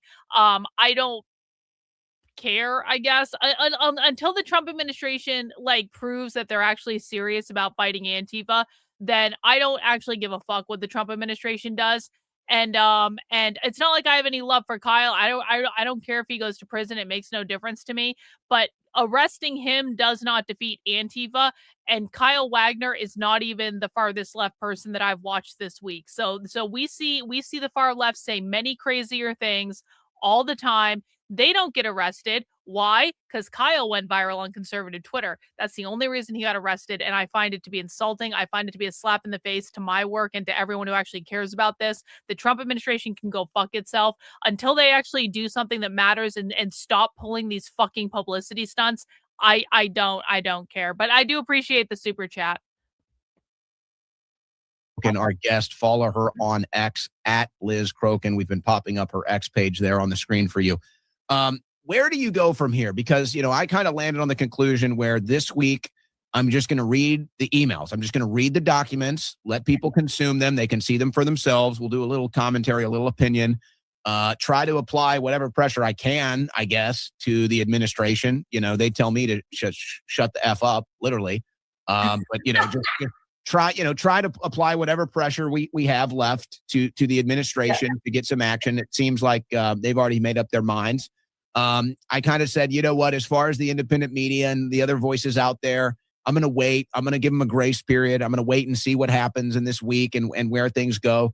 Because I do understand how tough this is for people. And there's a lot at stake. I do understand that. So I'm a little patient, you know, maybe playing a little nice guy. So I've decided, okay, just give the emails to the audience, apply the pressure to the administration where we can, and then I'll kind of reset next week and see where we want to go with this show. But that's been my approach. What about you, Liz? Where does Liz Crokin go from here? What do you think about as far as, you know, where we go from here after these emails and the response to it?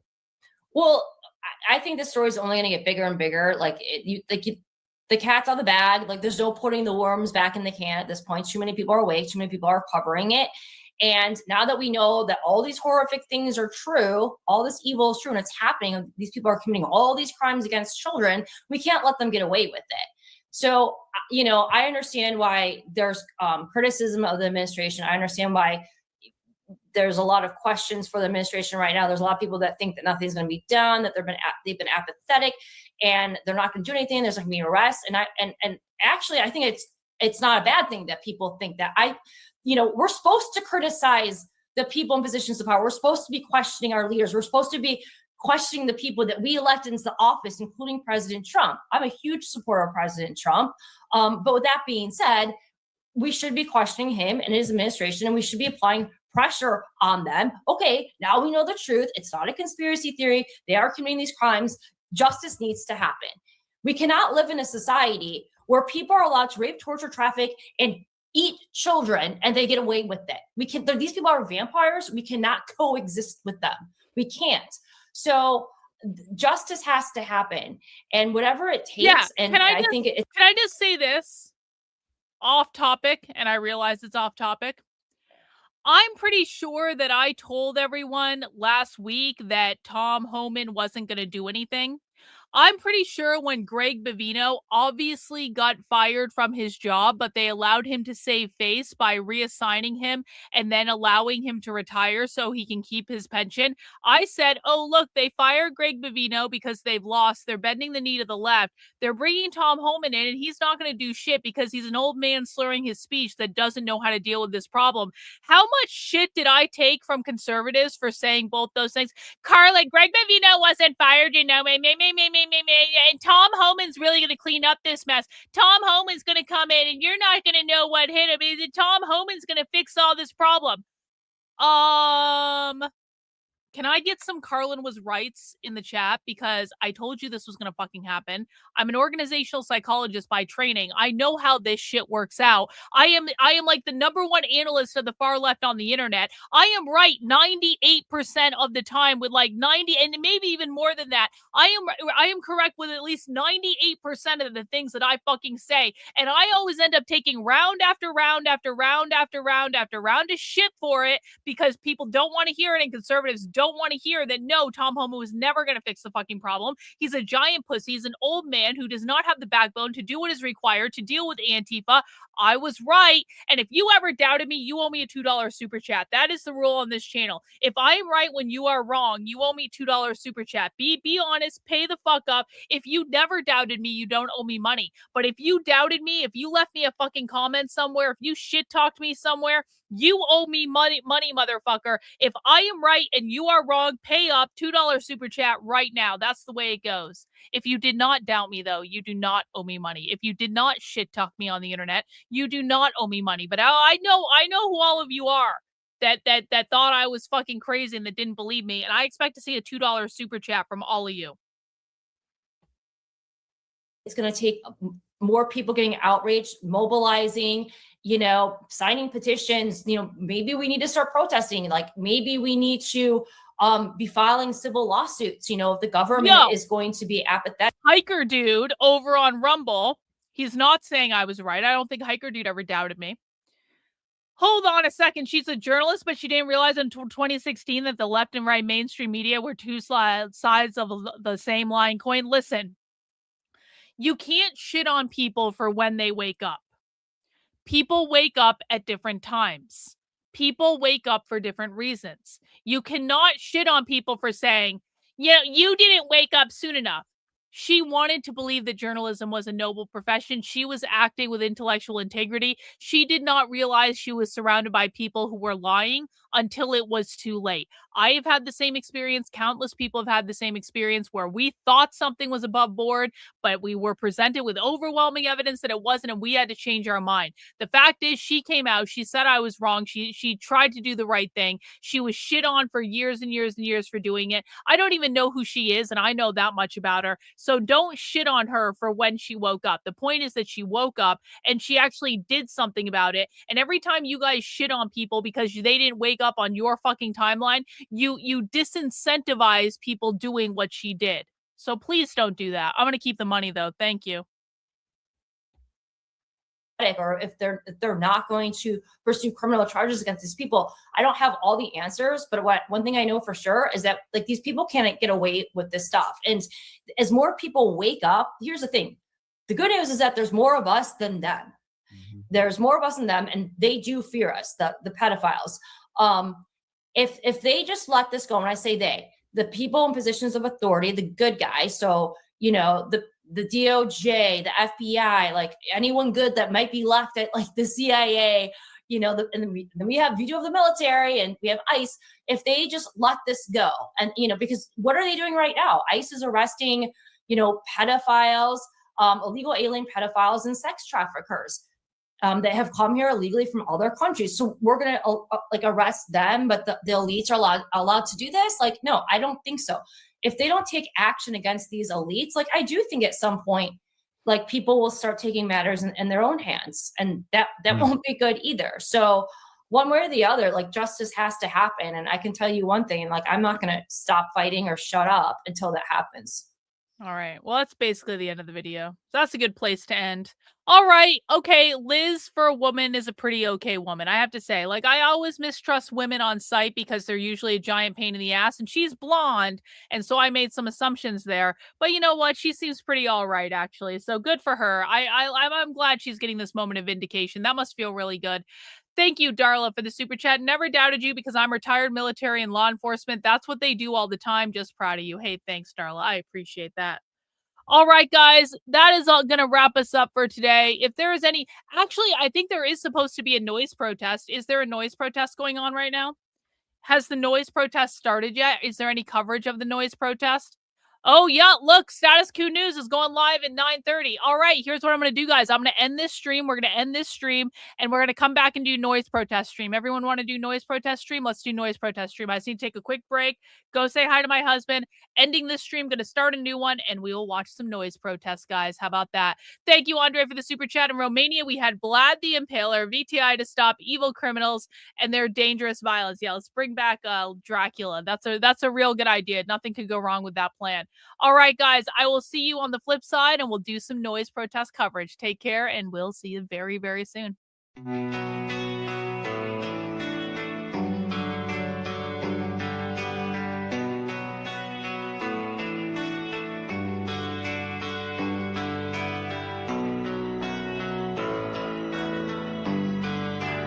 How are you feeling? How long have you been here? 3 months, May 17th. And what brought you? That's difficult to answer.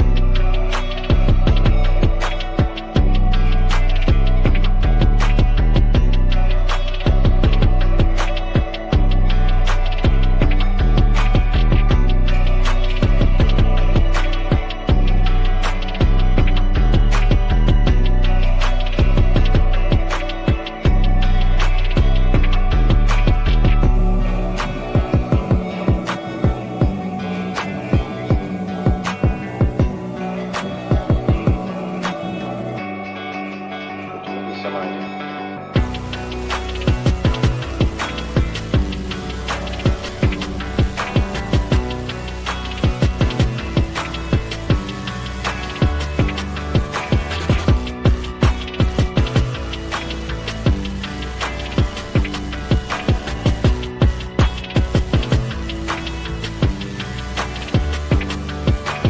I am not completely like other people. What do you mean by that? People dislike me because I am not completely like them.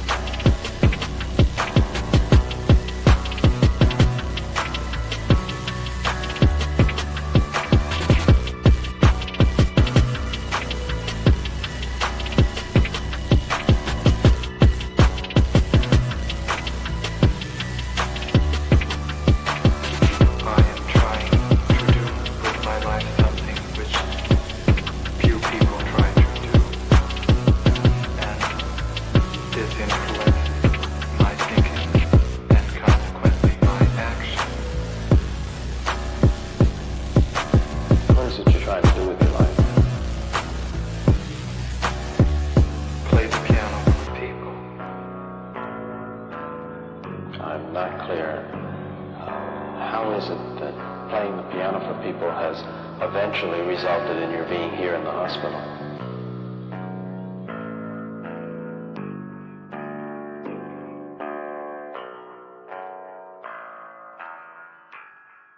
That's difficult to answer.